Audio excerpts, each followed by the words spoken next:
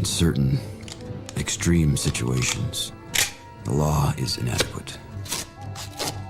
In order to shame its inadequacy, it is necessary to act outside the law, to pursue natural justice. This is not vengeance. Revenge is not a valid motive, it's an emotional response. No, not vengeance. Punishment. Tonight we have a chance to say, yeah, you're right. We're too extreme, we're too wild, we're too out of control, we're too full of our own shit. Or we have a chance to say, hey, fuck you, you're wrong. Fuck you, we're right. Because you have all made it to the dance. Because believe me, this is the dance. Start the show.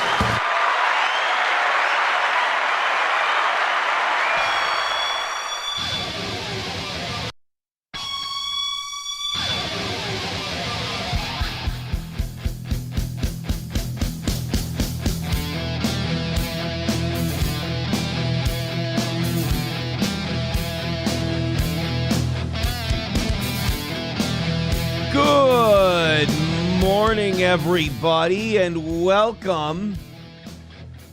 Oh my goodness, welcome to Steel Toe. It's death every time. Every time I open my mouth in this godforsaken studio, at least I opened up some windows. I like looking outside. I don't like looking out and seeing curtains, or not curtains, what do you call them? Shades? I don't like that. I also am not a fan of push-up, pull-down shades. I don't like them. I have them. Yeah, I think they suck. I think they're gay. People think they're nice. People are like, oh, look at that. We do the thing, and we go up, and we go down. We don't have strings in this house. We don't use strings for our windows. They're frilly, and it's not necessary. We perfected, that's the thing, like we perfected shades technology a long time ago, but we just can't stop dicking with stuff. It's like you developed a system where you pull to one angle and it stops. You pull to the other angle, it comes back down. There might not, even bread even isn't as good of an invention. It's like, because there's so many different types of bread. The shades is something that we perfected and we refuse to stop fucking with. But that's just... Oh, that and the toilet, but yeah. Toilet? I don't know, because like the shooting water up your asshole to get the shit out of your ass is not a terrible... But then again, Yeah, when was the bidet invented? That was a long time ago. We can cut it out. That was a long time ago, too. But I meant more along the lines of, I found this out when I got my toilet replaced, because you replaced yours on your I did. own. I can't really do a lot of that, so I had to rely on people for help. So the one I got without knowing was one of the like push button on the top things, and even the plumber is like, yeah, these things suck because they have specialty component parts that eventually they don't make anymore. So like eventually it's a problem. He's like, everybody keeps approaching the toilet like they're gonna reinvent the wheel, and it's like, right, just put a fucking lever on there, I push it and it flushes. Reinventing the toilet is a lot like reinventing the wheel. In fact, I feel like if we would have chosen that, because you can't reinvent the wheel, it's a wheel. But you can reinvent the toilet, and you shouldn't. So maybe they should have made that saying, don't reinvent the WC, I guess, back then, the water closet. It is a perfect invention. By the way, I'm finding out the bidet was invented in the 17th century. All right. So you don't really need to, you can stop fucking with that, too. Like, once you've been dicking with something for 400 years... Like, we can leave it alone. Think about it. That's when the Christians decided to fuck up the Muslims in the Crusades. It's because the Muslims were fucking around with Christian lands for 400 years. They hit Italy and Spain, and they were like, dude, we're done. Like, this is enough. We let you take the Middle East. We let you take part of Eastern Europe. We let you take Turkey. We let you take North Africa. Like, all of that was beautiful and Christian and amazing. And then it's like, nope, we're going to cut your dicks off and make you slaves. And 400 years of that, the Pope was like, nah. We're done, dude. You guys, well, there's a couple reasons. One, the Pope was like, enough with me having less land. And then the other thing was all of his like Western European kingdoms after the fall of the Roman Empire for like hundreds of years were just fighting with each other. And they're like, why are all of you beautiful whites killing each other?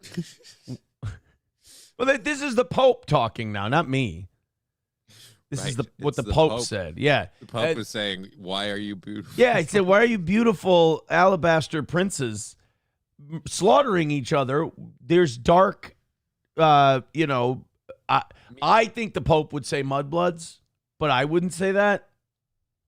I would never say that. That's a terrible thing to call somebody. But the Pope would say that. He's like, these filthy muzzies, why don't you go over there and kill them? And so they did.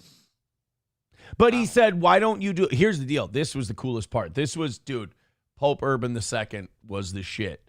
Pope Urban II was like, hey, go over there and kill Muslims. And they're like, ooh, I don't know. That's a lot of money, like to trek across, the plains and the mountains and everything and go just to kill some Muslims. He's like, hey, you know all the murdering you've done as a knight? They're like, yeah, I've killed a lot of people. And like, that's a violation of the thou shalt not kill. You're going to burn in hell. The only way you can save yourself is if you go over to this area and kill these dirt people and murder them and take their land. You're doing it for Jesus, and then your sins are cleansed and your soul is clean and you can enter heaven. So that's pretty attractive back then. Yeah. Sure it was. That's the bullshit thing about the Crusades. I hate that we've kind of let like atheists and Muslims write the history of the Crusades, because what the Crusades were a counteroffensive to the Muslims slaughtering, committing atrocities, war crimes, all kinds of other, like really terrible, awful shit. Like when I say cut their dicks off and made them slaves, they did that shit when they captured anyone. Yeah. So people are like, oh, it was all just a Christian, it was a cynical Christian land grab. Dude, no, fuck that. These people believed. Like these people believed, like even down to Pope Urban and everyone else, these people believed that God wanted them to fight back, that Jesus Christ wanted them to avenge their fallen brothers, and that these knights could save their souls because the killing they'd be doing was righteous in the eyes of God. This was not, they just wanted to conquer and they just wanted to, fuck that, dude. No, the average peasant or the average knight that took up arms in the Crusades did it because for sure they thought that it would save their souls and they were doing right to help God and Jesus. Like that was some real shit. It was their 9/11. And then Godfrey of Bouillon and Baldwin of Toronto got caught fucking each other at a Coldplay concert. And so they had to cancel the crusade for a little bit. And Peter the Hermit got there first, and that was weird. But yeah, no, I might, you know what? I might be crossed paths. I've been reading a lot. Coldplay, man. Yeah, I've been reading a lot of bullshit this morning. Like I'll dick around on news sites and stuff and just, hey, what I miss while I was sleeping. And you know what I missed? A lot of bullshit.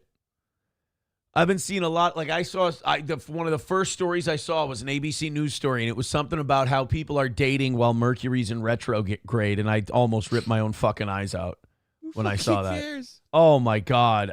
Then I saw a comparison of a Nike ad from 2001 to today. And the 2001 is a guy dressed nice on a golf course with a putter and his young, very small son. And it said, "You've already won," and it had the Nike symbol on it. And it was a white guy and his white kid. And I'm like, we're killing it. And then I saw the 2025 one, and it was this big, fat, disgusting Lizzo-looking chick in like Spanx and athletic wear and stuff. And it said, and she's like going like this, like she's dancing, and it says, "Own the dance floor." And I'm like I watched that. Like, I can't do that because when I do that, I turn into Sam Show. And I'm like, this is intentional. They are trying to destroy our pride. They're trying to destroy our dignity. They're trying to make us they're trying to make us not happy and proud of who we are. And they're trying to promote shit that will kill us early. And like, it's got to be intentional, right? Like, it can't be innocent. Seems like it. I'd certainly believe it's intentional. Like, these things are well thought out is what I'm trying to say. You know what I mean? See, like, I read a lot of bullshit this morning. That's my problem. I read a lot of bullshit. I read Andy Byron's wife's statement. She's cold. She's awesome. I like her. The CEO that got caught at the Coldplay show. Yeah, what did she say? We'll get to that a little later today, but she wrote her response. I like her. You know how like politicians, every time they get caught doing some hanky-panky shit, their wife's always standing next to them in that awkward press conference? Yeah, always fucking getting their back. And it's like, motherfucker. Not why? Mrs. Byron. Ooh. Mrs. Byron's like, fuck all that, dude. I got a lawyer already. I've divvied up the assets. I know what's mine. We're good to go.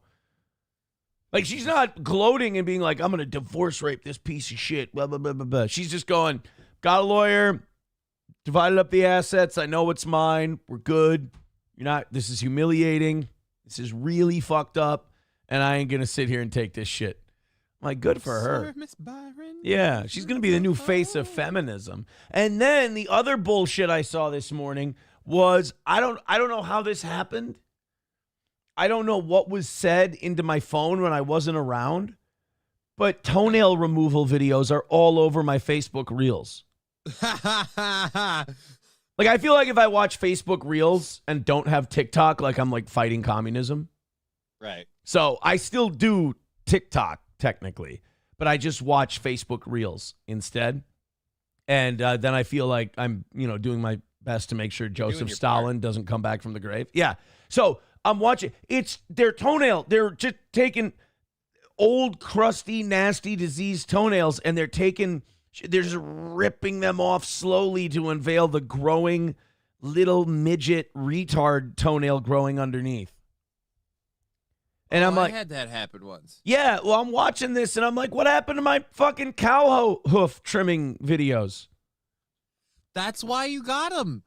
The algorithm can't tell the difference. It's like, oh, toenails, cow hoofs. No, I watch too many of the reels, and I just go, it's something. Like, I turn into Sam Show. And I'm just like, yeah, here, let me show you my Facebook Reels. I need to see this. But I got a golf one. Let me see here. Yeah, I got a golf one. Then what the fuck is this? All right, have a seat. Remember your mouth.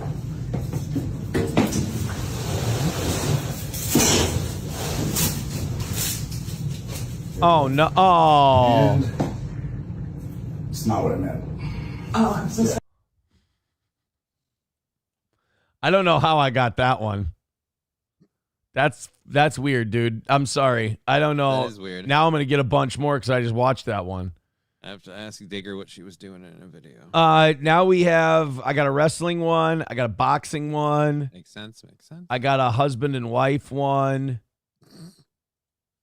No toenails. Okay, good news, no toenails. Bad news. Fluke. Bad news, no cow hoofs. Or as some of us, like myself, might write it, good news all around. I love the cow hoof videos, man. I really do. Los Federales with $1 says, how was my weekend, you say? Fan-fucking-tastic. Did someone a favor and it cost me $500? Punctured tire sidewall, cracked rim to be replaced. TPS has to be replaced. It was great, just fucking great. I'm sorry, buddy. I'm sorry that happened to you. Sergeant Holka with $5 says, flush button in the middle of the tank is an ADA regulation. You'd think Johnny would know that. Oh, did you know that was for your people? No, I didn't know that was an ADA thing. Yeah. Good thing I'm trying to get out of this place that's already largely not set for people with my condition. They did that for you, and you're looking a gift horse in the mouth, my friend. Oh, I thought he said it was against. Oh. No, it was for ADA. That makes no sense. That makes no sense. The middle of the, to turn around and hit the button makes no sense. Well, I mean, that seems like a peeing standing up favor.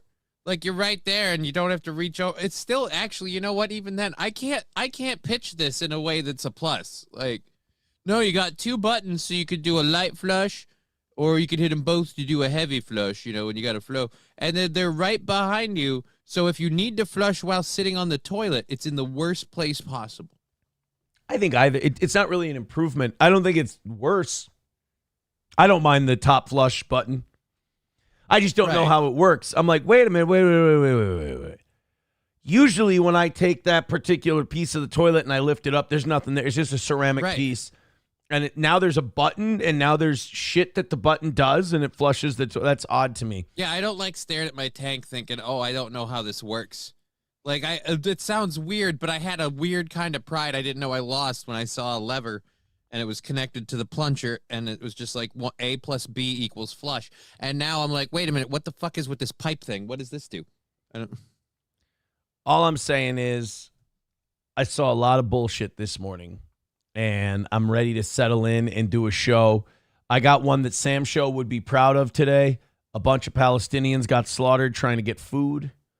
I don't, and I don't want to turn today's show. Like, we'll do a little bit of Israel, but not a lot. Right. Here's why I keep bringing it up. If any other country were to do this shit, we'd be in there with peacekeeping forces, like overthrowing their government immediately. Like, why did Slobodan Milosevic have to go? That's what I keep thinking when I see Netanyahu. I'm like, dude, you're just Slobodan Milosevic. Like, he loved slaughtering the shit out of Muslims too. Like, he did that all the time, and we bombed that guy and got him out of there. So it makes me wonder, like, what oil pipeline was Slobodan Milosevic blocking? Because we don't give a shit about guys slaughtering people. Like, we fucking ally with those kind of people all the time. But if they're blocking a pipeline or something, then they got to go. One village, and it stabilized the region. Now nobody cuts off their hand because their grandpa's grandpa belonged to another tribe. They like us down there, boy. But now there's a story about like a bunch of Palestinians were trying to get some food this weekend, and like the IDF wiped out 75 of them. Just wiped out a bunch of people. Literally, like, when you're trying to paint a villain in a movie, you're like, he killed 75 people while they were trying to get something to eat. And you're like, oh, well, I instantly fucking hate that guy. Yeah. And that's what the IDF did. But don't worry, it's okay. The IDF has launched an investigation. Oh, I'm sure they'll find that they did something. As they say in The Departed, with with everyone looking up their own ass and you looking for yourself, my bet is nobody finds nothing. Yep. Yeah, that's about it. All right, let's go into the chat a little bit today. We already went into a couple of your guys' contributions. We appreciate that. We're starting under 300 today. I like that. I like the idea. We used to say 200 by 8:30, but you know, I love 200 by 7:30. That's cool. And we're starting today 295. If you'll notice, the goal, because of our friends at Rumble Creator Program, is now starting at or under $300 every day. We have officially dropped our goals. We have gone back in the Twitch days from 425 and 300. We are now down officially to 300, 200. And hopefully, as time goes on, we can continue that trend. That trend. I like it a lot. Unpleasant Alex says, yeah, I got to call in 50 minutes to get my hoof repaired. Hopefully before 2 a.m. when my office will probably flood. Wait, what? You have hoofs? Yeah, Ablo Pacheco says, a bunch of Palestinians got slaughtered trying to get food. Me. Again? Why isn't Netanyahu in the Hague? Like I said. Exactly, I was going to say. Benjamin Netanyahu. Slobodan Milosevic was the leader of Serbia around 2000, 98, 99, 2000, when Bill Clinton ordered us to bomb Kosovo or bomb Serbia to remove him as the leader, as the dictator, because that was the whole thing. That's how it was sold to us. Not, I'm trying to distract everyone from the fact that I lied about getting my dick sucked under oath. It was, we need to depose this dangerous dictator. And by the way, everyone's always Hitler. Like, they're like, oh, come on. You know, this would be like our chance to take out Hitler. Like, Hitler was the dictator of a country with a massive technologically advanced military. Serbia ain't fucking with anybody. They barely understand electricity. Yeah, do you know how much debt it probably put them in for Slobodan Milosevic to slaughter a bunch of Muslims? That was probably financially inadvantageous. But he went to the Hague. He went up on war crimes charges and shit. Not Netanyahu. Hobo says, how did the anniversary show go? It's Saturday. Sorry, Hobo. So we'll let you know after it's happened? Yeah, sorry, Hobo. You got your dates mixed up. That's okay. You've been away a while. You know, maybe they didn't go up there and tell you. By the way, anniversary show, anniversary party is this Saturday. Golf event is this Sunday. And for all my kvetching and whatnot, we have reached the number of golfers that I said I would be happy with this year. All right. But I think we should keep going. So go to eventbrite.com, Steel Toe Morning Show 11th anniversary. Get your tickets for the golf event. If you want to sponsor a hole, you got to get those in today. You got to get a whole sponsorship in today because I'm going to talk to Mike from Affordable Signs, our sponsor for the event, affordablesignservice.com. All your sign needs, go to Affordable Sign Service. I got to get all the logos and stuff to him today so we can get the little yard signs. I got to get some stuff together this week so that way I'm ready to sit at hole 1. I'm still hole 1, right? Hole 1. And then the anniversary show is more than half sold, and we usually sell that other half before the show. So we are on pace for a sellout there. Get your tickets, or if you're a VIP, claim your tickets because around Wednesday, we're going to start the countdown. It's going to be typically that's when it's like, all right, guys, not much left. So figure out your schedule, everything else. If you want comedy show tickets and you're a VIP, you're entitled to 2 of them. Get in touch with me in the next 24 to 48 hours so we make sure you have those. And buy your tickets for $20 at eventbrite.com. That's eventbrite.com. You want to come out and do the cornhole tournament? You want to come out and hang out, have some fun? That's on the house. That's all free. Come hang out at Stoney's. We're going to have a great time. It's going to start at 2. The tournament's going to start at 3. But if you want to stay for the comedy show, Johnny, Keanu, Gino, myself, get your tickets at eventbrite.com for the anniversary show this weekend. Anniversary weekend, our first one. Twisted question mark says, let me guess, they were all Hamas. We'll get to it. No, they were looking for hummus. You stupid fuck. Hobo, who I think when he had his military service was involved in the whole Yugoslavia shit, he says he was a hero of Serbia.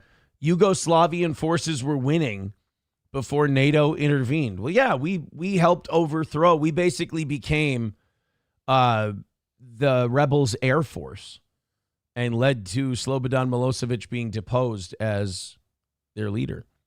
Bigot on socialist media says, I have relatives in Croatia, Serbia, and Bosnia. The Bosnian is a white muzzy that drinks beer and eats pork. Well, look at that. Everyone's assimilating to Western culture. Cool. Isn't that great? Praise Allah with a fucking pork chop in your hand. Ain't that something? Ain't that some? You know, Southeastern Europe in general is kind of a fucking mess because the Ottoman Empire held it for so many centuries that you got, again, I would never call them this, but like as Hobo would call them mudbloods. Mm-hmm. And it's all kind of mixed up, Muslim, Christian, Eastern European, all that stuff. That's just a brief history of Yugoslavia. Bigot on socialist media says Eastern Europe is looking a lot better than Western Europe right now.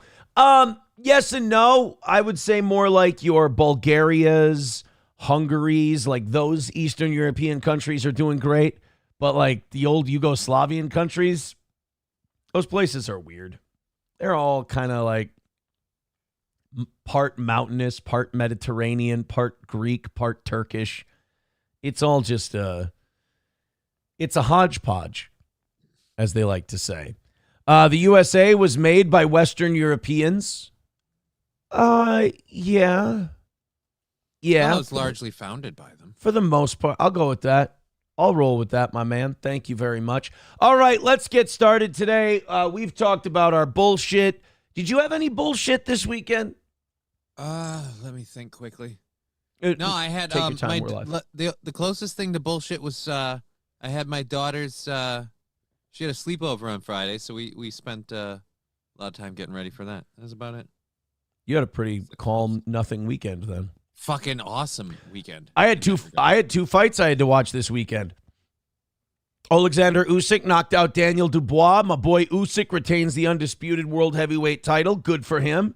And then on the other side of the coin, I didn't know this until like early last week.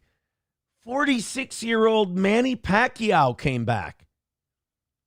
He's still fighting? He hasn't been for like 3 or 4 years, but he came back. Not only did he come back, he came back and they gave him a title shot right away. He got a WBC welterweight title shot. It's actually really insulting. So the guy he fought is 30, so he's like in his prime. Guy he fought is 30, and apparently he handpicked, like Manny's wife handpicked, because there's like 3 or 4 champions in each division. And Manny's wife handpicked the guy that Manny was going to come back and fight for the title because she saw him as the weakest title holder. So imagine that. He was handpicked. It was handpicked. It was one of those things where, like, you're honored. You're like, wow, I'm going to fight Manny Pacquiao. That's amazing. I can't wait. Why are we getting the fight? Because he thinks you're a bitch. Oh.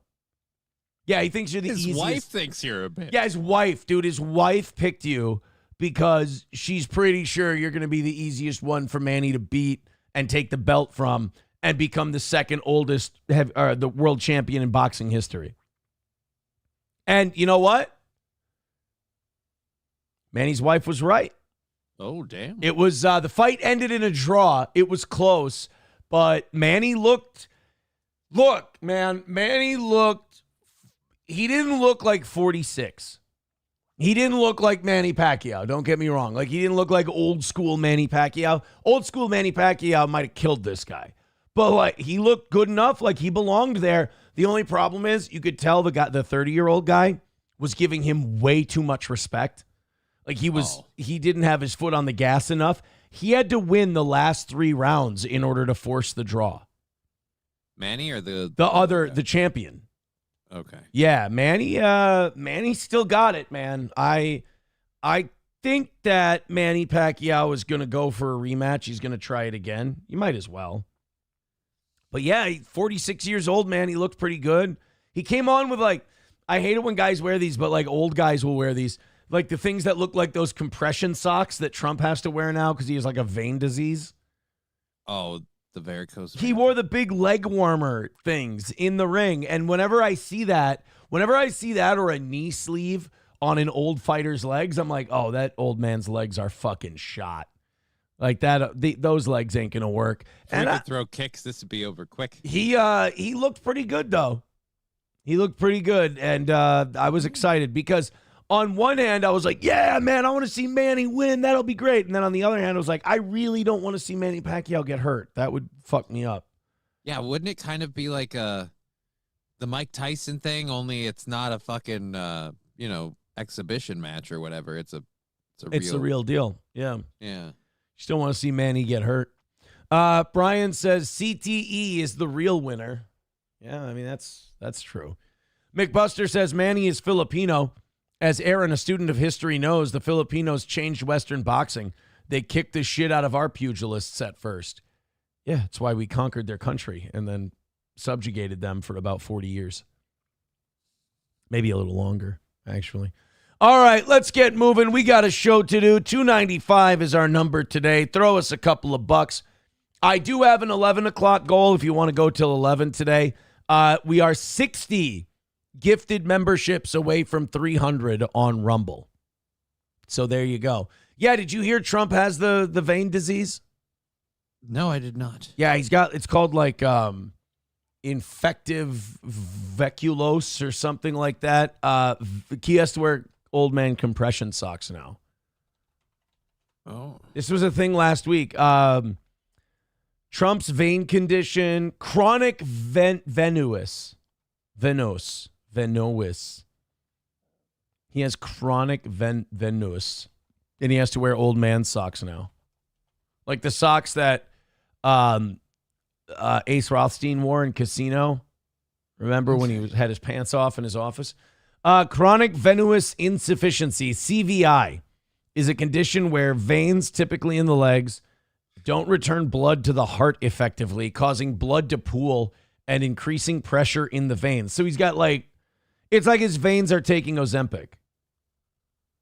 And it's just, they're moving it slow. And so now he's getting blood build up in his veins. It's fucking gross, right? Yeah. Trump's got blood pools in his legs. Yeah, I don't want to think about that. This can lead to various symptoms from swelling and pain to skin changes and ulcer. Another common side effect is covering up for pedophiles. Wow. That's amazing. Now it makes sense. It wasn't even Trump's fault. He's sick. He's got a condition. We need to be respectful. Yeah, he has a condition. Yes. His leg veins are pooling with blood. Yes. If he eats some carrots or some green beans, he'll be fine. Yes. You know, the reason this show is better than everyone else, and I'm able to give citations every day.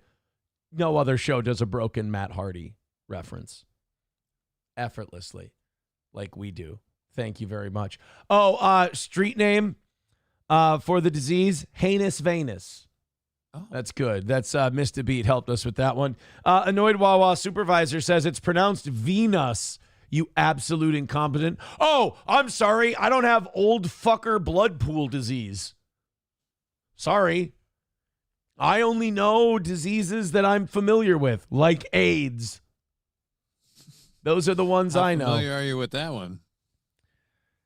Well, let's just put it this way. I'm aware of it, but I can take a cold standing.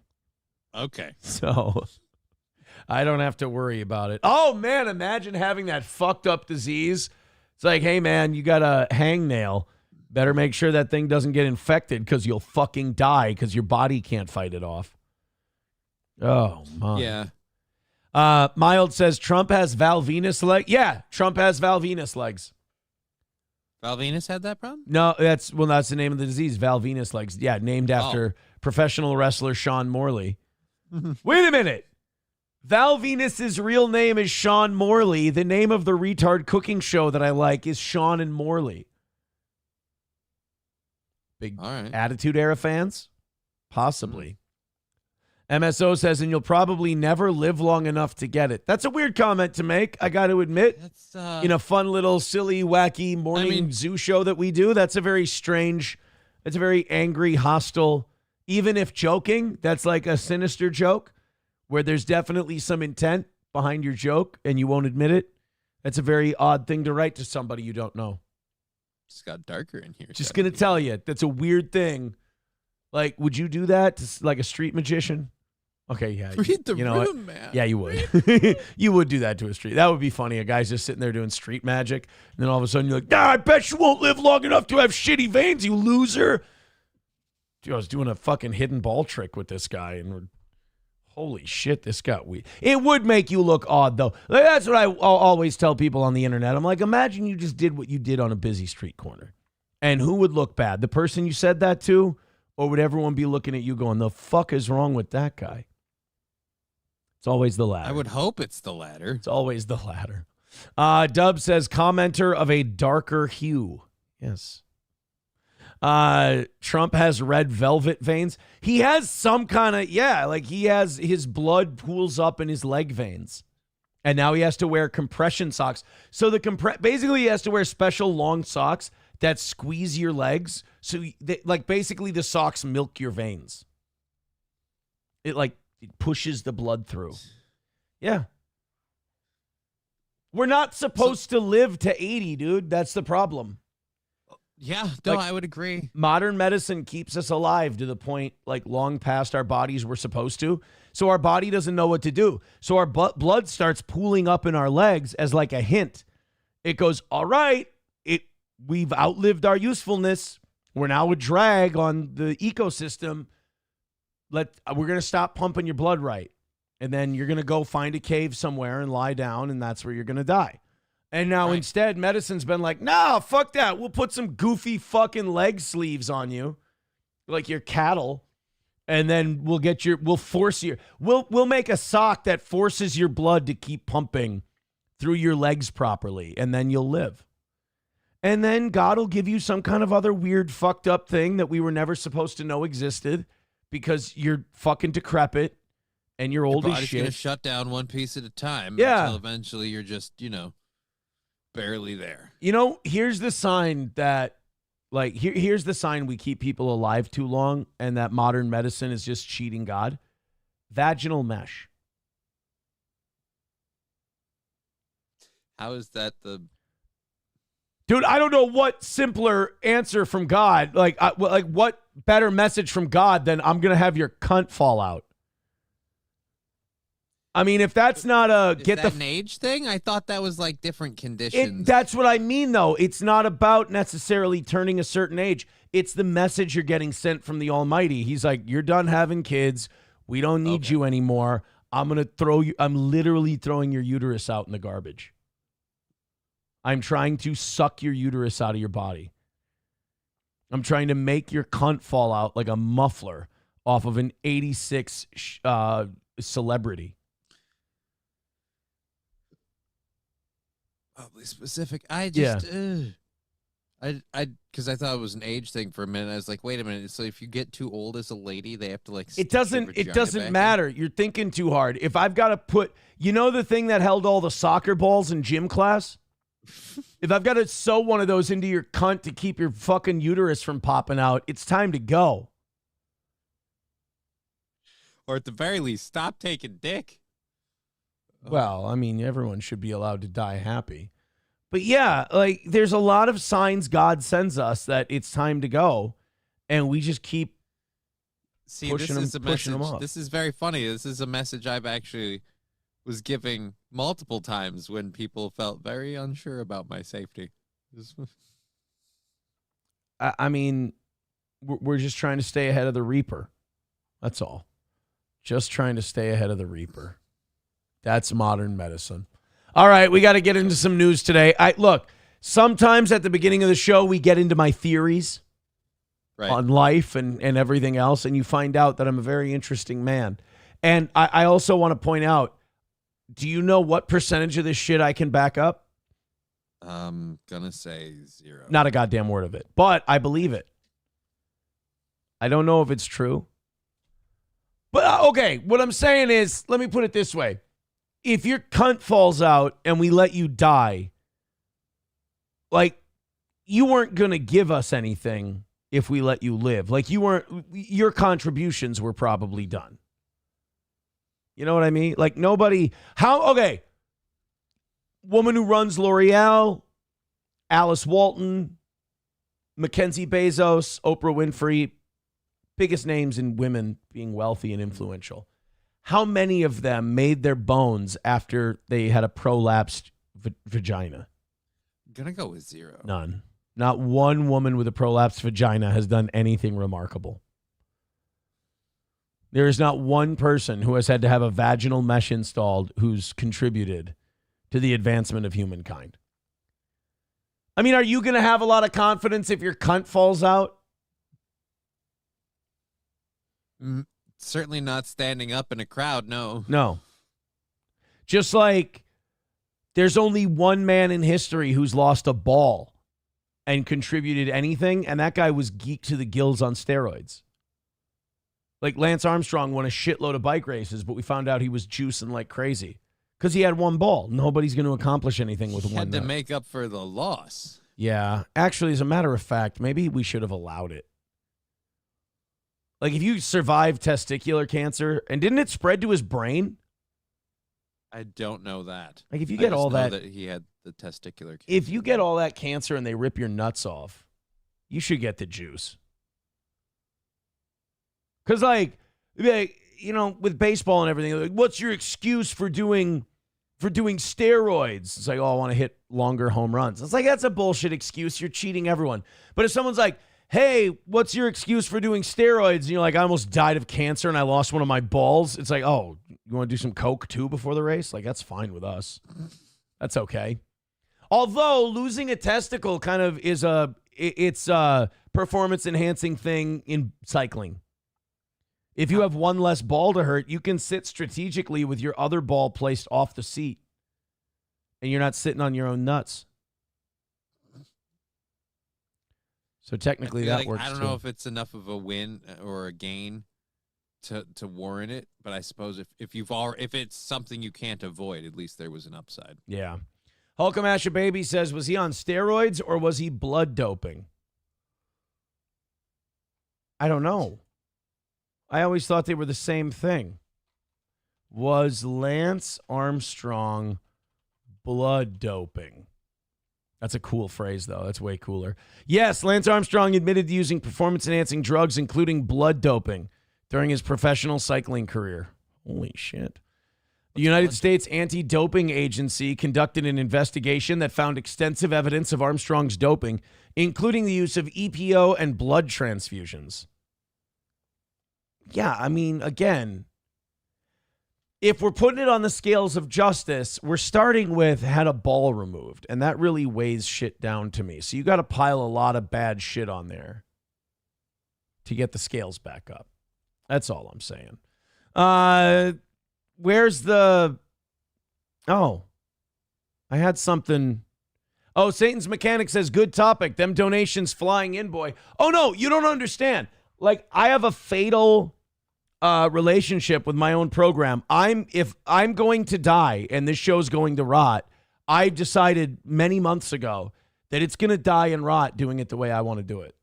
So I want to hit the goal. If we don't, I can't do a show. I get that. But I'm not going to be phony in order to, let's get those donations flying. Yeah, we need those donations. They're awesome. But I trust that there's enough. I mean, the reason we're still on the air is because people love this show and they love it for what it used to be. And that's what we're doing again. So I just assume that those people will donate to the show and go, God, I'm glad this is back. Holy shit, I really enjoy this and appreciate it. And we'll just keep going. If they don't, it'll show that I've outlived my usefulness. And it's kind of like my prolapsed vagina. To bring it all full circle. Do you need? Yeah, my messages have been flooded with people saying, I'm so glad you've gone back to what Steel Toe used to be. So I'm going to keep doing that. And then if people don't donate to that, then it's clear that that's my prolapsed vagina moment and there's just no demand for it. That's fine. But I'm not going to be one of these fucking losers who's like, I got to follow another man around just to make money. It's fucking gross and disgusting. And if you like that, no offense, I judge you. And you're like the gayest person who ever lived. You're actually the most pathetic thing you could possibly be. But that's okay. If that's what you want to be, just know that you're judged. Let it go. You're fine. Zen Man Builds gifting a membership. Hey, guys, definitely don't give spite donations to shit on Satan's Mechanic. Do not do that. Don't just start donating to this show because Satan's Mechanic said, good topic. Donations really rolling in. Don't prove that guy wrong by giving us a bunch of money on PayPal, Venmo, Super Chats, Rumble Rants, and everything else. That would be really fucking shitty. That would be a gay thing to do. And we really don't want you guys doing that and making him look like a dick. $2.90 away. Thank you, Zen Man Builds, for gifting Annoyed Wawa Supervisor a membership on Rumble. Oh, shit. That also puts us 59 away from 300. So I have to update that number as well. Thank you guys very much. Okay, let's jump into all the corruption and the dirt and the muck and the grime. Some shit happened on Friday, and like my conspiracy head goes right to like this is like staged because they released it on a Friday. Like this is one of those get everybody to stop talking about Epstein things. Right. Tulsi Gabbard, who people still don't hate because she hasn't been involved in any of these cover-ups. In fact, if anything, Tulsi Gabbard has been one of those people that people still like because she said Iran's not trying to get a nuke. Like she went against the narrative as the head of intelligence. She's the national director of intelligence. And she still has that foxy little gray streak in her hair. God bless. Tulsi Gabbard released this thing on Friday. And now it's got people screaming, we need to indict Barack Obama for treason. Yeah, I heard about that. We're going to get to this in just a second. But first of all, never going to happen. Number one. A former president is never going to face treason charges in the United States unless we have like a revolution. That's the only way that's happening. Like if they could have brought treason charges on Trump for January 6th, they would have. If it was possible. So they're not going to charge Obama with treason. They're not going to do any of that. But Tulsi Gabbard released some evidence that the Obama administration manufactured and politicized intelligence to weaken their enemies. Now, I always thought they did this with General David Petraeus, because General David Petraeus was very popular. He was the king of the surge in Iraq that brought violence down, and people really liked him. He was the guy who commanded Operation Enduring Freedom in Afghanistan. People saw that as a success. So Petraeus was a popular guy going into 2012. Then magically in his office, they find all these papers and communications that show evidence that he was fucking his biographer. And he had this affair, and they just found it out that day and decided to release it. Now, he committed no crime. He didn't go to jail or anything like that. He was just boning some chick. But then all of a sudden, that cools his jets, and now he can't run against Barack Obama as a Republican in 2012. I always thought that was fishy. That does seem a little weird. And who'd we get instead? In 2012? Yeah. Barack Obama. No. Who'd we get for the no. Republican nominee? Um, He's a dynamo. He's a real charisma masterclass. Was it? I don't want to say not fucking what, the Mormon guy? Yeah. No. Mitt Yeah. Romney. Fucking Jesus. Yes. We got you had 4-star General David Petraeus, and they went, nope. A lady who writes books sucked his cock. You got to take the guy with magic underpants. I have binders full of women. Yeah, he has binders full of, and so did Petraeus, but you don't see him fucking bragging about it. God damn, man. So Tulsi Gabbard went on Fox News this weekend to talk about the big Obama reveal. The implications of this It's the implication. are frankly nothing short of historic. Over 100 documents that we released on Friday really detail and Epstein? Oh my God. We've got Epstein. They released a bunch of files that show historic corruption. And oh my God, that'll be great. provide evidence of how this treasonous conspiracy was directed by President Obama. Shit. Okay, never mind. Guys, don't worry. It's Obama. It's just Obama. You know what's amazing is this is how you know who's really in charge. And goddamn you, Sam Show, because now every time I watch one of these stories, I just go to being you. You watch this and you'll see who's really in charge. Like, look at, they want us to stop talking about something else. but no, like, just look at who you can release information on and who you can damage and who you can hurt and who you can't. We can't release the Epstein stuff because it'll show that he was probably working with Mossad and CIA and the Israeli government so that the deep state could keep influence and power over the most powerful people in the world. But you can release like crazy, treasonous, Obama manufactured and politicized intelligence documents on a whim some Friday because you're fucking bored at the end of the day. You can hit send on, let's bury this former president, fuck him, and they're like, yeah, sure, you guys can release that. That's authorized. We'll, as the Illuminati, we will allow you to do that. But then they're like, hey, this historic pedophile who used child sex trafficking to blackmail the most powerful people in the world.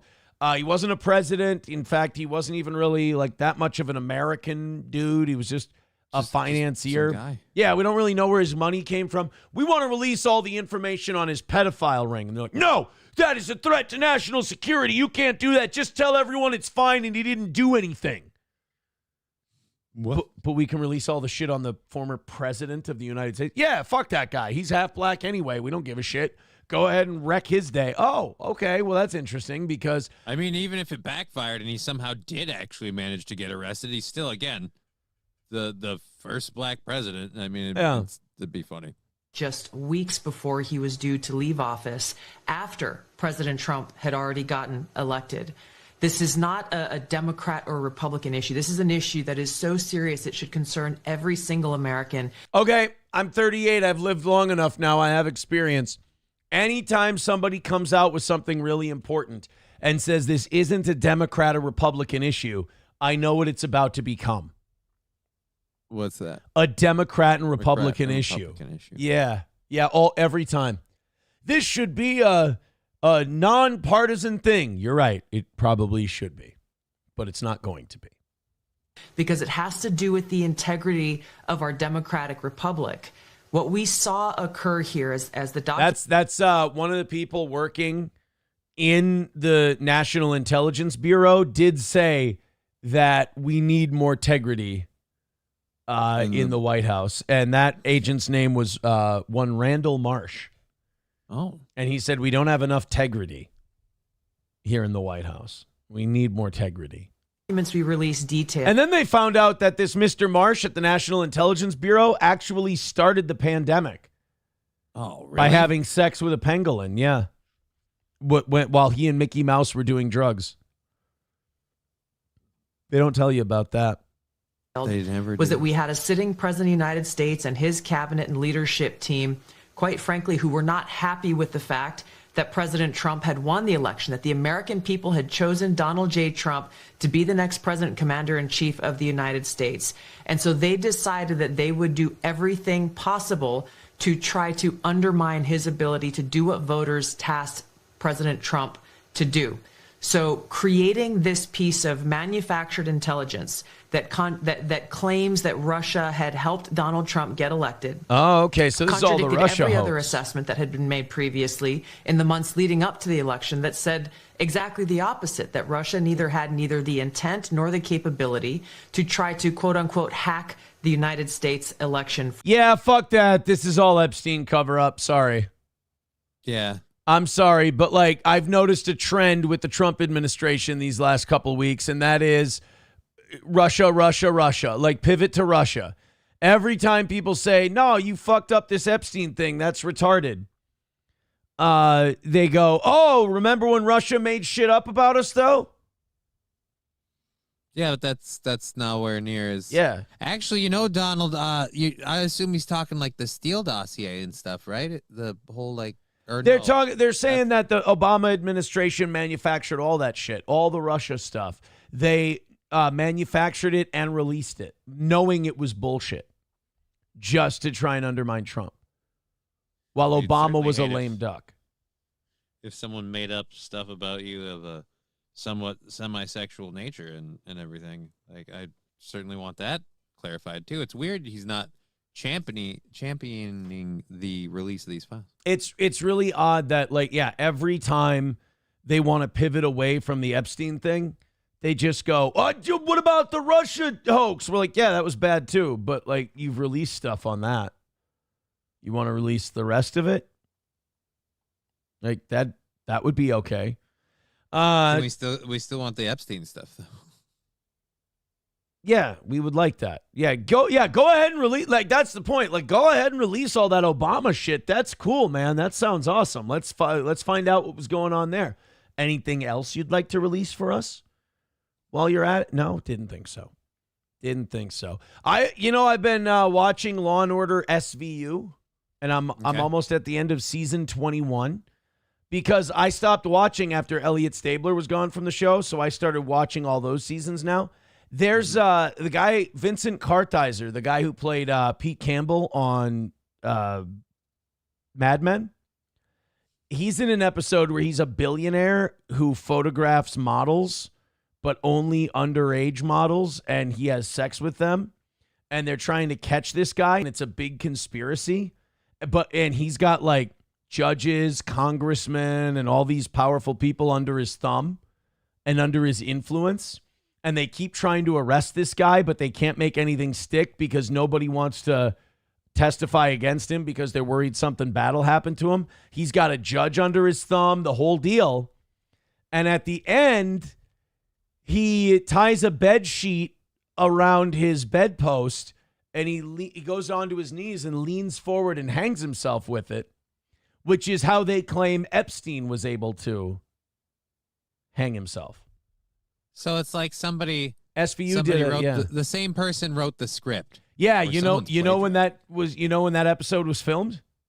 When? 2019.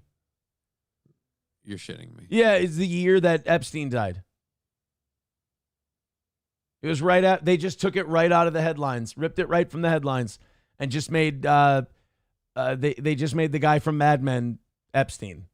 And like, I know this is like, I'm complimenting his acting, but this is a weird thing to say. He plays a really good, like, scummy, dirty, disgusting, cover-up billionaire pedophile, Vincent Kartheiser. And you would hate to get typecast as that. Yeah, but I would think so. Because he creeped me out. I was like, I really want to see this guy die. That's good. Oh, and then yesterday, I finally added The Menu to my movie library. God damn, I love that movie. It is a good film. I'm going to say The Menu, best original movie released in the last 5 years. It's really good. And, you know, I noticed something else that's very tragic because SP doesn't want to watch the movie. She's just like, I don't want to. It's horror. I don't want to see blood. I don't want to see violence. Shit like, okay, fine. And like, to me, I saw Ray Fiennes was in a movie and I'm like, I'm fucking watching that movie. I don't care if it's about like retarded kids playing basketball. Like, I'm watching a Ray Fiennes. In fact, Ray Fiennes coaching a Down syndrome basketball team would be a lovely movie to watch. But if Ray Fiennes is in it, I'm like, I'm in. I'm passionate. I love Ray Fiennes. I think he's one of the greatest actors of his generation. But you know what I found out? And this is universal. Women do not give a fuck about Ray Fiennes. Really? They don't care about him. Like, it's not even that they don't like him or they think he's a bad actor. They go, who the fuck are you talking about? And I'm like, In Bruges, Schindler's List, Red Dragon, The Menu. I mean, name them. How many more? There's like Voldemort in Harry Potter. How, like, where do we need him to be for you to recognize? And what was the hotel movie he was in? He was in some hotel movie. And I can't remember what it was. Either way, women are not impressed by Ray Fiennes. They don't give a fuck. Ray Fiennes is gay, according to women.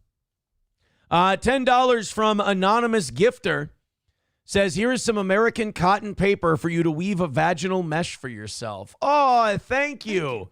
I mean, I guess I could put him on the list as anonymous, I suppose, because he's in first place currently. And we're 280 away from today's goal. Thank you very much. Let's go first place. Now, today is Monday, so there is going to be a lot of this. Anonymous. $10. That'd be a fun one to see win. I want to see everyone just donate as anonymous and see them rack up fucking the number one spot. Yeah, Zen Man with that gifted membership earlier. That's going to put him in third place. And fourth place in the cuck chair are open. Cartman with $1 says, Aaron, have you been shopping at yard sales or Goodwill again? That t-shirt screams freebie. Dude, fuck you. This was $60 at the Weird Al concert. You kidding me? Oh, dude. Yeah. Yeah. Oh, that looks cool. That's what I got when my daughter and I went to Weird Al. She got a one too, or just you? She wanted the shirt. She wanted the one that like commemorates the tour and has all the dates on the back, you know? Oh, I get you. Fucking tourist, right? Metallica one like I that. wanted the shirt that I liked the most, and it was this one. It's got the name of the tour on it, bigger and weirder, you know. So it still works. Text message coming in says, could be worse. He is an 80-year-old man talking about Trump in his veins, working 12 to 16 hours a day. Well, yeah, I know, but it's still like the universe trying to tell him we want you dead. Your body's not up for what you're doing anymore. Right. Exactly. Sam Show says Ray Fiennes is just some random wrinkled fuck. I don't know, man. Like, he's such a good actor. There's nothing. I'm trying to think of. Wasn't he in one with? Oh shit! Now I gotta look. He's in everything. I bet I'm thinking of him in this movie. I always thought his name was spelled Ralph, and they just pronounced it Rafe. His name is Rafe. Rafe? Like, people keep saying Ray Fiennes. His name is Rafe Fiennes. I think it's R-A-E-P-H. Ray Fiennes. I think. Oh, no, it's spelled Ralph. I've seen it spelled both ways. Ralph. It's fucking gay, dude. Ralph Nathaniel Twizzleton Wickham Fiennes. Holy shit, dude. Cut a name off. I've seen it spelled different ways. I've seen it. I always thought it was Ralph, too. Like, the spelling was Ralph, but apparently I'm an asshole. How do you spell Fiennes' first name? Ralph, but pronounced Rafe. Which is, that's fucking, you know what that is? That's pretentious actor shit. Just spell your fucking name right. Like, that's not allowed. You don't get to spell your name Ralph and be called Rafe. That's not like my name is spelled different than it's pronounced. You're misspelling your name or you're mispronouncing it, one of the two. You don't get to break the rules that much. Like, okay, I looked the other way on Sean. Okay. That's seen in any rationalization. Right. I've looked the other way on a lot of shit. But Ralph pronounced Rafe? Just pronounce it Jack if you want to. Like, you're straying so far away. Yeah. There's no connecting tissue on that to call that Rafe. I just pulled up like a small list of his movies, and it's ginormous. Holy shit. I didn't realize he was in... Oh, yeah, he's in Schindler's List. Now I remember. But that's like the one that propelled him was Schindler's List. That was his... He was a fucking cunt in Grand Budapest. That was Grand Budapest Hotel. That's the movie I'm thinking of. Ablo Pacheco says the way his full name is makes me wonder what his original name is. Could it be to hide a certain ethnicity? Don't you dare. Don't fucking do that to me. Don't you fucking do that to me. Is Ralph? He's not. We're not. He's Catholic. Ah ha ha.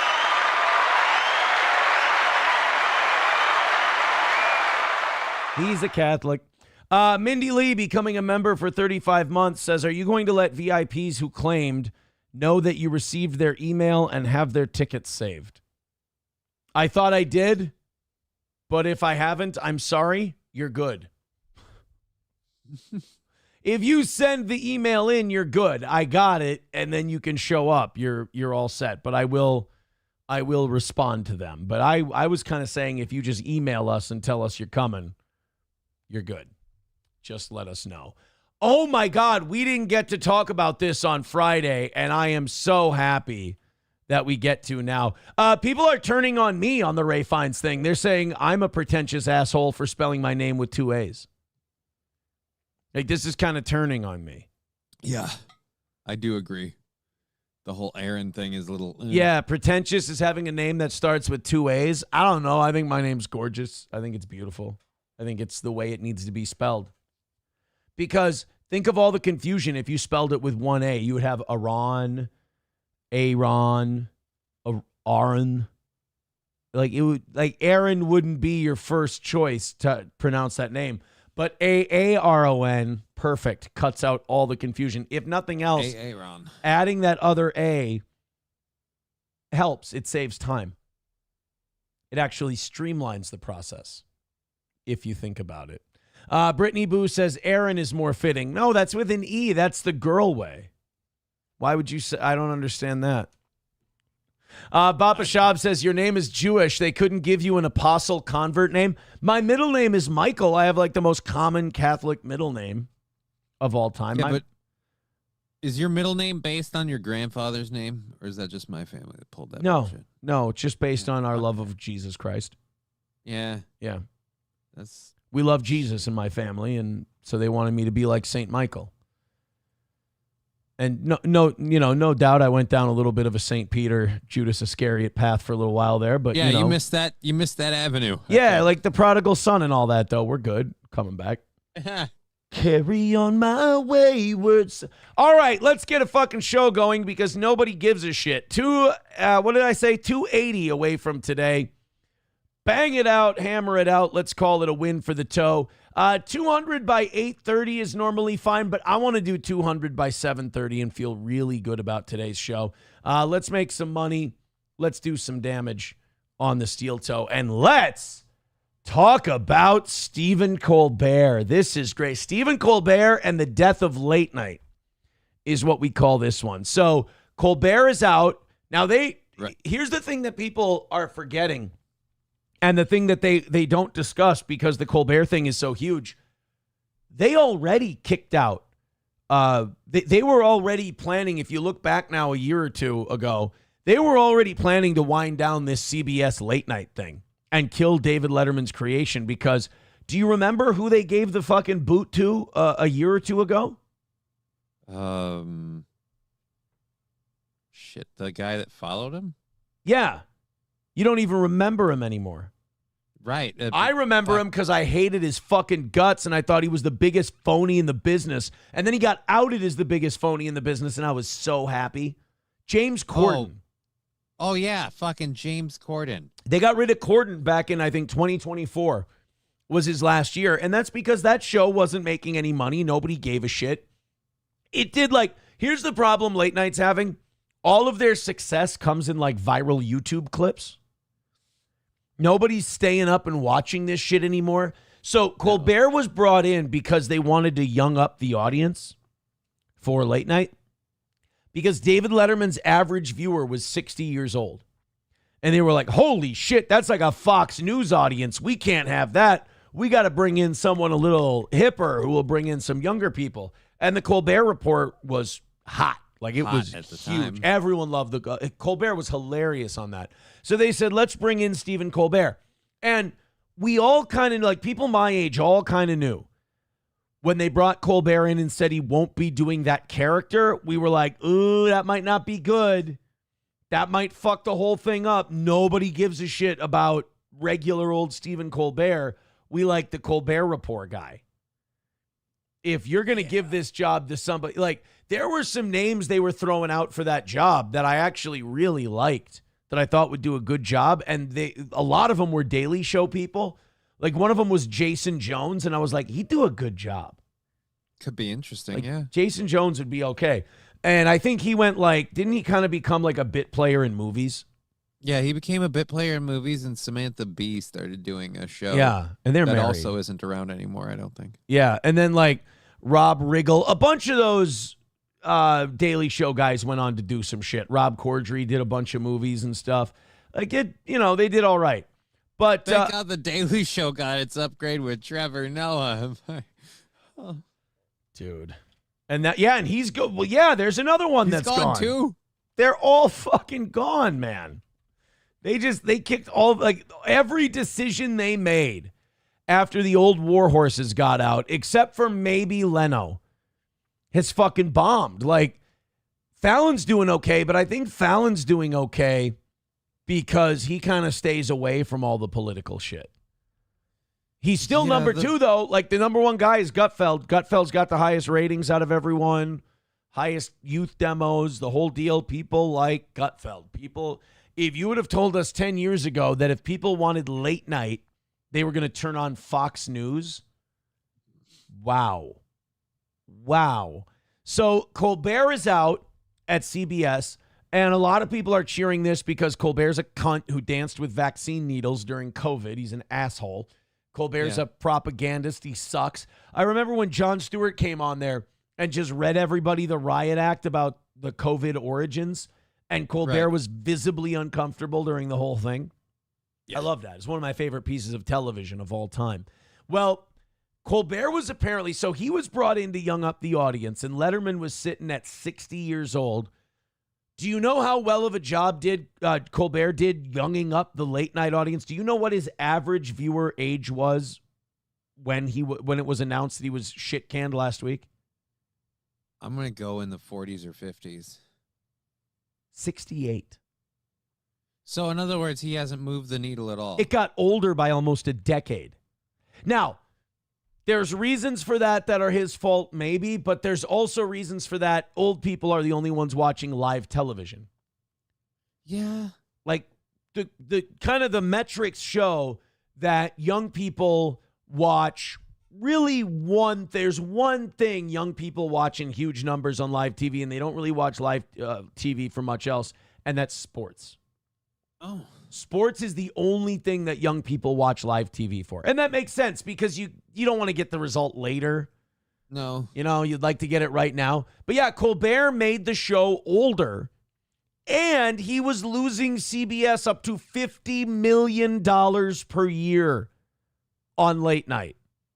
Dude, CBS had to start a late night show with David Letterman because they saw how much fucking money NBC was making with late night, and they're like, oh my God, we're getting our piece of this pie. we're getting our dicks kicked in. If we can just get a piece of the market share that NBC's getting, because remember what late night was before Johnny Carson was just either reruns or stations went dark. Yeah, they literally stopped broadcast. Yeah, they would play the national anthem, show the flag, and go fuck yourself, guys. We'll see you in the morning, which maybe the internet should do that now.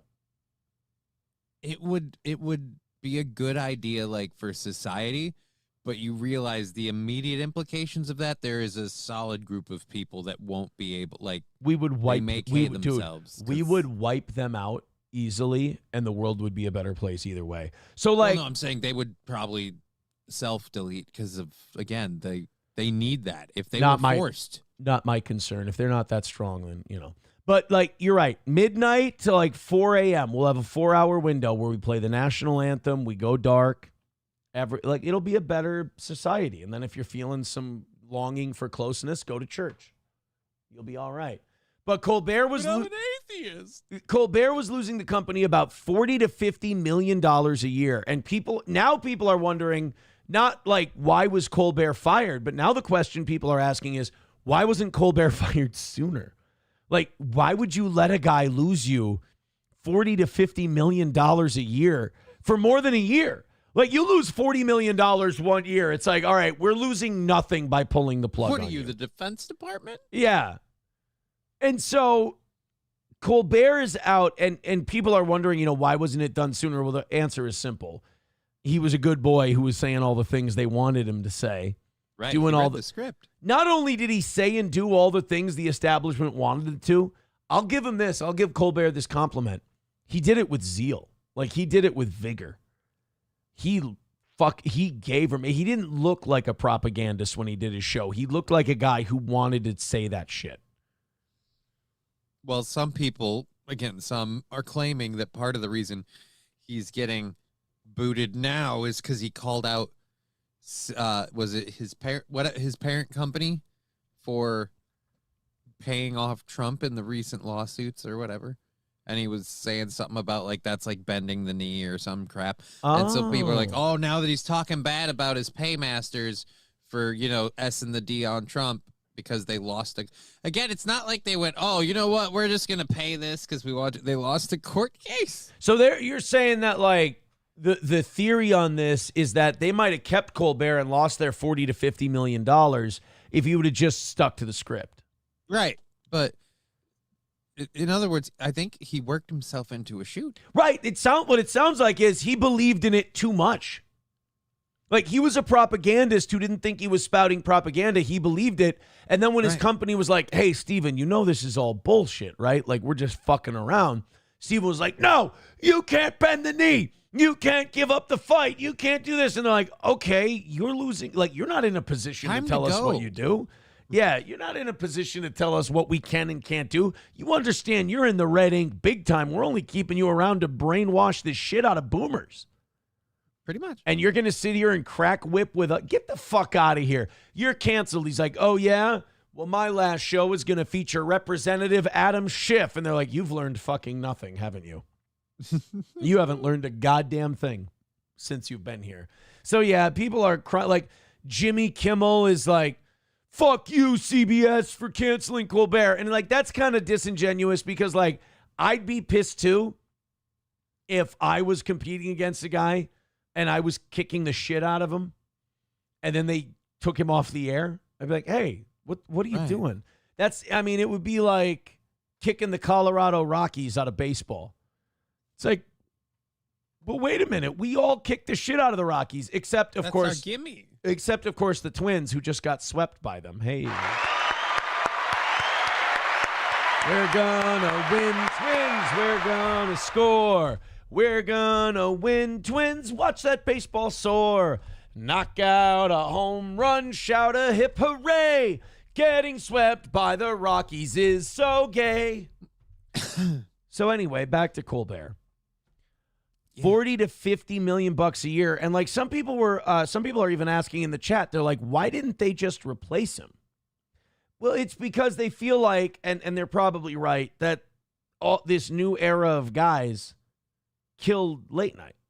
Like they killed the genre. They killed the format because you can't go back to Letterman, to Carson, to Leno. Like, you can't go back to that stuff because these guys have already poisoned the well. Like Kimmel crying about his kid's heart and health insurance all the fucking time, and Seth Meyers being angry that Trump's still in there, and Colbert doing, dancing with fucking needles. Fallon's the only one. Like, NBC ain't getting rid of Fallon anytime soon. They're not getting rid of the Tonight Show because Fallon's making money because he's America's gay best friend who plays sleepover parties with someone who has a movie coming out this weekend. Yep. Say what you want about Jimmy Fallon. He keeps it simple.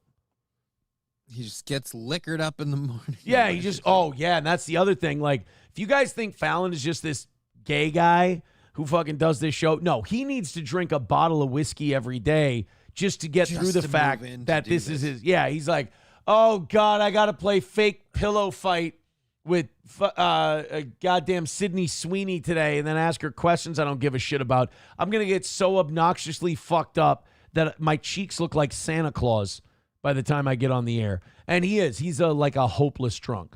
He literally, like once or twice a year, will show up with fresh cuts and bruises because he got shit-faced and fell somewhere. Remember when he went through a glass table? No. You don't remember that one? He showed up one week and he had a bandage on his hand. And they're like, what happened? And he's like, I fell through a glass table. It's like, oh, so you got fucking shit-faced and passed out and cut your hand on some glass.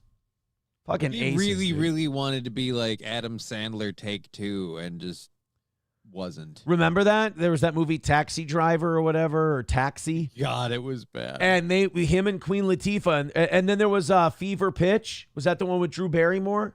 And they're like, we're going to make Jimmy Fallon a movie star, and he's going to be this comedy idol and everything. And they just bombed. And they're like, hey, Jimmy, you want to play slumber party games with celebrities for like 30, 40 million bucks a year? He's like, yeah, fine, fuck it.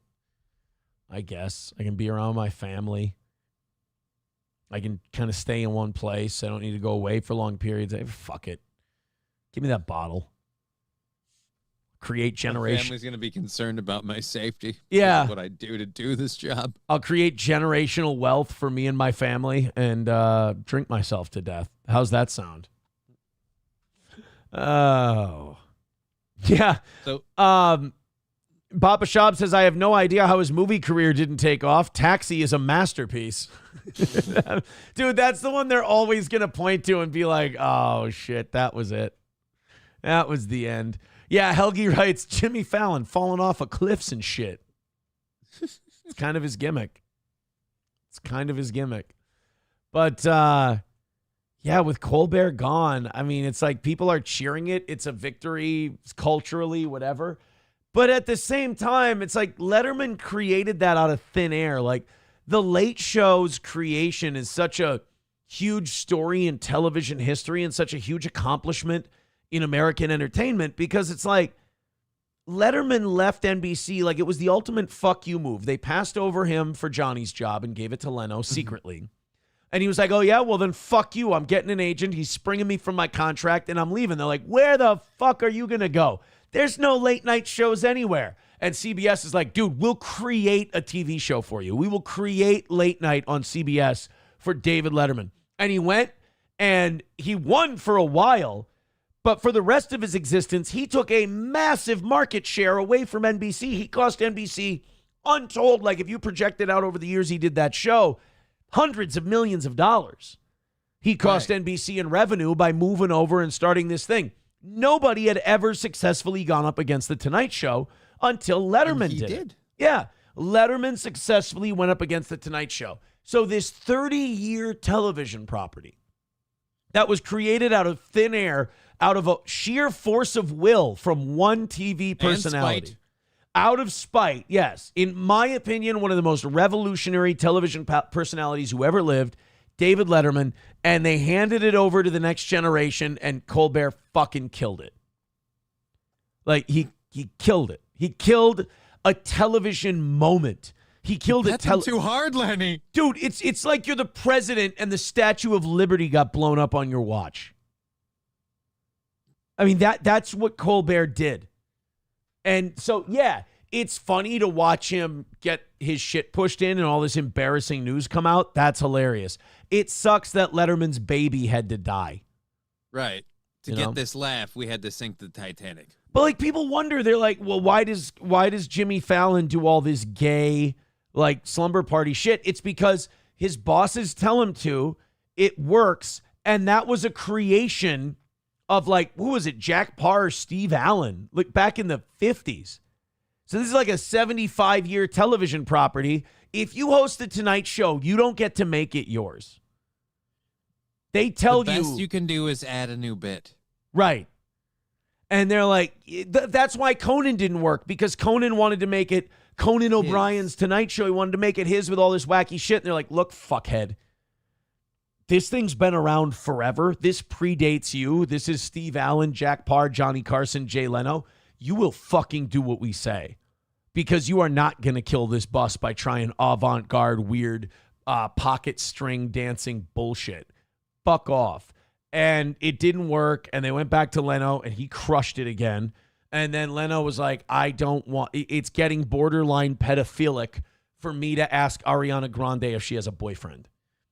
That's like, fucked up. I'm just not into this. Yeah, what Leno did was really honorable, and it made me look at Leno as even like a better guy, where he's like, that was one of his main things. Like, I don't feel comfortable asking these young female celebrities about their dating life. It's weird to me. And I was like, you know what? Respect. He's like, I'm getting it is weird that you would be doing that. Right. He's like, number one, I don't fucking care, and it's getting harder for me to fake it. Two, I'm more famous than the people I'm interviewing.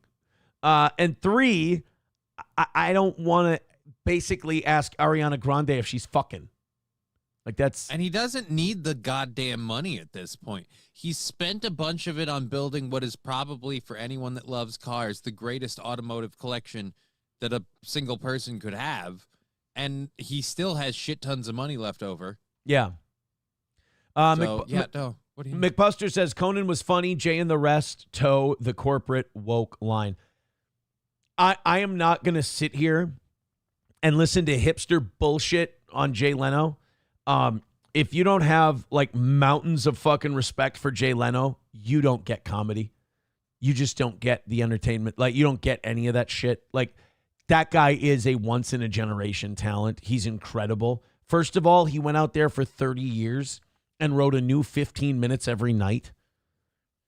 Every night, that's pretty fucking hard. Yeah. And then not only that, he was number one. Anybody can be funny, but you have to be the total package of public persona, image, everything else to be number one for 20 years or so like he was. That's almost like only two people have done it. Johnny Carson and Jay Leno. Those are the only two. So, well, I'd argue three, because I would say, wouldn't you say what we were just talking about? Fuck. Letterman? Late Show. Letterman. Yeah, he kind of did but that Letterman, too. But Letterman was number two. Right, he was number two, but I'm still saying like that talent and that capability was definitely there with him. Don't get me wrong. Nobody else has done it. Don't get me wrong. Letterman's my favorite out of all of them. I'm a huge Letterman guy. But like, you got to acknowledge Leno's success could not be done by an untalented person. Well, Fallon and O'Brien proved it. Look, man, I think Jimmy Fallon's a talented guy. I just don't think he's doing what he wants to do. I think he's doing what he has to do. I don't know. I always just felt like, even on SNL, just fucking, it's Adam Sandler wannabe. Like, look, I've got a guitar. And I do this. Fucking hated him on SNL because he thought it was fucking hilarious and cute to laugh at everything. He got dressed down by multiple cast members. They're like, could you quit fucking up my sketches by giggling, you little fuck? Because they knew what he was doing. I think it was Farrell called him out. I think Farrell called him out after a sketch. He's like, hey, asshole, you're ruining my fucking sketches by trying to be cutesy and get attention on that. Like, they all, like, a couple of different people have come out and said they kind of felt like Fallon was in it for himself. Yeah. And, like, he kind of was starting to believe his own bullshit and his own press clippings, which makes the movie Taxi even funnier to me. I have never seen it, so I don't know if that's... You ever seen a nerdy white guy do a movie with a fat, loud black lady? I mean, yeah. You've seen Taxi. Like, it would be the equivalent of Zach Galifianakis and Leslie Jones doing a movie together. It would be one person going, yeah, and the other guy's going, I don't think this is the right thing to do. And them going, yeah, you such a white boy. And them going, wow, there's a bunch of Jews in Hollywood making whites look weak. Sorry. See, I turn into Sam. Quit it. I turn into Sam's show when we do this. But yeah, I just, look, good. I'm glad that Colbert's gone. I think it's fucking hilarious. The fact that he was losing that company $40 to $50 million annually proves that this firing is not performance-based. Because if it was performance-based, they would have cut him. He would have been years gone ago. a long time ago. Yeah. This is something else. But God bless him. God bless Colbert for sucking out as much money. Bag. Yeah. Holy shit. All he had to do was sacrifice all the goodwill he ever developed with his fan base and audience. Yeah. And guarantee that he probably won't. Remember when people wanted him and Jon Stewart to be Prez and Vice Prez, respectively? Remember for a little while there when people wanted Colbert instead of Jon Stewart? It's hard to believe that, but there was a time where there was a sizable chunk of the Comedy Central audience that goes, I think I'd like The Daily Show better if Colbert was hosting. Yeah, that's where a lot of us thought it was going to go. Yeah. Well, we thought Craig Ferguson was going to take over for Letterman. And that would have been fucking awesome. I would have loved, but Craig Ferguson is another one of those guys who's too niche and too weird. And I don't think he would have necessarily played the Yeah. fucking bow down game that. Well, right. Did you hear this thing about COVID? We got these needles. We're going to come out. We're going to dance with them. It's like, nah, I can't see Craig Ferguson. Imagine that a guy with his background doesn't necessarily trust the guy. Yeah, a guy with addiction issues dancing with needles. That's a good idea. Yeah. Oh my God. That's a he good idea. tackles one. Give it to me for the love of God. Remember when they used his, I don't know if you were a Drew Carey show fan, but remember they got him off that show to go host the late night show by actually playing his real life addiction issues into the character? They made the boss, because he was the boss on the Drew Carey show, and then I think Mr. Cooper took over for him. Remember hanging with Mr. Cooper? Mm-hmm. He took over for Craig Ferguson, and the way they got Craig Ferguson out of there was they said he had addiction issues and he had to leave the company. So they kind of rolled that all in there nice. I don't know why I remember that storyline in the Drew Carey show, but I do. Sweet Jesus, I can't fucking know. That's painful that you retained that. It's just Now, they're also saying that CBS canceled the show in a surprise announcement that came almost immediately after Congress slashed funding for public media this week. Well, that just had to do with NPR and PBS. That wouldn't have anything to do with CBS. The vote-a-rama on the rescissions package occurred on the afternoon of July 16th, and it became clear it would pass around 5:30 p.m. Colbert was suddenly informed the evening before his show would not be renewed on a live July 17th recording, which places the cancellation on the evening of July 16th, just a few hours. Oh, I think we're digging a little too deep there. You can find any piece of legislation that gets passed, and then he gets fired right after, and you can go, oh, coincidence? So I don't, no offense, the taxpayer, and if this is wrong, I would hate to find this out because I'd be pissed. I don't think the taxpayers were paying for late night television on NBC and CBS. Yeah, I don't think so either. I think that's kind of to be honest, I think that's sort of a bullshit deal. Hey guys, over 800 people checking out the toe. Hit like, hit subscribe, hit follow. Thank you. Oh my goodness. Thank you so much. We are 280 away from today's goal. Let's make a move. Let's do a little rally in here. We haven't talked much goal today. I'm kind of trusting you guys. We were ahead and we didn't have a goal for almost a month. So now we're back to goals, and I don't really want to discuss them, but I have to hit them at the same time. So there is that. I do want to say a very kind thank you to Rebecca with 777. She says, happy anniversary. Thank you very, very much. I don't think, there we go, 275 away from today's goal. Thank you so much. 275 is the number.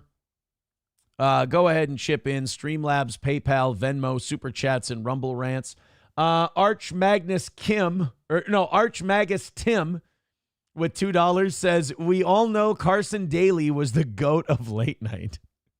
Dude, Letterman had the best line about Carson Daly, and he goes, Carson Daly has a show at 1 a.m., 1 in the morning. Because you know what the difference is between 1 in the morning? That's like almost not having a show. He goes, not the difference between having a show at 1 a.m. and not having a show, yeah, about like that. About like that. And then he kept, didn't stay very long, did he? because it was during the whole Leno Conan thing. And one of my favorite things, I think that was peak Letterman. I thought he was never better than when he got to talk shit about NBC and Jay Leno, because Letterman does spite so well. And he was saying about, like, he kept referring to Jimmy Fallon as Lonnie Donegan. He's like, he couldn't remember Jimmy Fallon. Like, you could tell Letterman was checked out of show business because he, like, refused to learn any new person's name. He's like, you got Conan there. He's got the Tonight Show now. Jay wants it back. And then you got, Lonnie Donegan. and Paul Schaefer would be like, yeah, Jimmy Fallon. He goes, whatever.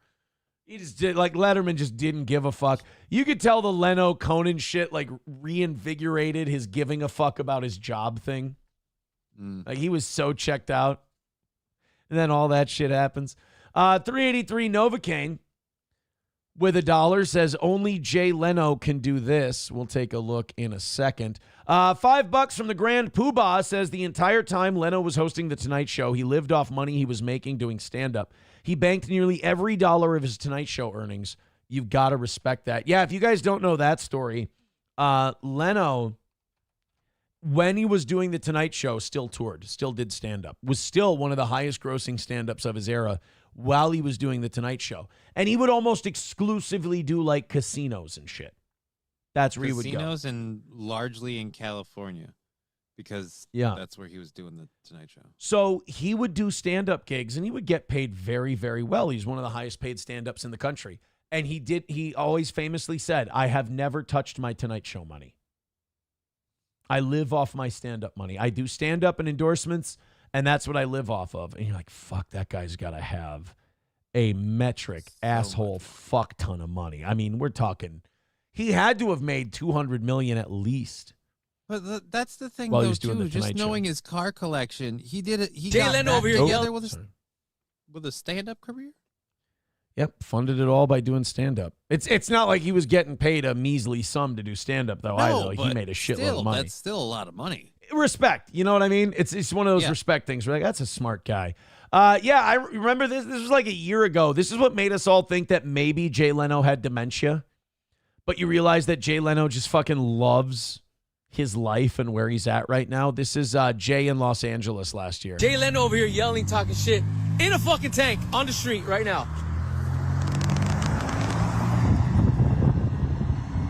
Yeah, it's just Jay Leno rolling around LA in a fucking tank. Just driving a fucking tank? Yeah. Like, if that wasn't a multi-millionaire celebrity, everyone would be terrified like it was Killdozer Part 2. Oh, shit, Grandpa's reliving the war. Yeah. Fuck. Like, you just see a guy in a tank, and they're like, hey, folks, how you doing? And you hear about this tank I'm driving? And they're like at any moment. That's the weird thing about a tank driving down the middle of your downtown, is that is a funny moment that in the jerk of a wheel could turn into a nightmare. Right. Like the Wallenda-like tightrope that moment is walking on is incredible, because old man driving a tank down Main Street is hilarious until the very second it's not. Dude, this is amazing. Yeah, until we have to bail out of the car because it's about to get pancaked. Right. It's like, oh, look, like if he's just strolling down the street, you're like, oh, that's cool. That's adorable. Look at that tuft of white hair sticking out of the tank. And then the minute you see his lips turn downward and you look in his eyes, it's the moment before he heads up to the sidewalk. You're like, oh, fuck.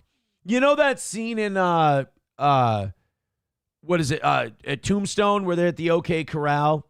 And Thomas Hayden Church's character goes, oh, God. And he's like, and he decides to reach for the gun. And they're like, no.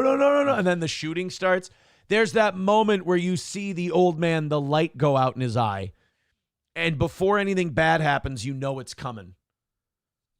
And then the tank turns into a nightmare. But like right now, you see Jay Leno driving a tank, and you're like, if this guy's of sound mind and body, this is a hilarious bit.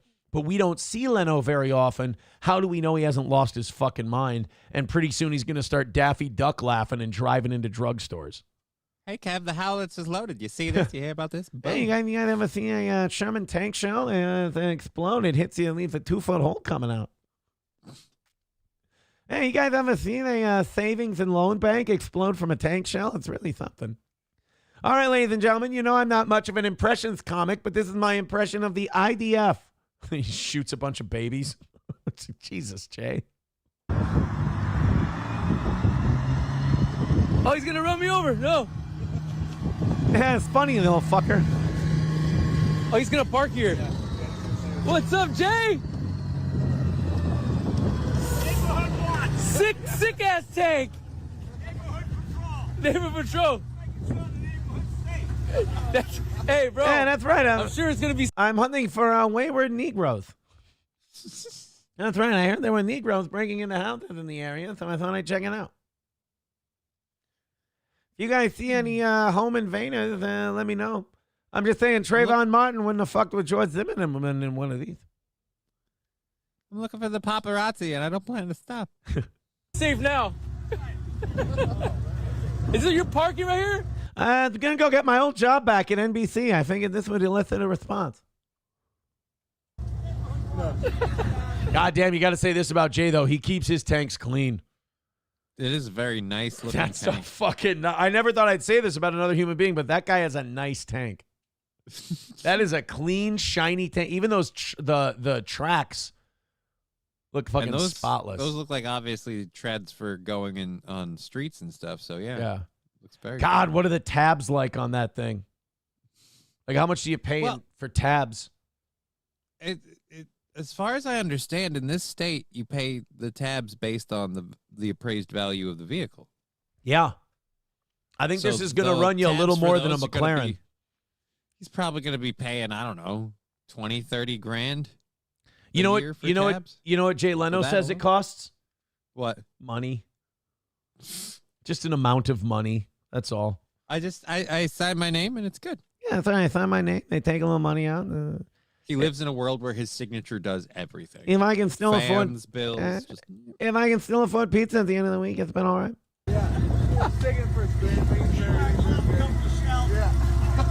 That's fucking Jay Leno on a tank.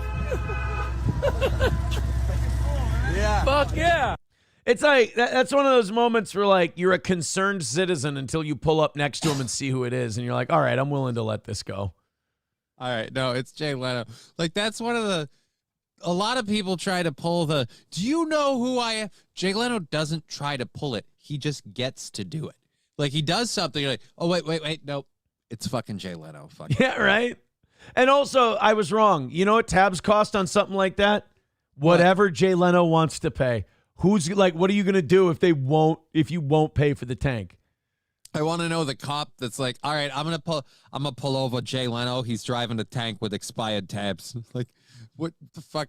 No, well, make them a first move, Conway. He just turns the turret around and keeps driving. I just want to let you know, you think the tank's expensive. The uranium depleted shells I've got loaded in this thing were also not cheap. Zenman Builds with $1 says Jay Leno, the Crimson Chin on Fairly Odd Parents. I like Jay. That's a funnier bit than anything Colbert's done in the last few years, to be honest. Yeah. Colbert hasn't done a fucking driving a tank down the middle of where does he live? Burbank. Good for Jay. How much people are debating in the chat whether a Challenger costs more than a McLaren. How much? A Challenger tank has got to be millions and millions of dollars. How much does a Challenger? No, not a Dodge Challenger. You fucking idiot, Aaron. Yeah. How much does a Challenger tank cost? $7.9 million. I mean, so yeah, I think that's more than a McLaren. Isn't a McLaren like 3? Yeah, a McLaren ain't setting you back $8 million like bucks. But again, for Leno, you know what that costs? Whatever he wants to pay. Money. It costs money. That's How all. much do you want to bet? Like the government got a hold of him. We got this tank. You want to? We heard you like cars. You want a tank? That's the thing. Like you can, like before you send it to military surplus, you can always send it to Leno. You'd be like, I think Leno's gonna take this. Honestly, Leno will take our leftovers. I fucked up the standings. Zenman gifting another membership over on Rumble. Thank you, Zenman. That puts Zenman in a tie for first at $10 with Anonymous. And then you got Rebecca in third at 777, Sergeant Holka in fourth at 5. And until we get another $5 in, we have nobody in the cuck chair so far today. It also puts us 265 away from today's goal and 58 gifted memberships on Rumble away from 300. Thank you very, very much. 265 is the number for today. Hey, you know what? Let's get her down to 200 by 8 o'clock. What do you say? A little $65 rally in the next 25 minutes or so? I'm down if you are. Throw in your 5 or 10 to the toe. We've got plenty of time today, so we can make this goal real nice and easy. A membership or a $5 or a $10 at a time. That is perfection, my friends. Thank you very, very much. Okay. We had fun. Do we want to get into foreign investors buying a shitload of American homes last year? Because we have the number on that, and it makes me feel not paranoid, but it also makes me angry that we're selling the middle class in this country down the river. Or should we do Andy Byron's wife's statement on the Coldplay concert first? Because here's, if we don't do Andy Byron's wife now, that's, sorry, unfortunate phrasing. If we don't do that story now, we do the foreign investments in real estate and Nick Fuentes ranting about white pride. And then it would be the Andy Byron stuff. Should we maybe do Andy Byron first? Perhaps. And then get into that stuff. Andy Byron wife statement. Let's do those two. So you know about Andy Byron. Yeah. He The astronomer AI CEO. Just his whole, like, the whole story surrounding this guy is so ridiculously fucking gay. Satan's Mechanic says more Jay Leno collections. Press 1 in the chat. Oh, I would love to do that today. For sure. Someone says, do the Andy Byron stuff because we can skip Fuentes. No one gives a shit what that douche has to say. 6 months ago, I would have agreed with you. Here's the problem we're having. There's a reason you're seeing more Nick Fuentes stuff than you used to. He's kind of starting to fucking nail it a little bit.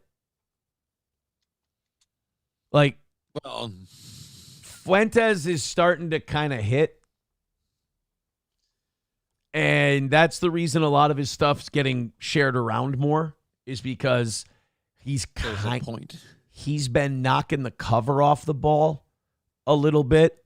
But we'll get to that later today, if at all. So this astronomer CEO, Andy Byron, goes to a Coldplay concert, which is fucking gay. If you go to a Coldplay concert, you deserve to have your life ruined. I don't give a shit.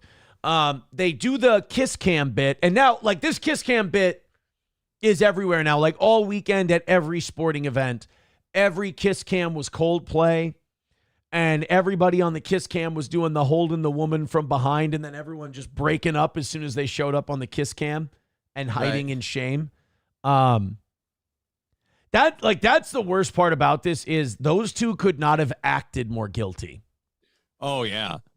If they would have just like played it off, it wouldn't have looked as bad, but they literally hid. Like, he hid.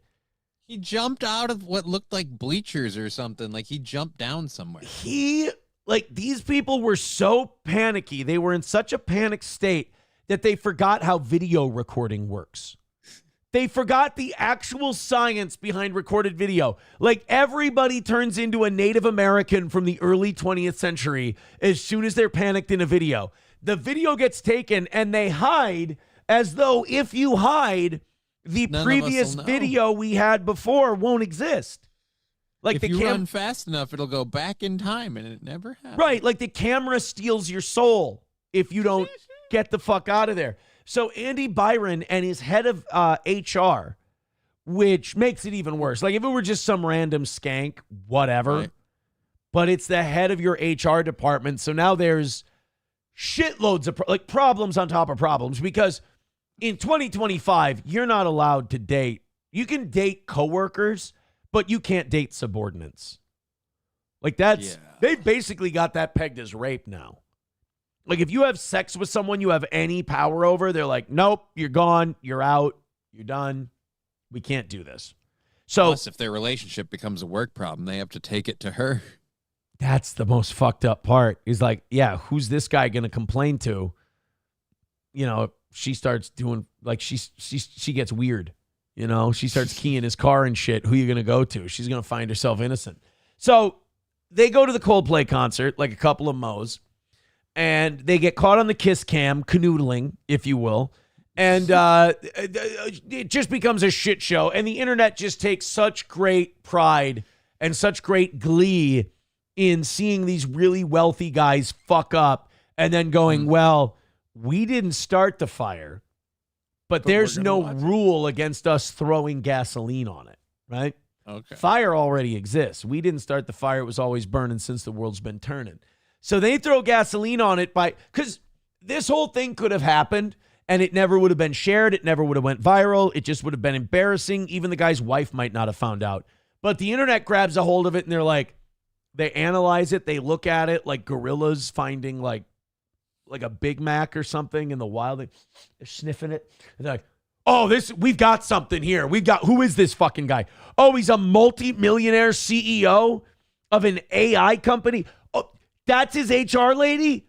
Oh, they're both married? Oh, fuck these two to death. And they're like, share this shit everywhere. It's embarrassing. It's hilarious. It was also nice to know the entire internet thinks Coldplay is fucking gay.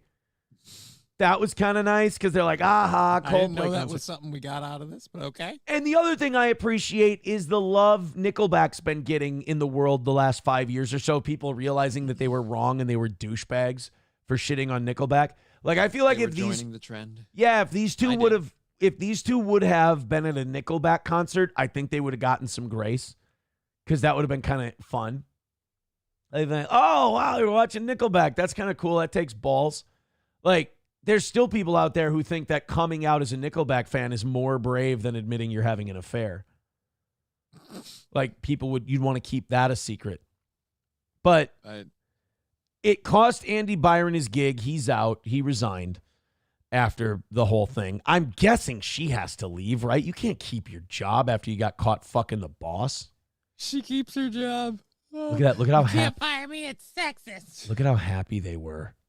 Like, look at this is them before they knew got they some were. pipes in those arms, man. Jesus. Or is that just flub hanging up? Like I'm not sure, but any more bulge to those arms, she might be a dude. Look at the forearms, though. Like, yeah, it looks like she's fit. She's got some forearms on her. She's got some Popeye arms. But this is them being caught, and it's just he's giving the panic squirrel face or the panic gopher, from like 2006 internet. Mm-hmm. He's mortified. She's embarrassed.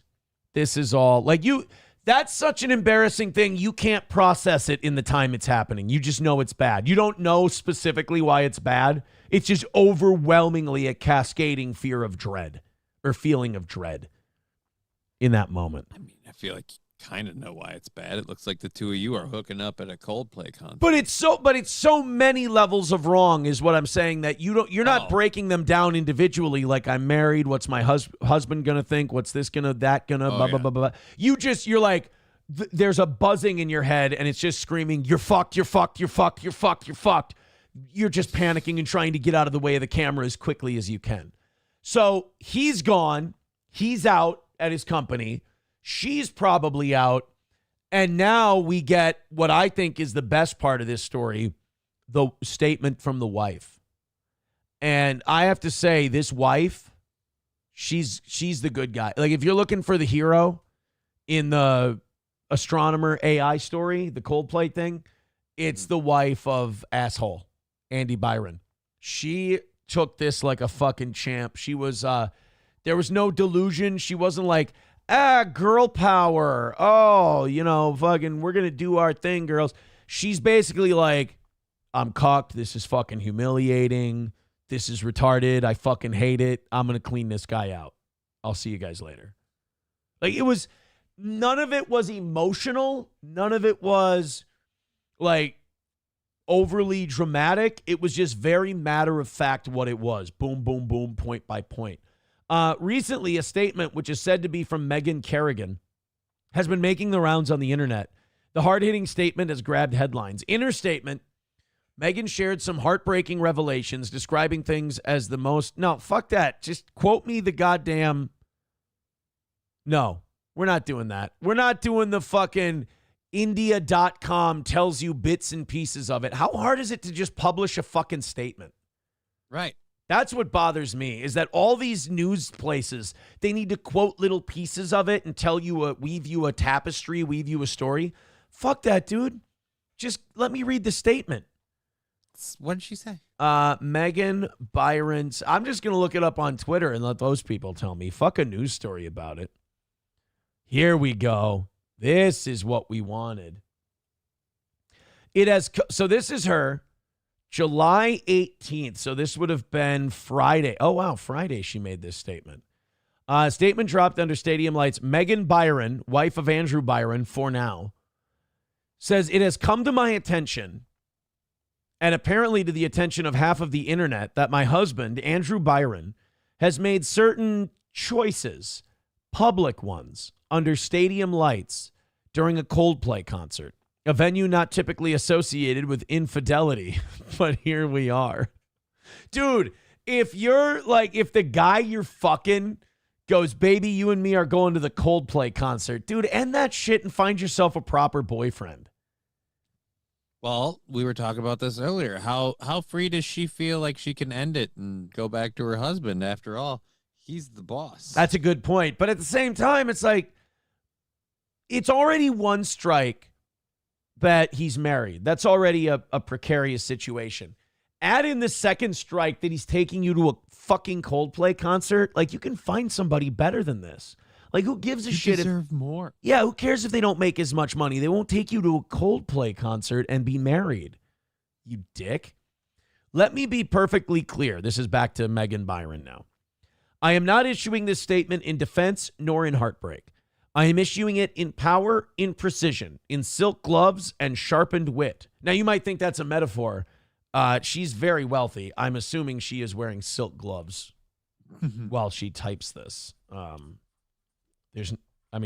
Rich people they do shit in fucked up clothes because they can. I will not be engaging in performative forgiveness, nor am I interested in the optics of grace. Go, honey. What Andy has done is not just humiliating, it is banal, common, a man of ambition brought down by his own astonishing lack of imagination. Nice! I like the little, it's like the movie The Menu. It's just a little kitchen scissors in the thigh. She's not cutting his throat out. She's not doing anything. Just a little boom, just a little stab wound right in the leg. Wounded him for the prick he is. Yeah. I have retained counsel. I have reviewed holdings. I have reallocated what was once ours into what is now very clearly mine. Ooh. She put this fucking knife in the freezer before she started cutting because it is cold. I am not spiraling. I am ascending. And while Andy may have quoted Coldplay in his statement, I will simply say, when the lights went out, I saw everything clearly. All right, so even like 50-year-old men and women are gay and quote fucking music lyrics during breakups. So we never grow out of that. Nope. We will always be douchey when it comes to heartbreak. You're going to see like 80-year-olds breaking up in nursing homes, and they're going to be like, well, in the immortal words of one of our great poets, don't tell my heart, my achy, breaky heart. I just don't think he'd understand. And if you tell my heart, my achy, breaky heart, he might blow up and kill this man. Ooh. To those who expect tears, I don't cry for clowns. I schedule, I document, I rebuild. That's a cold bitch. I'd have divorced her. I'd have cheated on her for sure. No, I'm just kidding. What a dude. I don't know, man. She's getting whatever she wants. Like, they're not going to go through an actual divorce. Like, he's going to just write a check, right? He's got to. I would hope so. What are you going to... I present Exhibit A, the Coldplay concert. Like, that's literally the entire case. And then, well, not only that, you're going to have... She's got money, too. Like, there's going to be private investigators, like, digging through their... like, the side chick and his relationship. All kinds of embarrassing shit. She, like, the HR woman, Kristen Cabot, she's gonna want shit not to be public. She's gonna be encouraging him to settle his divorce because she's gonna get dragged through it. Well, she's probably got a divorce of her own coming, I would imagine. I would hate to think there's a dude out there who's like, no, I saw another dude just, as you said, canoodling my wife, and I went, no, I'm fine with it. All right, fucking easy. No. Thank you very much to Zen Man with $1. He says the HR lady, Kristen Cabot, is married to Andrew Cabot, whose family owns privateer rum. Oh, lady, you threw away the fucking rum money for some AI money? AI money is new money. Rum money is legacy. Yeah, dude, like, they probably know people who knew people who, like, threw bodies off them boats. Like, you got a good family, dude. there Yeah, the family you married into is kind of badass. You know they owned Haitian slaves. You know what I mean? Like, that's... I think we got to stop being ashamed of that, and we got to start making that like a sign of affluence. Like, because you can't make up for slavery. You can just be like, do you know how fucking rich my family's? Like, how long my family's legacy runs? They owned people. We owned Haitians. Like, Bill Gates can be like, I have a tennis court in my backyard in all of my homes. It's like, cool. That's great. And I respect that. And what you've done with Microsoft is great. I have $1 billion less than you. But my great-great-grandfather whipped Haitians with impunity because they were his property. Like, my grandfather or my great-great-grandfather did to Haitians what you're not allowed to do to your dogs. So, and then Bill's just over there. If I could own people, I would be so Bill happy. Gates is like, oh yeah, I got to fuck teenagers with impunity and the government will never release the findings of it. How's that? Like, damn, that is pretty badass too. That's kind of... That's pretty on par. That's Bill's owning Haitian slaves, in a way. Heck, some of them might have been Haitian. We haven't seen the files. Yeah. Release the files. Twisted question mark says HR lady supposedly separated for 6 years. Oh, well, God. Well, she found a way out. She found a way out, my friend. Helgi with $5 says, everyone cancel your anniversary show tickets. Go here instead. We'll take a look at that in just a second. I got to put Helgi in the cuck chair. Let's put Helgi in the old cuckaroony chair. Helgi at $5 is officially now in the cuck chair. Thank you very much. And we are 260 away from today's goal and 58 memberships on Rumble away from 300 and me going until 11 o'clock today. Thank you guys very much. 260 away from today's goal. I wanted to see if we could do 200 by 8 o'clock. That's not looking likely with 4 minutes left to go, but we can still be on track if we get to 200 by 8:30. So thank you guys. Continue to contribute to the toe. Streamlabs, PayPal, Venmo, Super Chats, and Rumble Rants. Thank you very much for your contributions. Los Federales with $1 says, back to the price of a tank versus a McLaren. A McLaren F1 sold for $20 million in 2021. They only made about 150 of them. Leno has one as well. Oh, so for Leno, it's like, hey, man, you want a Challenger tank or you want a McLaren? And Leno's like, this is not an or question for me. I'll take one of each. I'll take one of each. Thank you very much. Do we have a steam-powered car, by the way, that'll burn my face off? I'll take that, too. Do you have a steam-powered tank that I could work on myself, ill-advised? Do you have a car I could tinker with that I most definitely shouldn't because it was made 100 years before I was born? I would like to take one of those, please. You know this distributor cap right here that I definitely shouldn't put a wrench on 2 minutes after I shut the steam-powered car off? Get me a wrench. Get me a wrench, folks. That'll be all right. So she's leaving. The Miss Byron's leaving. Apparently Cabot already wanted to leave. And fucking your boss will do that. Mm-hmm. Doggo Doesn't Die says about Jay Leno, do you have a hill I can fall down? That's the funniest story. So Jay Leno. Yeah, I just heard that. You know what that was? Thunder? Thanos just snapped. Oh, shit. Yeah. I hear half the bird noises I did 10 seconds ago. I just realized I looked out the windows I have, and it's remarkably dark for 8 a.m. I know. I opened the windows because I wanted to see sunshine today. But Your fucking fault. As they say in the business, ain't no sunshine when she's gone. Just learn to live in a cave. You'd be fine. Oh, we're going to have good weather for the weekend, right? I haven't checked the phone. I know. That's the one thing I'm like, all right, when it gets close enough to the golf event, we've got about 20 people now. We'll probably have a few more as the week goes on. I hope I don't have to get in touch with those people and be like, yeah, guys, sorry. It's going to rain, cats and dogs. But I think we should be good. At any rate, no, the Leno story was fucking awesome. Jay Leno had a comedy. He had a comedy gig I think it was in California. Oh, shit. What? Sunday, 87 15. With a 45% chance of rain all day. 45? I've got 15 on Sunday. Oh, mine's got 35 on Saturday. Mine says 24 Sunday, 45, or 24 Saturday, 45 Sunday. You know what? Not worth worrying about on Monday, is what I say. With so that anyway, much of a swing between our two predictions, yeah, we'll be fine. So Jay Leno had a comedy show in California, and he was staying at a hotel, and his hotel was within walking distance from the venue, so he wanted to walk to the venue. He didn't want to drive.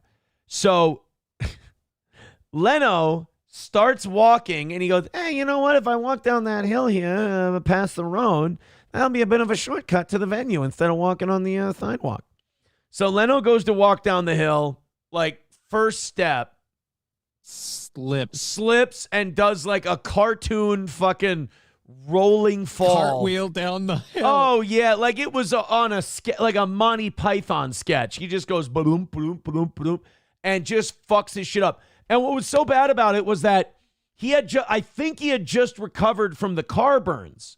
Like all of his, because he had to be skin grafted. It was really, really nasty. He looked like really messed up. He looked like Harvey Two-Face. Broke an arm on this. Yeah. So then he gets all the burns recovered, takes the fall down the hill, and then the next time we see him, his entire one side of his body is bruised. It's black and blue, like a freaking eggplant. Poor fucking Jay Leno in his old age has been turned into Mr. Bill.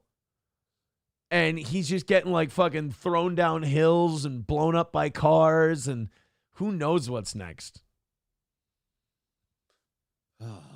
Doggo Doesn't Die says the car enthusiast decided to walk. That should have been a red flag. Well, elderly men should not be walking down steep inclines. You know, like you just shouldn't let them do that. And it's that kind of frugality, which is why he is such a huge car enthusiast, because he has money. He doesn't waste the gas when he could walk it. Well, you know, it's the stand-up money isn't what it used to be, and I'll be damned if I'm going to touch my Tonight Show money. So I'll wait until Unleaded goes down a little bit. You know, I'll take the 2 feet that God gave me. Thank you very much. How'd that work out, Jay? How'd it work out? All right, let me see a quick thing. Oh shit.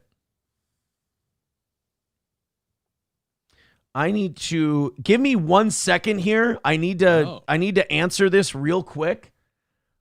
Take over for like 30 seconds. I need to check something out, man, all right? You do you. All right. All right, well, he steps off. I will be live today at 1 p.m. Central Standard Time. I didn't go live on Friday because, again, I had had a lot of stuff with people coming around and just getting everything tidied up and ready for kiddo to have her first sleepover, which you can say whatever you want, but I thought it was important to make sure that event went off without a hitch. Plus, I was too worried I'd be screaming about something stupid when the kids showed up, which wouldn't be good. So that's why we didn't do Friday. We will be on today. We have Digger today. It's her birthday. So congratulations, Digger 420 on her birthday. And so she'll be with us for her for a little bit of what I guess she could call her birthday extravaganza that she's doing today on my show and then tonight on hers. So she'll be on both of those, and you can catch her on Digger 420 on YouTube and Digger 1420 on Rumble. Otherwise, you can get the links from my show today when we're up. So I'm curious on the phone call thing. I hope it's again not the golf related. I'm now very, very nervous. Do I go out and get supplies and things ready to? Well, you gotta, because we're doing the thing, and we're just gonna assume it's happening. But I'm terrified of putting it all together and like, well, I suppose then I'm sleeping in and I'm ready. Yeah. Oh, so we'll just go. Sorry, I had a schedule change with the kids that was kind of immediate, and I needed to respond to that. Sorry. All right, as we continue, what were you saying? Oh, I was saying it's Digger's birthday today, and I'm nervous to go out and get I'm nervous that if I buy supplies and like a chair to sit out on Sunday that I'm gonna jinx the whole thing. But if I don't, I kick up my feet, it's gonna kick me right in the dick. And then it'll be a Sunday. How do you get her a gift? How are you going to get this gift to her? Oh, for her? Yeah. Oh, I got that. I more than likely would just probably send her money. Is it Coldplay tickets? No, I'm not gay. I like this broad. Goddammit. Oh, trying to bang this broad, Henry. Sorry, I apologize. All right, let's go back into our dude. It's going to get heavy. These next couple clips are going to get heavy. I don't want to lose myself in a vacuum. And I feel like I could lose myself in a bit of a rage spiral vacuum in this next clip. Because you know how, there's a difference between I have theories and I have ideas versus I got confirmation that when you have an instinct or you have an idea or you have a thought or a theory, and then all you want is that theory to be backed up by facts so you can go, see, I fucking told you. Then you get that moment where you get the facts or you get the figures and you get the, I fucking told you thing. And then you're like, oh shit, I didn't want to know I was right about that. Okay. That's where I'm at with this real estate investigation or this real estate report. The National Association of Realtors came out with their annual report on real estate purchases from last year. And you know how my big thing has been foreign companies, foreign nationals are buying up American real estate, jacking the shit out of the price and pricing the middle class out of the American dream. Yep. It's the way people build generational wealth. They leave a fully paid off house to their children, and that's how each family continues to build wealth and invest and everything else. It's one of the greatest things that the middle class can do to achieve upward mobility. It's literally what happened here. We bought this house from the family that bought it, built it up, and right. They started with a little thing. They made improvements. We bought it for way more than they bought it for. Right. And if we sold it, we'd make more than we bought it for. So now we have this thing where you have the price of housing going up and interest rates going up the last few years. That's not normal. That's usually if interest rates go up, prices come down because people can't afford to finance as much money. Well, it's been a double whammy these last couple of years. The National Association of Realtors have just found out that $56 billion worth of U.S. homes were bought by international buyers in the last year. 56. Now let's do some. You want to have some fun with math? I'm worried what you mean by fun, but yes. Let's say, let's go $56 billion. And let's divide that by, let's say a decent, home is like 200 grand for a small family, whatever, starting out. Yeah. That would be 280,000 houses. That's a lot. Purchased by foreign money, international buyers. These aren't people from Sweden looking to immigrate to America so they buy a house before they get there. This is international investment firms buying $56 billion worth of homes just so they can rent them, keep them as an investment. Whatever the reason, they're buying up that much money worth of houses that now American families can't move into, can't purchase, and raises the value of the homes around it, raising the prices of new real estate, which fucks over the middle class again. You divide that by 50 states, that would be like foreign money buying 5,600 homes in each state in America. That seems a bit much. Yeah.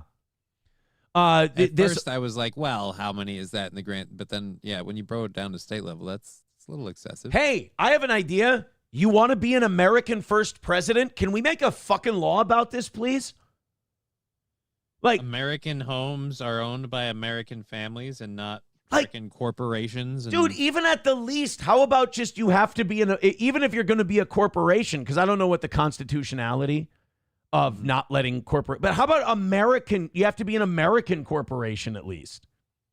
Like, if you're going to fuck us, at least be one of us that fucks us. Well, the other problem is too, though, like, again, you want to get weird about middle class disappearing. BlackRock, Vanguard, are those foreign investors? Because they're buying up a lot of homes. At the very least, they're multinationals. Okay. So foreign buyers bought $56 billion worth of U.S. existing homes from April 2024 through March of 2025. According to the National Association of Realtors, 2025 international transactions in U.S. residential real estate report. After years of declines, that's the other thing. So years of declines. International home transactions have risen year over year from 54,300 to 78,100. It's still a huge drop from 2017 when foreigners bought 284,500 homes. And ironically, that's kind of when that spike in housing prices began. Was right around when Trump became president. Because remember, for Obama's entire time as president, houses and interest rates were fucking cheap. Yeah. Wow. That was the time to buy. 284,000 homes in 2017. So the numbers back, it's going back up. Housing prices are going back up. And again, we have an America first president, and he's doing fuck all about this. Mm-hmm. Like, he's supposed to be the man of the people. He's supposed to be the only president that listens to the middle class. Here's a problem that's affecting the American middle class, and we're not doing shit about it. Like, this has been going on for decades. Why hasn't anyone done anything about this? And the reason if you want the real reason, it's because all these cocksuckers are taking money from these people.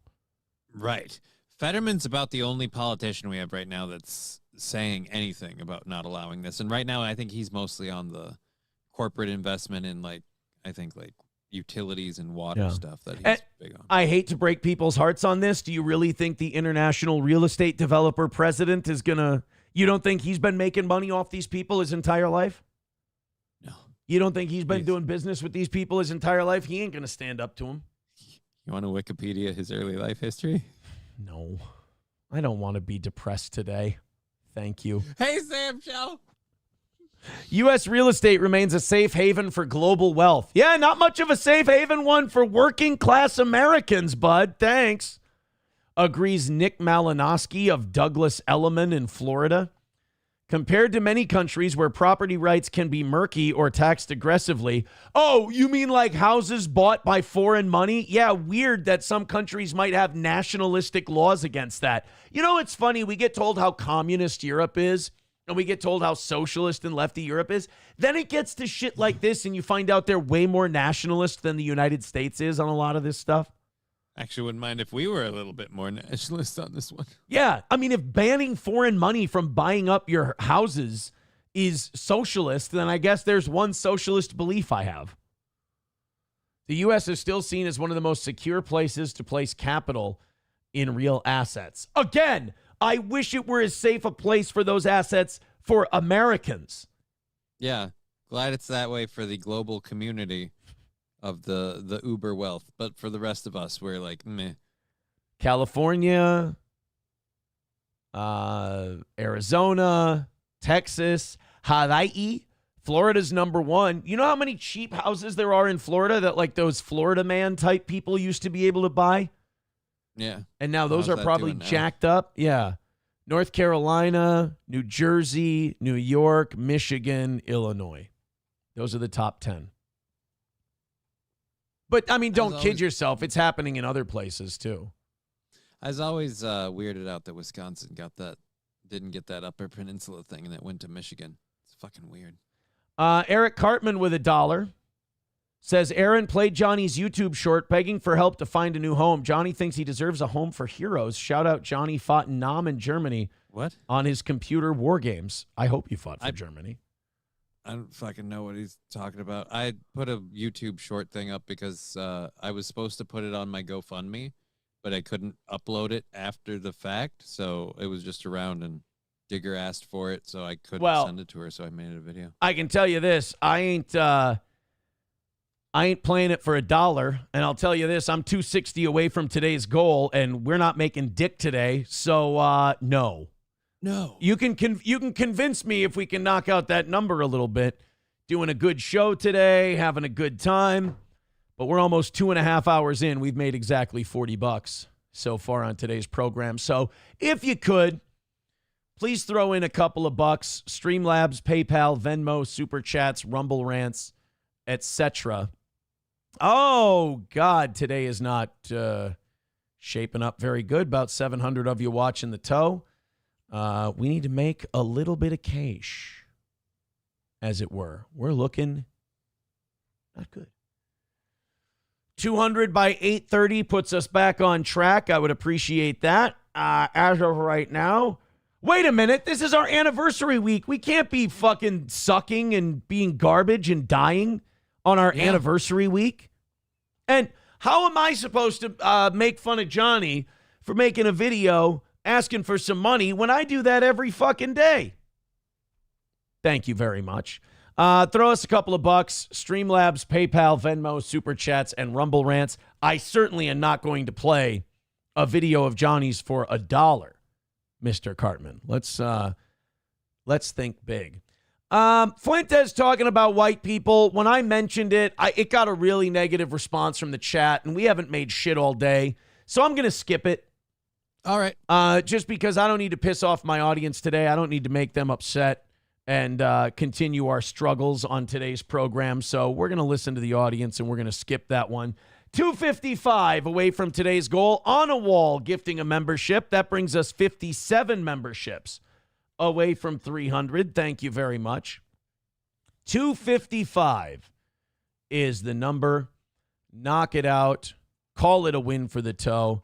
Let's see if we can get ourselves a little bit of a W today. All right, we do have the Palestinian story. This one's wild to me, because if this happened to any other country in the world, if this was happening anywhere else, guarantee we would have heard about it.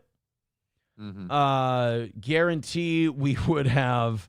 There would be like anger and hostility coming from most of the Western world, but it's coming from, quote unquote, the right people this time around. We'll get to it in just a second. $10 from MN Gal says, here is some money towards your dick money, or here is some towards your dick money. Wait, what? I need, Thank you. I need dick money. MN Gal is now in third place, by the way, with her $10. Nicholas, my golfing buddy, is now in fourth because he just threw in $10. Rebecca is now in the cuck chair at 777, and now Holka and Helgi have dropped off at $5, unfortunately. But that is $20 coming in. Hey, Johnny, that puts us at 235 away right, from if we can today's just goal. Shoot over that. We'd be 235. So that's like extra going to the dentist time. If you're at 235, which $5 more, and then we go to 230. or 20, and then we just No. We don't need to pass it up. Savor the moments. Savor the times of, fun little numbers that we hit from time to time, like 230. And which is, by the way, time to go to the dentist. I know. Is at 2:30. Thank God we jumped over 240. Well, that would be the time where you've had too many beans. It's been 240. MN Gal says making dick. Oh, dick money, because I said we haven't made dick today. Okay. Oh, I okay, get it. Thank you. I understand. All right, we have 235 left to go. I'm glad we did a jovial thing just before we go into this Palestine story, because I know I'm going to get mad. A bunch of Gazans were trying to get food yesterday. And guess what happened to those Gazans? Like when you're hungry, you go to the grocery store, right? And you buy some food and you put it in your cupboards and everything. What do you think happens to Gazans when they go to get food because they're hungry? Gonna guess 3 letters, and they got the IDF showed up pretty much. Yeah, the IDF shows up and they go, hey, I know you're hungry and I know you're looking for food, but can I talk you into being massacred instead? What do you think? Chaotic and deadly day in Gaza, where health officials there say dozens of Palestinians were killed as Israeli troops opened fire as they tried to get access to food. Like, that is shit that we would decry Stalin about on the floor of the UN. Like, hey, the military of this foreign government opened fire and mowed down 75 people while they were trying to get a fucking sandwich. Like, at what point can we say, look, if you murder, 200 or 300 more people, we're going to release the Epstein files, bro? Like, we have to. This isn't funny. If you guys do that joke 4 or 5 more times, I'm gonna leave. Yeah. The Hamas-run Gaza Ministry of Health saying at least 73 Palestinians died and another 150 were injured near a border crossing where aid often comes in. So they were at a border crossing to get some food, and the IDF shot over 200 people. And it's not just that they shot 200 people. It's that they shot 200 people, and we all know damn well that nothing's going to happen to them. Nothing's gonna happen to them, and at this point, I'm like, what? Were those people even armed? It just no. Well, you don't want to see an Israeli soldier beaten to death with a bread loaf, do you? I mean, this could be dangerous. Did you know that the blockade they have against Gaza right now, Israel stops sugar and other food items from getting in because Israel deems they could have a dual use?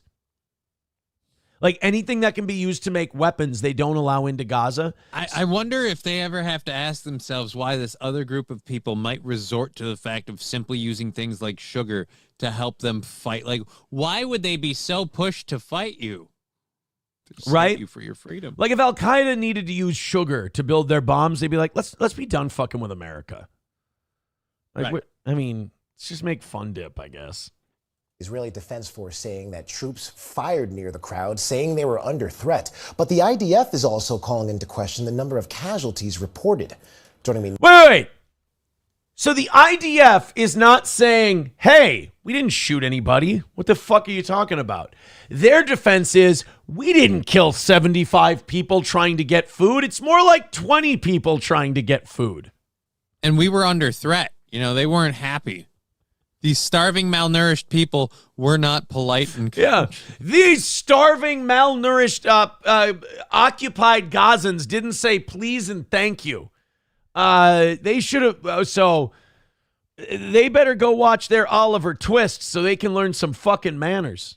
We're questioning the numbers of this, but by the way, we'll call anyone who dares to question any numbers about October 7th a horrible anti-Semite. That's right. Release the ticket stubs, Trump. Sam Show is like, keep going. What other events can we not question? Sam Show's like, go back a few more decades. Come on. No. I'm sure there was another one. Now with more is ABC News' Patrick Reevell. Patrick, what more do we know about what happened? Well, what we know there, Brian, is that the IDF is totally innocent, and I'm sure those starving Muslims were threatening Jews.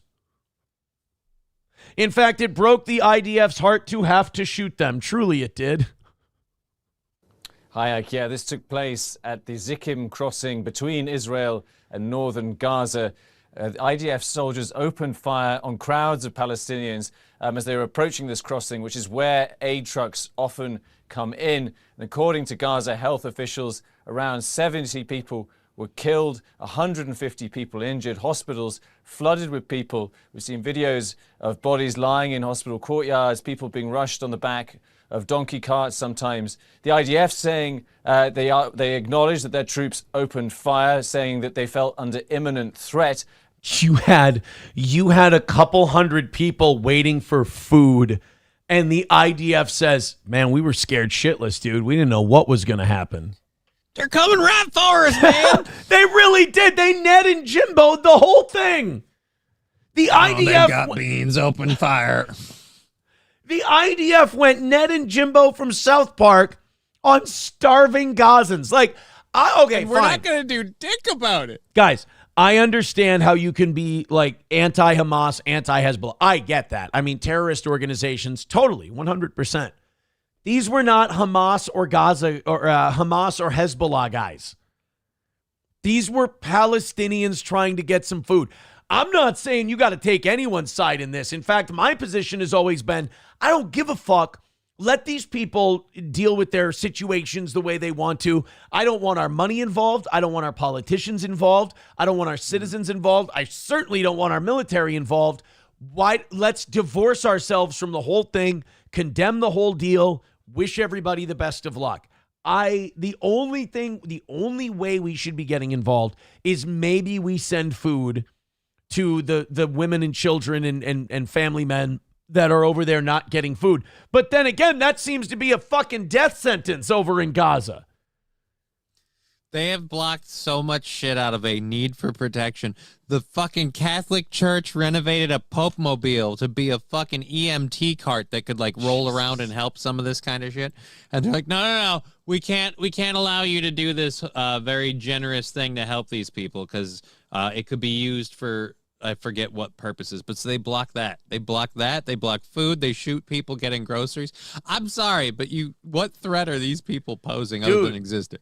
The fucking LAPD looks at the IDF and goes, these guys are a little trigger happy, don't you think? Jesus.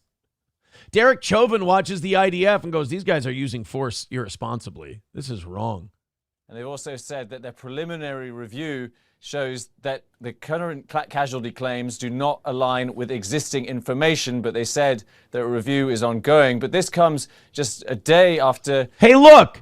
Can we get some fucking gruel? Yeah, dude, that looks like literally... Dude, that looks like almost... we are one step above Dirt Cookie, and they're up against the fence. Like, it's reminding me of a kid when I worked on a farm. Like, they are up against the fence, like just a bunch of starving animals. Like, just feed us for the love of God. What, like, we wanted to bomb Bashar Assad and Muammar Gaddafi and all these other guys. And one of the ways we sold it was, well, they're killing their own people. They're committing atrocities. They're doing this. They're doing that. Remember Assad? We claimed that he gassed his own people, even though we have no fucking evidence that he ever did. And we never proved that claim. And that was one of the reasons we should get involved on the side of the rebels. And now we have the IDF fucking mowing down 200 people. And we're like, well, let's wait for all the facts to come in. We're not really sure what happened. How do we know they weren't combatants? I don't know, because there's a bunch of dead kids who were looking for some soup. Over 30 Palestinians were killed at 2 more aid sites in Gaza, again by Israeli gunfire, according to Gaza health officials. That's one of the saddest fucking things I've ever seen. Just kids reaching into a vat of stew and just taking handfuls of food so they can eat something. Because they're so starved they don't give a... That's... Like, Israel... Dude, I can't watch what Israel does in Gaza and not call them the bad guys. Like, I don't... Again, Hamas, Hezbollah, bad, 1,000%. But any country that causes little kids to have to do that, I fucking hate you. I really do. I really do hate you. And fuck Hamas and Hezbollah too, because they, I don't think their main concern is feeding these kids either. No. These poor kids are stuck in the middle of a giant dick swinging contest, and nobody gives a fuck about them. And the United States sides with Israel. That's fucked up. We ought to be siding with feeding all of these children. And then who gives a fuck? Like, we're not on either side, like Hamas or Israel, but we're going to give food to these people. And if Israel goes, no, we have a blockade, be like, we will not only run your blockade, we will fuck you up if you try to stop us from feeding these children. That's what the good, decent, last great democracy left on earth should do. Yeah, right. Like our military vehicles should roll in, and the troops should step out, and the whole reason they're there is to make sure that the fucking kids get to eat. Right. So that's y'all it. Fuck off. We're seeing this almost daily now. Dozens of Palestinians killed as they try to seek aid at these very chaotic aid distribution points where Israeli troops are routinely firing, and people were killed also in a stampede not long ago. But clearly we're seeing an extremely deadly situation for civilians in Gaza at the moment. Now, here are your choices: starve to death or be mowed down by the IDF. What a great set of choices you got there. Unbelievable. Patrick, I have to ask you this. Has there been any response at all from the Trump administration about this? Nope. Come on, we covered up for your pedophile Mossad guy. Even Ben Shapiro's cheerleading us. Can you guys stop murdering? This is my thing with Israel. Like, every time our administration does them a favor, instead of them going, okay, we really dodged a bullet there, they go, all right, the U.S. covered up for us on this.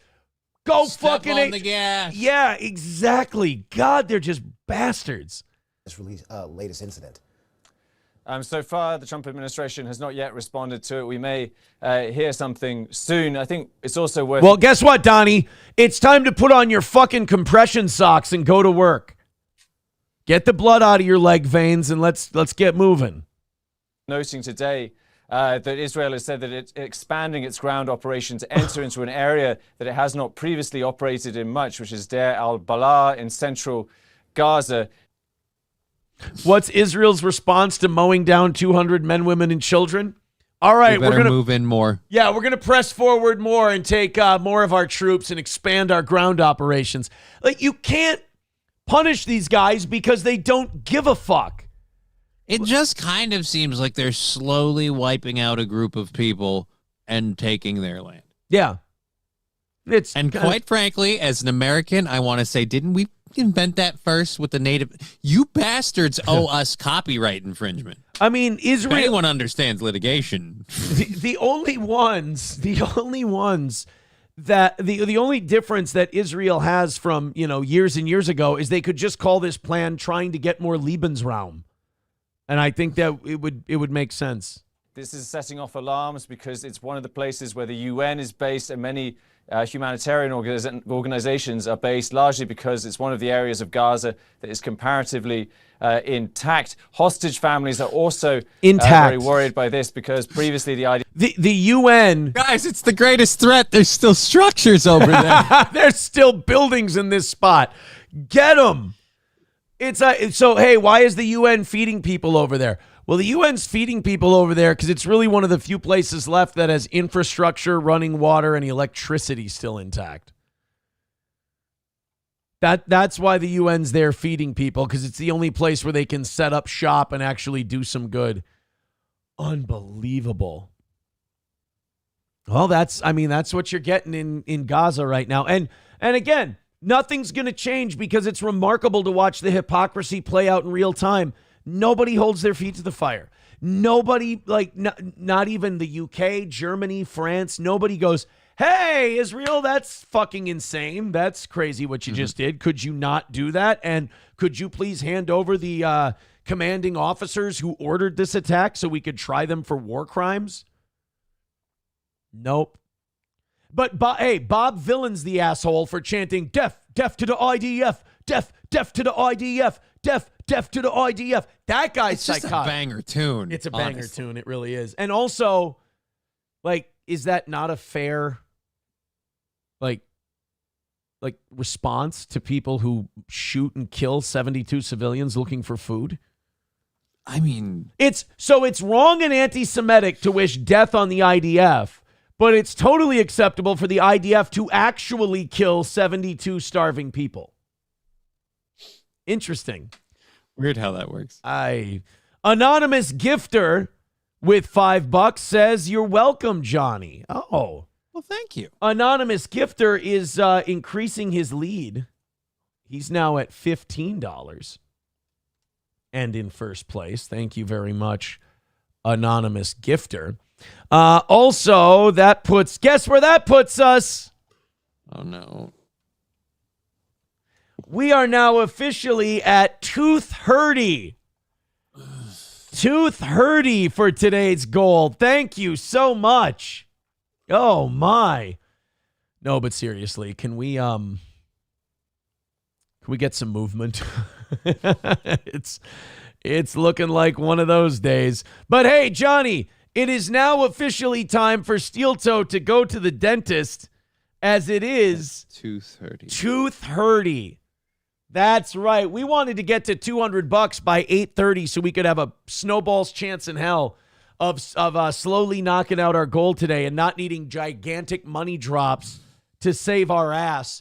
But we will settle for the consolation prize of being at Tooth Hurdy, which means I should probably make a dentist's appointment. Because certainly you don't want Tooth Hurdy rearing its ugly head. Zenman with a gifted membership over on Rumble. That puts Zenman in a tie for first place. Thank you very much, Zenman, with his gifted membership. That puts us 56 away from 300, and now we're 225 away from today's goal. Bang it out, you guys. Keep it going. I want to get to 100 by 9:30 today. That would be good. That would be good. 225 is our number currently. God damn it. Now I have to pee. I'm sorry. I've taken 2 breaks today. Wow, dude. I know. I've got the water and the Celsius coursing through me. I have to give a warning on this one. I have a little bit of tummy rumbles. I had some really uncomfortable gut pain last night, so yeah. We're killing it, you and I. We're just really fucking hammering it out. I mean, I'm fucking rearing to go today. I'm not even drinking coffee. I'm just on water. Yeah, I'm still just... I'm in rough shape. All right, I'm going to open up the 7 o'clock hour stories before I go take care of that. While we're doing that, of course, Affordable Sign Service is bringing you the golf event this Sunday. Get your tickets at eventbrite.com, affordablesignservice.com in Alexandria and St. Cloud. Whatever kind of signage you need made, lawn signs, big banner signs, and everything in between, storefronts, you name it, they've got it at Affordable Sign Service. Talk to Mike and his team today, affordablesignservice.com. That's Affordable Signs, again, in St. Cloud and Alexandria. All Care Towing, 320-253-5203 for All Care Towing of St. Cloud. All Care can pick you up whenever you have problems. You go in the ditch, your car stalls out, you get in an accident, you lock your keys in your car, whatever it is, they've got you at All Care Towing. That's 320-253-5203 for All Care Towing of St. Cloud. Better to have that number in your phone and not need it than need it and not have it. That's All Care Towing, 320-253-5203 for All Care. Also, Midland Armory in downtown Foley, Minnesota, midlandarmory.com. Of course, Midland, online or in person, Derek and Tracy can answer any questions you have about hunting, home protection, personal protection, carry, and they handle the suppressor process from fingerprint to delivery, start to finish. They've got you on suppressors here in the great state of Minnesota. That's Midland Armory in downtown Foley, Minnesota. They just got back from their gun show in Buffalo this weekend where Oz was laser engraving. That's Midland Armory in downtown Foley, Minnesota, midlandarmory.com. And Stoney's, where we're going to have the Steel Toe anniversary party this weekend. Stoney's Bar in downtown Rockville. Of course, Stoney's with bike night on Thursday, the anniversary show on Saturday all day. Come out to that party, and live music every single weekend. That's Stoney's in downtown Rockville, Minnesota, right there on Broadway. Go see Cheetos and the team at Stoney's today. All right, we are 225 away from today's goal. My tummy rumbling has not gotten better since I started doing those reads. But coming up next, we have that story from New York. Did you see the guy who wore the metal chain into the MRI room? Did not see, but definitely heard about it. Yeah, we've got that one straight ahead. That's a nightmare scenario right there. That's the worst. That's like one of the worst medical mishap kind of stories you could possibly have. I have we do have a video version of this story. Good. We don't have video of the guy getting sucked in or anything. We'd like to say hello to some of you in the crowd. I don't know what the fuck this is. That was the Coldplay thing playing somewhere. Oh, that was playing somewhere. I don't know where. All right, guys, go ahead and throw in a couple of bucks. We're going to get to that story in a second. I'm going to go take care of this. So now the bet's on whether it's a stand-up or a sit-down affair. I hope to be comfortably seated by hole one at the tournament, so if you guys are in that, we'll be there. I'll have something that is definitely not sable antelope jerky with me, and we'll be representing the exotic meat market because someone thought that was a hilarious. I think it was Los Federales thought that was a nice little bit, so we'll be doing that, and hopefully I'll see you guys out there on Sunday. I'll also be at the anniversary show this Saturday, which should be fun even if the weather doesn't want to agree. Stoney's patio will be nice for that. I'm excited to go back out there for that, and I think the food truck, pretty sure we have the same food truck that we had last time. At least, God, I hope so. I loved those guys last time. It was a good time. I am sad that, unfortunately, Digger won't be able to join us. She was thinking about it. She was very worried about me on Sunday, but finding out that it's just going to be a couple hours in the morning, so it was all good. So, yeah, I'll be there by myself, unfortunately, so that's a shame. But it is her birthday today. We'll be celebrating that on my show and hers that she does tonight when she's chatting with friends on YouTube and Rumble. Where is he going? Well, with every second he's gone, it increases the likelihood that Israel got him. You know what it is? The IDF had to take him out. They worried he was doing something dangerous in the bathroom. The methane meter spiked. We're worried there was a combustible source. It's really kind of worrying me now. Oh, never mind. He's got to be fine. Tummy rumble's better? That's the question. So much better. All right. Did we deal with the tummy rumbles issue, or just was the issue? The issue has been solved. All right, but good to hear. Let's just say that got solved quickly, maybe quicker than. That was a lot.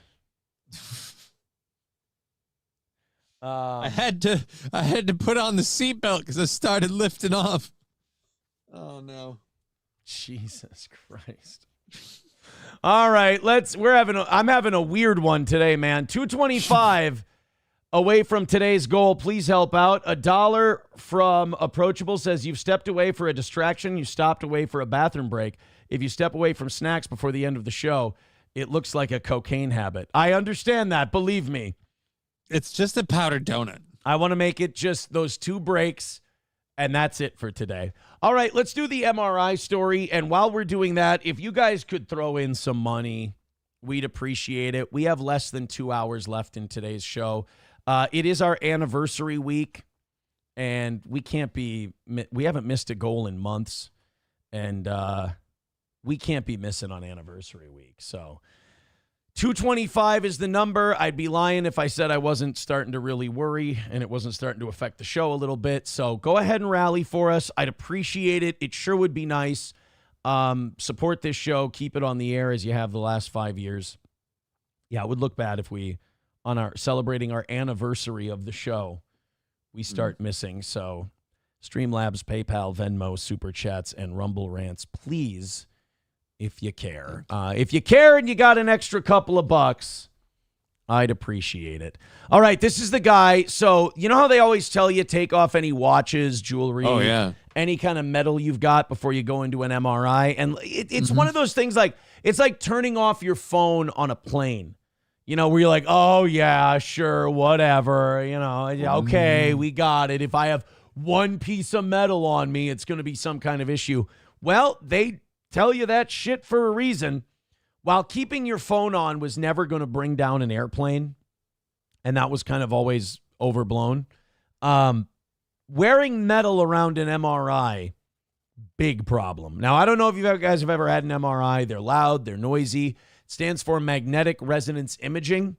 So they ask you, like, if you have metal hips. They ask you if you have metal knees. They ask you if you have any metal in your body whatsoever, because this machine can fuck you up. Well, here we go. Nassau County, New York, a 61-year-old man forgot to take off his chain before going into the MRI room. A man pulled into an MRI machine in Nassau County has died of his injuries.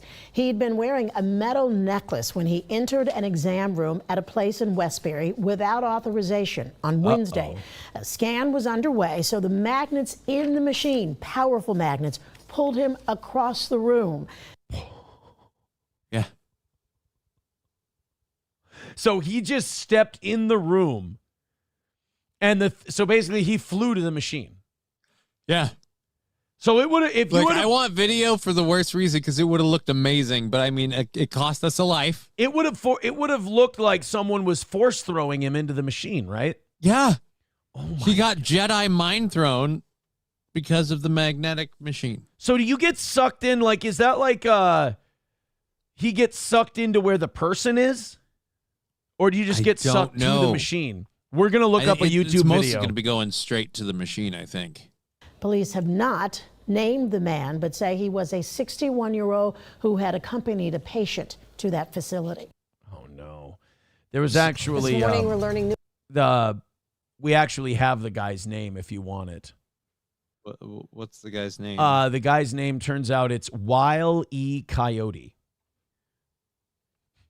Strange. You don't hear Weil as a name. Just an unfortunate. His family members said it was just another in a long series of unfortunate incidents, according to the family members.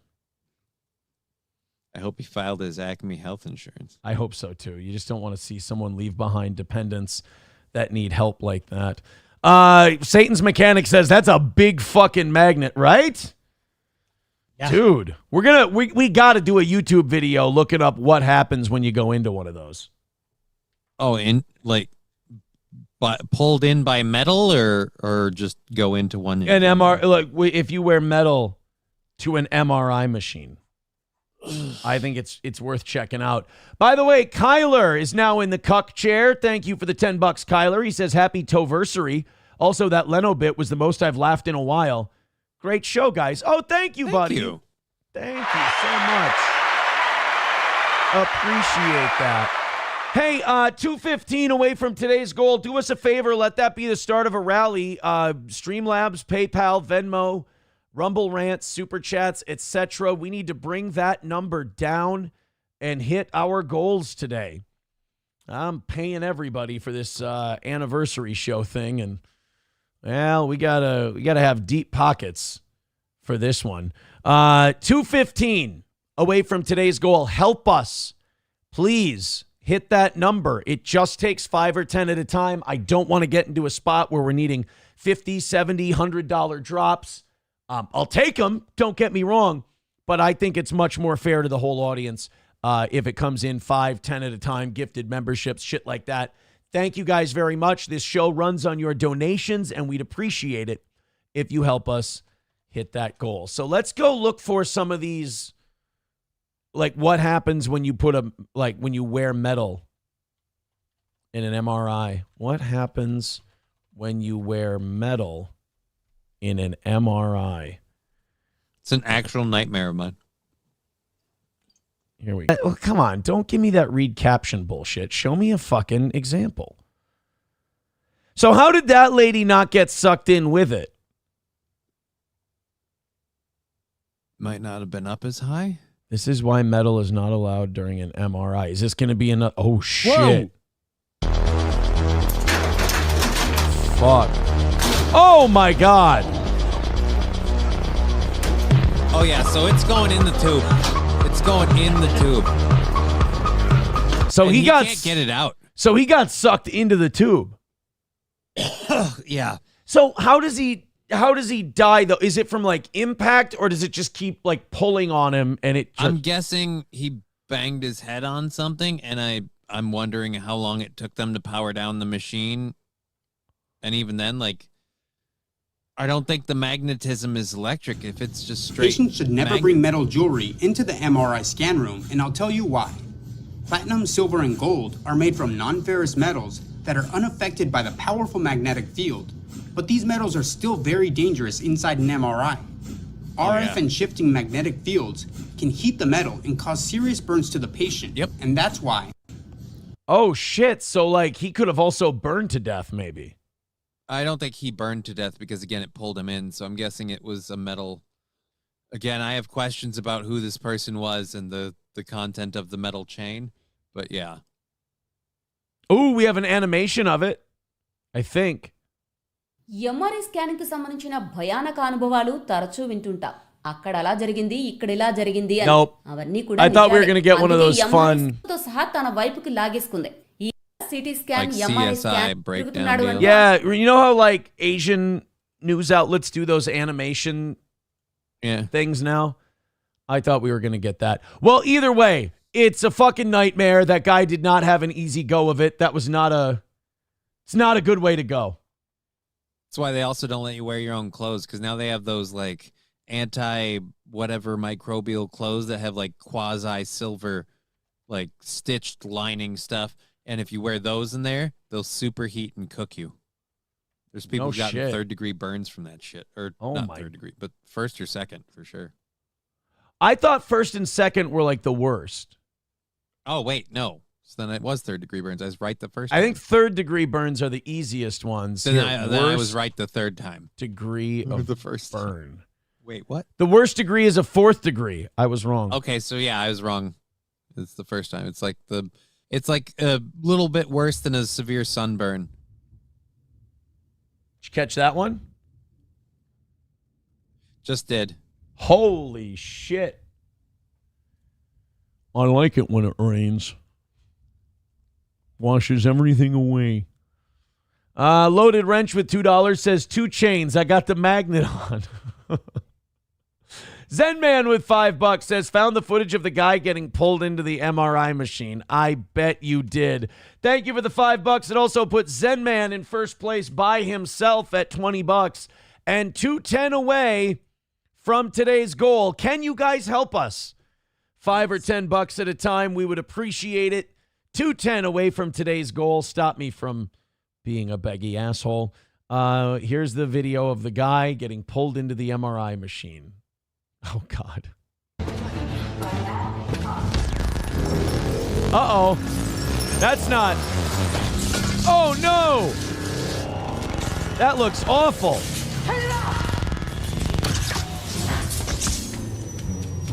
Come on. I think he's dead. No, not quite. So that's what it would look like. I believe everything I see in a Terminator movie. Right? If they show it in a Terminator movie, to me, that's a documentary. Honky with $5 says, imagine the unfortunate soul who has a high iron diet going into that magnetic butthole like the security guard in X-Men 2 with Magneto. That reference goes over my head. In X-Men 2, Mystique, shapeshifter lady, Rebecca Romaine Stamos at this point, injects a bunch of metal into Fat Bodyguard. And as opposed to killing him, like you think somebody who got a straight metal injection would get, no, he goes to work the next day, and Magneto pulls it out of his blood and makes weapons to escape. Jesus. When he's in prison. X-Men movies are hardcore. Thank you, Honky. That puts you at $10, and you're tied for the Cuck Chair. It also puts us at 205. Guys, keep doing this. That thing you got going right now, keep doing it. Everybody with $5, everybody with a membership over on Rumble, everybody with a super chat, everybody with a PayPal. Click the links that are in the chat, and let's keep going. 205 away from knocking this thing out and calling it another win for the toe. Did you see what the girls in the WNBA did this weekend? Attack Caitlin Clark? No, they're way past that. Well, no, they're still doing that, but that's not the hot item. They're going through a collective bargaining agreement negotiation. And anytime in sports or really any business that a union goes into negotiations with their bosses, it's always, the bosses are always, hey, we need to hold the line financially. We're not doing so hot. And for the workers, it's always, we need more money. You're not paying us what we're worth. Well, the women in the WNBA are wearing these shirts during practice that say, pay us what you owe us. Now, you have to remember, this is like the first time America has watched women's basketball in any kind of serious numbers. Thanks to Caitlin Clark and Angel Reese and Sophie Cunningham and some other people. They've got some personalities that people have invested in, and women's basketball is probably more popular than it's ever been. The problem, and attendance is up and ratings are up. Everything's up for women's sports. God bless them. The problem is the economics of what the female basketball players are asking for is not measuring up. So these women are saying, pay us what you owe us. Well, if we go by pay us what you owe us, meaning the league is making so much in profits and they're not sharing it with the athletes, well, and this is going to be really unpopular to say, well, then in that case, the WNBA players are overpaid. I don't know if people know this or not, or if they're aware of it, but the NBA takes its profits and they use that to subsidize the WNBA. So men's basketball makes so much money in TV contracts and other things that they can afford to partially fund an entire league for women. And so when it's kind of tricky, it's not as easy as, hey, people are watching us now. Hey, our ratings are up. So like Caitlin Clark's been in the league. This is her second season. So for now, 1.5 years, 2 years, people have been watching women's basketball. And all of a sudden, all these players are saying, well, we should all be millionaires like the men. The problem is women's attendance, women's TV ratings are still dwarfed by the men. Astronomically. Yeah, so you're not going to find that kind of money. This is, here's a little video of them in warm-ups in the Pay Us What You Owe Us shirts. I would love it if the Jumbotron put up a financial spreadsheet or just largely showing what the WNBA makes. I mean, I get it. Like, I'm not going to shit on the women because, like, why wouldn't you? Like, every opportunity you have to make more money, you should. Right. You know? Like, you should try to get paid because being a professional athlete is a very short lifespan. You know, it doesn't last very long. So get your money while you can get it. But at the same time, I think going with pay us what you owe us is not a good idea because if you go WNBA profit, the WNBA has historically operated at a loss, relying on subsidies from the NBA. However, recent years have shown significant revenue growth. In 2023, their revenue was $200 million. WNBA, they were projected to lose $40 million last year. So, 40 million bucks, that's what got Colbert canceled. Right. Remember, Pay us Colbert's what you owe us. Well, technically, you guys have a debt. Yeah, I mean, if we're doing it that way, then you guys owe the NBA $40 million bucks. You drive my court. You take on debit. Yeah, a debit you owe me personally. So man, I'm glad that Caitlin Clark and Angel Reese have got people watching women's basketball. But I will say the financial illiteracy of the United States has always bothered me. Like people not understanding money. I feel like if we all understood money and, revenue versus expense and profits and profit margins and what it takes to keep a business going. 205 away from today's goal, by the way. Then things like this, we wouldn't be like, pay us what you owe us is definitely not a hill that the WNBA players should die on, because there's a lot of girl power and there's a lot of rah-rah, women are awesome into this, but it's like, it doesn't hold up to the facts. And I don't want to set the WNBA players up who are doing a great job and they're drawing more eyeballs than ever before. But I don't want them to set themselves up in a spot where they can be countered by, you assholes lose money every year. Right. Because, I mean, technically from an investor standpoint, I mean, they were projected to lose and they made. So it's like, okay, you guys still, we still don't trust this boat to float yet. And you want us to take everything and give it to you. Yeah. Right. Like, is it wrong that Caitlin Clark makes $78,000 a year? Really? That's it? That fucking sucks, right? That's shit. Now, she probably has endorsements that make her money or whatever. But it's difficult because, yeah, I agree that fucking sucks that Caitlin Clark only makes $78,000 a year or Angel Reese makes $75,000 a year. But at the same time, if you increase all of their salaries, it's going to be further losses for the WNBA. Mm-hmm. So, again, good for you. I'm glad the thing's making money. I'm glad things are going better. And now, if the shirt were accurate, it'd say pay us what he's earning, and it would just have the arrow over there. Well, and that's just it. If you make this point, you do sound like the asshole. I get that. Like, if you point out the sheer numbers of it, they go, oh, you fucking prick. You don't want to pay these women more money. It's like, it's not that I don't want to pay them more money. If they want to pay Caitlin Clark $500,000 a year, I think that's great. Good for her. That's awesome. I'm just saying that if you give Caitlin Clark and Angel Reese those kinds of raises, you're going to put the WNBA in a shit ton of red ink. Which, once again, has to be paid out for by the NBA.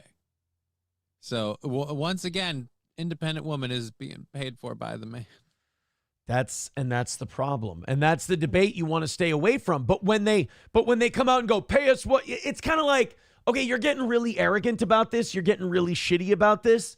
We don't want to counter with this, but you're kind of forcing us to counter with this. I don't want to be a dick. You made me. Yeah, I don't want to be a dick, but you're technically worth less than what we're paying you.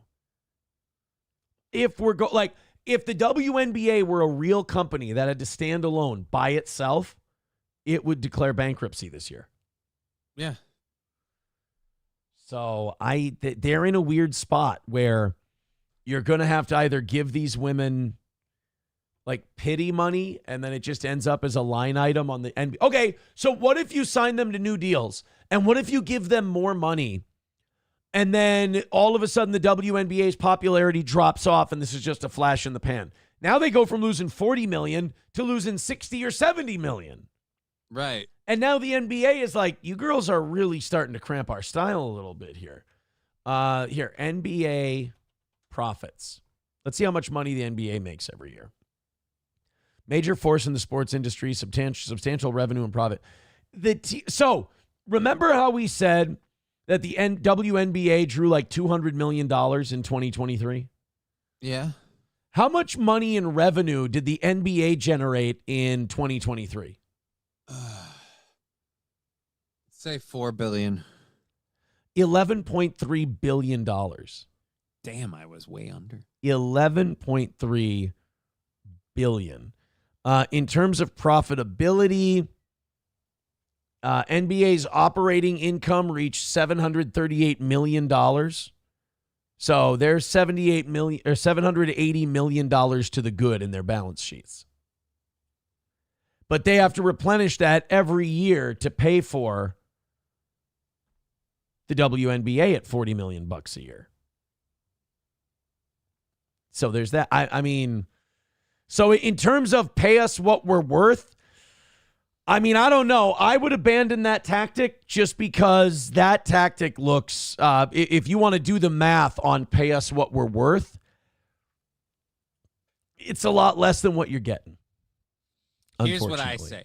They get their raises. They get them across the board. But now they do just the warm-ups, mind you, every warm-up with a shirt that says the NBA is my daddy. I mean, I don't like girl power, but also, like, we want more money. It's like, well, it's coming from the dudes. And I don't have a problem with the NBA subsidizing the WNBA. Sure. But no, me neither. If we're gonna be honest about it, like, the big, strong, independent woman is paid for because daddy's got a little money and he likes to treat his girl. I mean, you're not wrong. You're not wrong. This is what I'm thinking about right now. We are 2:05 away from today's goal. And we got about an hour and a half left. I'm trying to focus on the show, but this is a bad omen for today and a bad omen for the anniversary week. Take the pressure off a little bit. Throw us a couple of bucks. Streamlabs, PayPal, Venmo, Super Chats, and Rumble Rants. Thank you, guys. We sure could use a rally right about now. We're starting to get to that point where Aaron's going to sound pretty fucking pathetic very, very soon. Thank you very much to Joe Smash. Says, put this to the Meat Hammer 4 for first. All right, Joe Smash wants to be Meat Hammer 4. I mean, that's fine, right? Okay. Meat Hammer with $20. That puts Anonymous in third at 15. MN Gal in fourth with 10. And now Nicholas is in the cuck chair with 10, and Kyler is going to drop out of today's proceedings. Thank you, Joe Smash. Joe Smash, give that man a Hogan. We want the gold, sucker. Hulk Hogan, we coming for you, nigga. And that's going to put us now $20. Hey, that's going to put a dent in things. That's going to put us $85 away. Or no, $185. I wish it put us 85 away. 185 away from today's goal. Keep going, guys. 25 minutes from now, I'd love to be at $100. Thermodyne Diesel gifting a membership. Thank you, buddy. Here we go. How about a little bit of a rally? 55 gifted memberships away from 300. If we hit that, I'll go till 11. But right now, $180 away from today's goal. That's looking good. Mudbutt Beardo with $19.99. Give Mudbutt a Hogan. We want the gold, sucker. Hulk Hogan, we coming for you, nigga. And now Mudbutt Beardo is now in third place.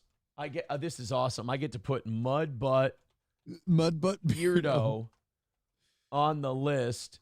Anonymous goes to 15. MN Gal goes in the cuck chair at 10. And Nicholas now goes onto the list with his 10. Thank you very much to the one Mudbutt Beardo for the $20 super chat. 165 away from today's goal. Holy shit, it's rally time. Keep it going, boys and girls. Thank you so much. Lab Glass gifting a membership. Thank you, Lab Glass. That puts us 160 away and 54 Rumble memberships away from 300. Thank you so much. 160 is the number. Keep going, guys. This is great. And again, $20 and under. Just keeping it going. Thank you very much. Streamlabs, PayPal, Venmo, Super Chats, and Rumble Rants. Let's do this. Thank you very, very much. I mean, Is this where $100 drop would come in fancy as fuck? Sure, absolutely. Right. But you guys are showing us that you can do it 5, 10, 15, 20 at a time. Let's keep doing that. Thanks again. 160 is the number today. Thank you. All right, so now we have to do a story that's close to home, that's here in Minnesota, that has to do with something that's very popular here this time of year. And that is demolition derbies. Oh, dude, those are fun. Demolition derbies are a pastime in Minnesota. Fucking April came from Litchfield. She loved a good demolition derby. Dude, I saw one with buses. I don't know how you don't love a demolition derby. Do they do? If you don't live in Minnesota, you don't understand. You may not understand this, but what they do is they'll get a bunch of combines. They'll get a bunch of farm equipment, put it into the pit, the demolition derby pit, and they'll fucking wreck those. Like those big combines will go chug-a-lugging at 5-10 miles per hour and just boom, wreck into I mean, it is, I'll admit, demo derbies can be fun. I'm not even a big, farm, small town kind of guy. Demo derbies can be a lot of fun. Oh, yeah. But on the flip side of that, demo derbies can get people fucking hurt bad. I had an uncle who did demolition derbies for a while. It's brutal, dude. It's really, really, like you look at the way some of those cars get hit and you wonder how those people don't get hurt more often. CTE is the undiagnosed killer. In oh the my God. And like, community. It's not like NASCARs. It's not like they're taking nice, pristine cars. They're beat up old pieces of shit that these guys tinker with in their garage just to get it running.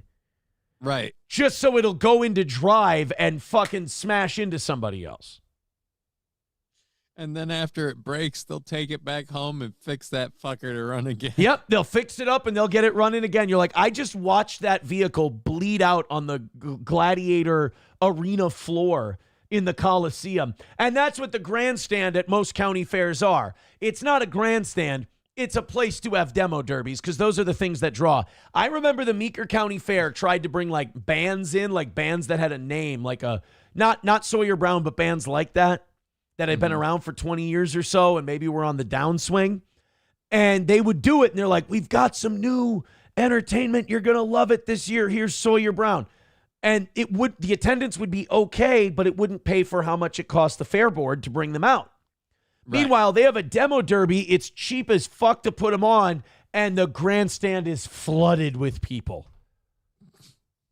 Everybody wants to see this go down. It's remarkable. Well, we've got one in Isanti County this weekend where it didn't end so well. It's kind of the darker side of the demo derby, and we'll get to that in a second. 383 Novocaine with $1 says, what's your shirt say? Bigger is the way I like my... No, it's bigger and weirder. It's my Weird Al Yankovic tour shirt. From the Weird Al? It's from my Weird Al tour. Sheriff Dabbler with $10 says, what's wrong with this world when a random idiot nobody can get magic traction just making a stupid video in their car about being blocked? Hey, man, your screen name enables that type of shit, so you don't get to say, what's this world coming to? You're part of it, buddy. Like, you are part of that world that brings that noise, so you don't get to rub your fucking hands together and go, oh, what's this world coming to? The world's coming to you. That's what's going on. Thank you for the $10 though, Sheriff Dabbler. I'm just kidding. Angel Roll gifting 5 memberships over on Rumble. That's a Hogan. We want the gold, sucker. Hulk Hogan, we coming for you, nigga. That's going to bring us down to 130 from today's goal. 130, you guys. That's great. Thank you so much. And it's also going to give us a new number 1. As now Angel Roll is in first at 25. So let's do that. Zen Man in second at 20. Meat Hammer in third at 20. Mudbutt Beardo in fourth at 20. And Anonymous is going into the cuck chair with $15. And that means that MN Gal is going to be sit down on the bench and kicked out of the cuck chair. But you guys are only 130 away from today's goal, and you're only 49 memberships on Rumble away from 300. So let's get all that updated. There we go. 130 is the number. Hey, $30 in the next 20 minutes. Then we've got ourselves back on track. Thank you very much. 130 away from today. Sheriff Dabbler says, with $5, says win by 2 was hanging all over that new guy's balls. Is it sad? Yes. But like, haven't I been telling you, like, I lack empathy because I've been telling you guys that this stuff is sad for a year now. And like, I'm sorry that it's so disastrous to have to look me in the eye and say Aaron's right, but I'm sorry I am. Angel Roll says defense, it is very hurtful when you have, as someone who's had to do it more than I want to. It's difficult. It's fucking hurt. It hurts. I understand. I guess, you know what? I guess I get it then. I'm probably being mean-spirited. 125 away from today's goal. Guys, this has been an awesome rally. Keep it up. So wait, Sheriff Dabbler, is he in the cuck chair? No, he's tied for the cuck chair at 15. Hold on. Let's put the sheriff on our list here. Thank you, guys. 15 for the sheriff. Lots of 5s, lots of 10s, lots of shit like that today. Thank you so much. Keep that energy going. 125 away from today's goal. In the next 15 minutes, let's get under $100, and then we've got ourselves right on the cusp of a steel-toe W. So we got a lot of people writing in about demo derbies right now.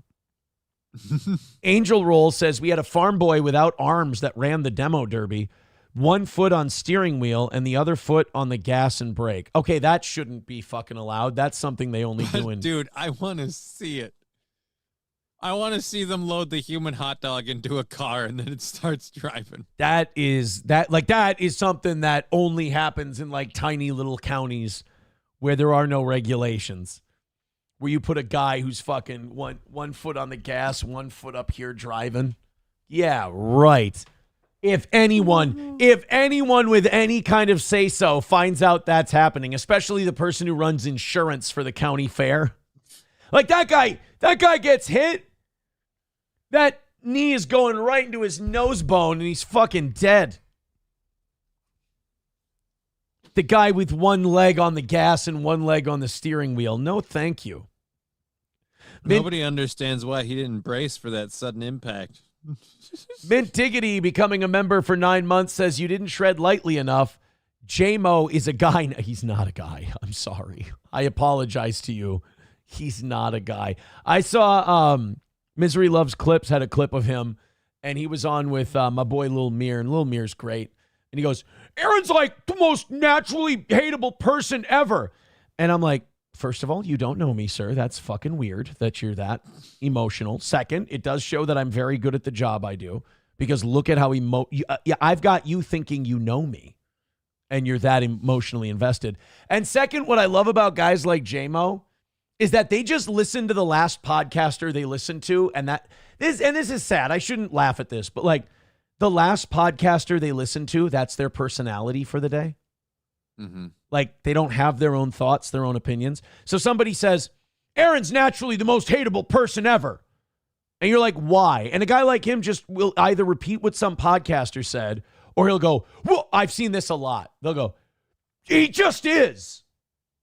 You'd be like, okay, so you're just an angry guy in general. Like, and I'm the one you're funneling this hostility Seems like towards. a you problem. Yeah, learn the difference between we have a problem and you have a problem, J-Mo. I'm sorry, bud. Flinty Gecko gifting 5 memberships. God Thank you. Damn. Flinty Gecko, thank you very much. That's going to put Flinty Gecko, I believe, in the cuck chair at 20. Yes. Anonymous is out at 15. And now we've got Flinty in the cuck chair at $20. So it is a logjam. $25 separates first and the cuck chair. Thanks, guys. And we're officially 110 away from today's goal. We are just $10 away from being ahead for the first time today. In the next 15 minutes, let's get down to $100. In fact, guys, fuck it. Why don't we just keep going after that? Just keep going. All right, let's find out what happened at this demo derby, and let's see how much of this is a stereotypical small-town Minnesota story. New this morning, an update about the demolition derby driver involved in a serious crash during a show on Thursday. We've learned he has now passed away. That according to a GoFundMe page set up for his family, including his new wife. Instead of another show last night at the Isanti County Fairgrounds, there was a vigil for the community to come together. According to that GoFundMe page, Josh Wines was a newlywed about to go on his honeymoon.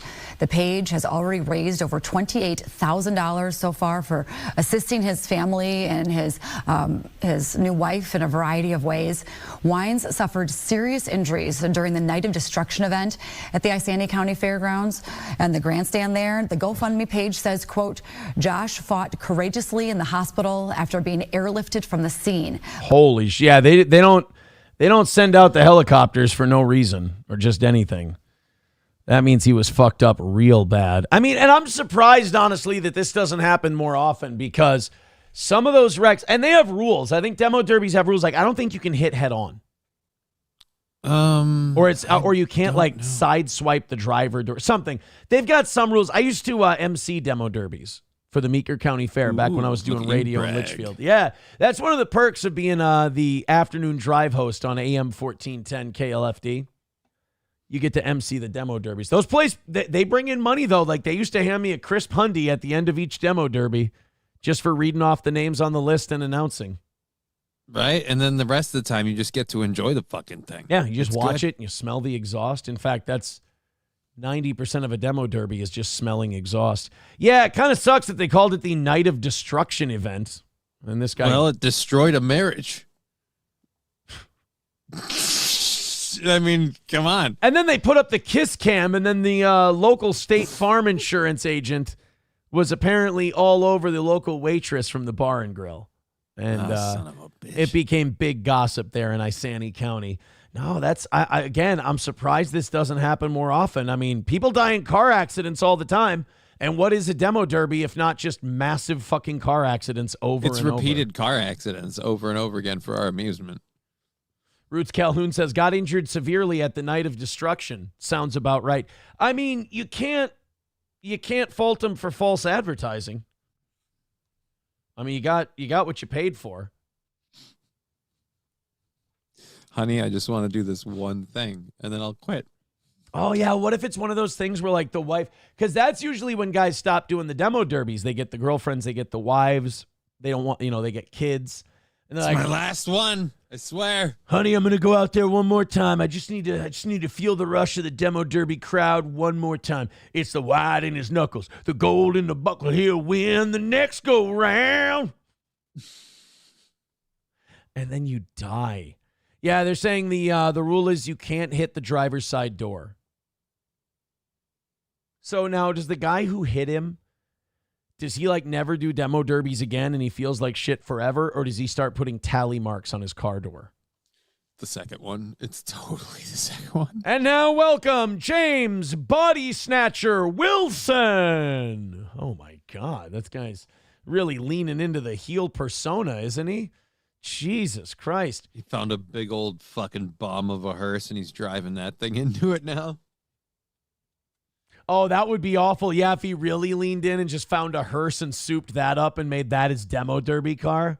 Right? Oh, no. And then he's like the Undertaker, after it's over, he goes and gets the second place guy from out of his car and loads him into the back of the hearse and they play the Undertaker's theme music. Oh, my God, that would be awful.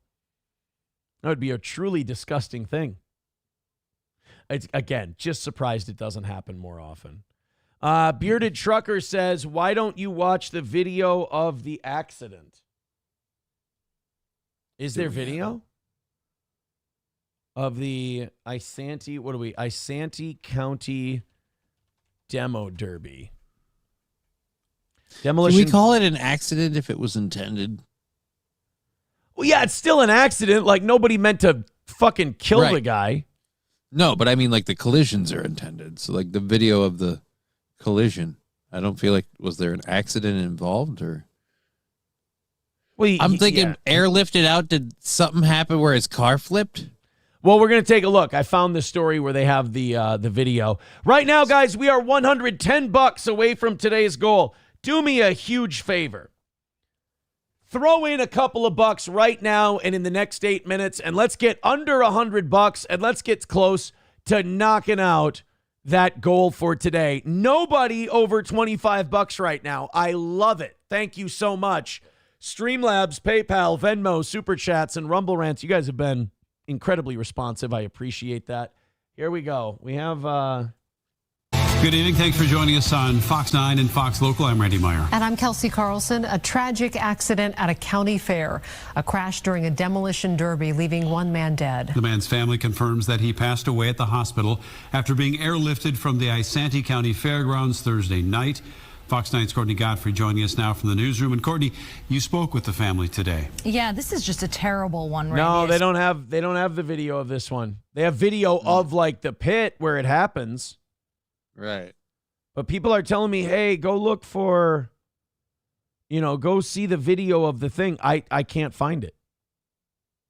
Imagine that the Isanti County Fair doesn't want video of this. Yeah, imagine that they didn't really. And I don't think the, what do you call it? I don't think the person who filmed it and I don't think the news wants to show. I mean, they'll show pretty much anything. I don't think they want to show a guy fucking dying at a demo derby. I don't think that's... I'll play one more news story on it here. Maybe they have it, but I don't think so. A race truck driver is fighting for his life after a horrific... Tell me you were born in an urban area without telling me you were born in an urban or suburban area. He's not a race truck driver. He's a demo derby guy, asshole. Accident at a local county fair. He was involved in a rollover crash. Oh, yep, there you go, Johnny. You called it. Airlifted out, died of his injuries, had to be rollover. It was a rollover. There he is. And he's fucking pancaked too. And it's not like demo derby cars have like crazy structural integrity. Yeah, or like, great safety features. Yeah. Had to be physically removed from his truck before he was airlifted out of the grandstand. John Lordson was in Isanti County today and talked with a witness about what happened. Last night, that turn that we were sitting right in front of seemed to be like... That looks like a girl who goes to the county fair demo derby. I mean, she is about spot on, dude. She doesn't go home alone, though, buddy. No, doesn't go home. You can say what you want about that girl, but she does not go home from the county fair alone. If she ain't married already with like 3 or 4 kids, she's probably one of the hottest girls at the county fair. She's the county catch. She is the county catch, that's for sure. If you want to go hunting at a county fair, you better bring those standards down a little, because this is a 9 at a county fair. The hot spot for crashes. Lacey Mose was inside the Isanti County grandstand for what was being called the Night of Destruction event. She says 2 crashes happened right in front of her. And that's just going on the rides. That's one of the risks you take. Oh, shit. One driver walked away from the scene. The other did not. Then you look over and you just see this black pickup truck that's pancaked to the ground. I don't think I've ever heard so many people be so silent for the amount of time that they were, just hoping and praying that he was going to be able to walk out. You can still hear the sirens going off behind her. Of it. Mo says the crash occurred during an 8-cylinder race involving trucks. She says the stunned crowd watched as the driver was finally removed from his vehicle, and first responders performed CPR for several minutes. And then they essentially ended up saying a couple prayers, and then they said, "I'm sorry, the show's over." And at that point, the lifelink was making its way to the grandstand. I don't mean to say whether or not they should have ended the show after that guy got hurt, but Vince McMahon finished the Bad Blood pay-per-view after Owen Hart fell from the ceiling. And may I say, for the record, giant fucking mistake on Vince McMahon. Like, that's a really shitty thing to do, is like have a guy fall from the ceiling, hit his head in the ring, and then fucking die. And then you make all 15,000 people in attendance and the wrestlers, you make them all continue the show after they're all pretty sure their friend just died. That guy's dead. Yeah. The man was then airlifted to North Memorial Medical Center in the Twin Cities with life-threatening injuries. Some race fans told us that these trucks don't have protective roll cages on them during these events, and they believe a roll cage may have helped in this crash. I don't know. I saw how pancaked that fucking thing was. Well, that's what the roll cage would prevent. I would prevent, maybe. Yeah, like, sure, that it probably would have. You're right. I won't argue with him on that one. A roll cage probably would have helped. But again, this is Metro news reporters just not getting how demo derbies work. Roll cage is not These exactly. are pieces of shit. Yeah, roll cage is not exactly the first thing on their minds. In this case, I don't think I've ever seen a truck so flat on the ground. Losing sleep about this, because that just sticks with you. Watching that happen and watching them try to save somebody, I have not been able to stop thinking about him. In Cambridge, John Lordson, WCCO News. Yeah, they've got a GoFundMe up for that guy and his family. Oh, shit. It's fucking brutal, man. Like, that's, and I'm surprised it doesn't happen more. But then again, I'm sure more people have roll cages. I think a lot of people just rely on the idea that we're going to keep all four tires on the ground. We're just slow and deliberate collisions. Yeah. So we'll be fine. 383 Novocaine with $2 says this is a derby that was autocross. We'll check that out in a second. Sheriff Dabbler with $5 says Dark Side of the Ring episode on Owen was really good. Oh yeah, Dark Side of the Ring is very good. Be sure to check that out. That's going to put the Sheriff at $20. He's tied for the Cuck chair, and technically the Sheriff is now tied for second place because first place is $25 and Cuck chair is $20. And we are 105 away from today's goal.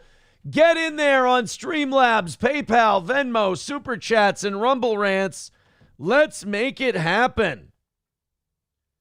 Let's get this thing done and call it a win for the toe. We got 1 minute until 9:30. So $5 real quick, and then a hundo in an hour, and we're right on track. Thank you, guys. 105 away from today. Dub says, anyone drive a Tesla in a derby yet? Hey, there's always room for someone to be the first, right? I think it's the worst part about that truck. It's probably gotten so many beatings if you put it on its roof like they did. There was nothing to give it any resistance. Yeah. Again, just surprised it doesn't happen more. Let's see the autocross demo derby. Let's see what this looks like. Well, could you give us a timestamp? This is how many is 25 minutes long? Oh, that's the other thing about these. Loud as fuck.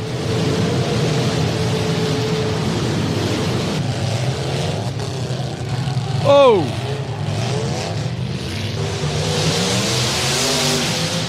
By the way, this is who you become when you take bumper cars way too fucking serious as a kid. But when it's the only fun you had. Yeah. Jesus.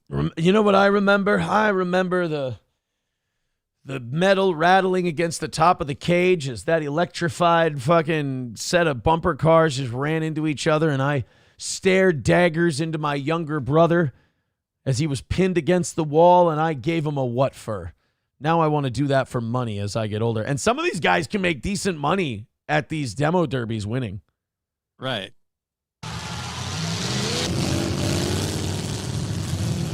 Oh, yeah, that's not that. Oh, see? Not good. You see that guy wave the red flag? You're not supposed to do that. He drilled that guy in the driver's side door. You're not supposed to do that. I think this other car moved. Here. He was trying to hit this guy in that tire. For his front quarter. And then boom. Go! Yep, you're out. That's how you end up dying. That's how you end up killing somebody, by the way. is some asshole backs up and then just leaves you to take a shot unprotected like that.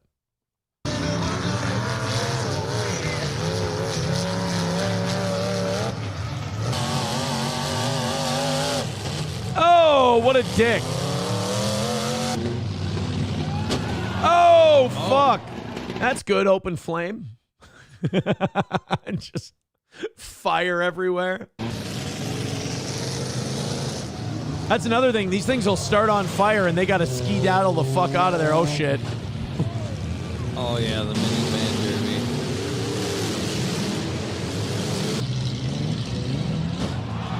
Oh, yeah, you got to try and take a shot at their wheels and try to render them immobilized there. Or you got to knock them so hard that something goes wrong with the engine. Right. It's not, I mean, it can't be that scientific, right? You just A lot kind of people used to try and hit him in the rear end to kind of, plug up the muffler a little bit, and that way that sounds engine fucking will choke gay, out. dude. That sounds really gay, what you're doing right Yeah, now. it's called the tush push. It's a different kind of tush push at the demo derby. 105 away from today's goal. Streamlabs, PayPal, Venmo, Super Chats, Rumble Rants. Go ahead and throw us a couple of bucks and let's get this last little chunk knocked out for today. I appreciate it. Well, rest in peace to that guy. Yeah. That sucks a dick. And, those guys have a lot of fun doing that shit. And so from it to go like one of the funnest things you look forward to all year to how horrible it ended. Awful. Hey, I don't know if you saw this over the weekend. And I don't know how much time we're actually going to spend on it because it's just gawking at a photo. But Eva Longoria, you remember Eva, right? Yeah, I like Eva Longoria. Eva Longoria is 50 years old. Okay. Brace yourselves. What I'm about to show you is a 50-year-old woman. Dude. Sweet Jesus. Eva Longoria is still an absolute smoke show. And look, people can sit there and they can be cynical and then go, you can get plastic surgery. She doesn't look overdone. That looks like crunches. That looks like working out. I'm sure, has she had work done on her tits? Maybe, but it doesn't look like a lot. No, actually, it just looks like she doesn't. No offense, and I don't mean this in a bad way. She just doesn't have really big tits. A lot of people forget that as they get bigger, their life shelf depreciates astronomically. Her nipples still look cute. I like a cute little nipple poking through a swimsuit. If you see a big old eraser nip coming through, that's aggressive. That intimidates me. Now, here's the question. What if that's the starter nip and it gets bigger from there? Then you're talking now. Okay, now you're talking about areolas.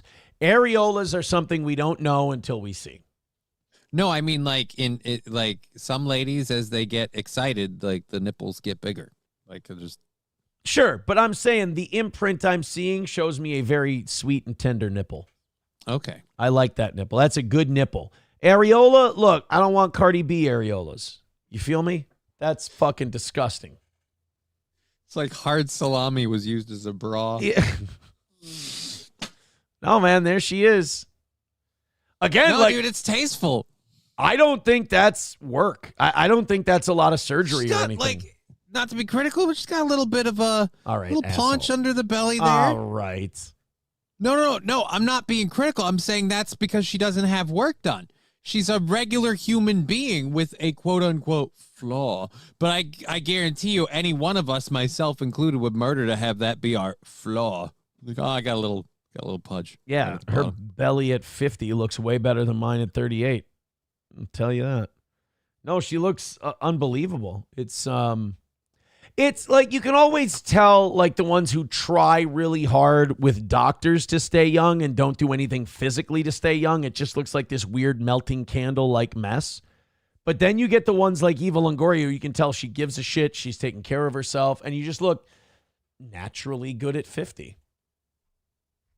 So good for her, man. She looks great. Yeah, Zen-Man says would smash. Yeah, I don't think there's a lot of us in this world that are turning her down unless you're into, like, dudes. Dinosaur Fuel says, not with the money she has, better be perfect.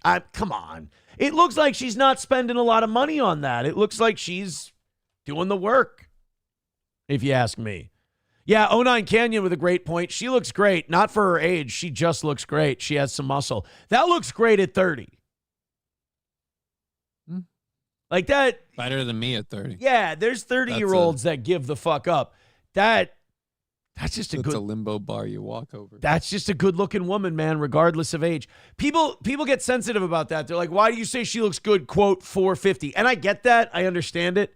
What I mean is she looks amazing. And if you take the general population of 50-year-olds, they look nothing like that. Well, it's also really easy to be like, oh, what do you mean by that? Like, well, then clearly you don't understand what it is to work out every day and get yourself in shape. To get to that point, maintain it throughout time. As you get older, that gets even harder. Yeah. So it's difficult. But if you keep at it. It's a constant uphill battle. It's easier to keep it that way than make it that way. Let's put it like that. Hey, guys, 105 away from today's goal. Do me a favor. Let's do one last rally. You know that big rally we had a little bit ago? One more of those. We're perfect for the day. Also, 49 gifted memberships on Rumble away from 300. Thank you very much. $105. Let's do it on Streamlabs, PayPal, Venmo, Super Chats, Rumble Rants, gifted memberships. We're almost there. Thank you very much. Keep it going. Cannot thank you enough. We've seen some disasters today. We've got one more for you.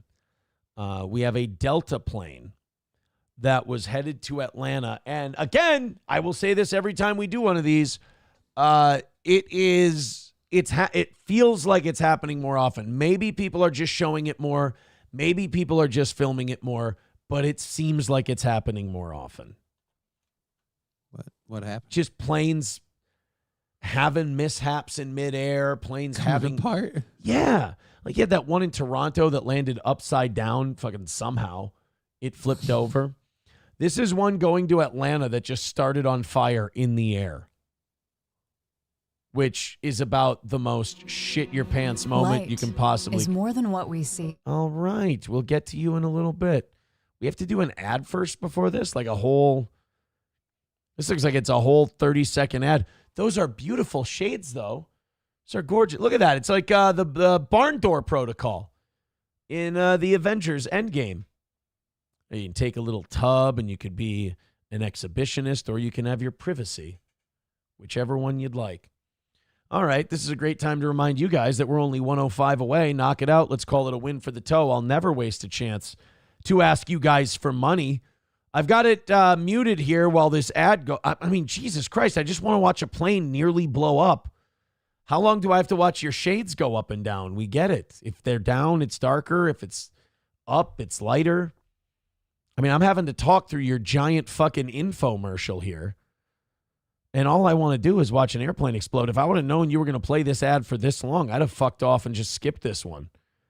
It was, here we go. Latest Oh my God, you're not done yet. Shades. We got it. Light is important. Shades are good. Here we go.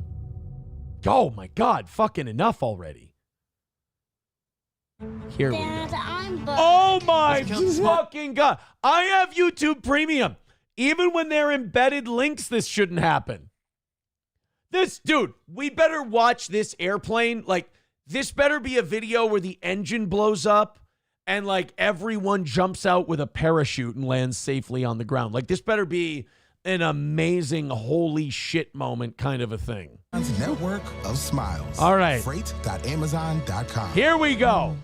If I haven't said it already. So we're taking off.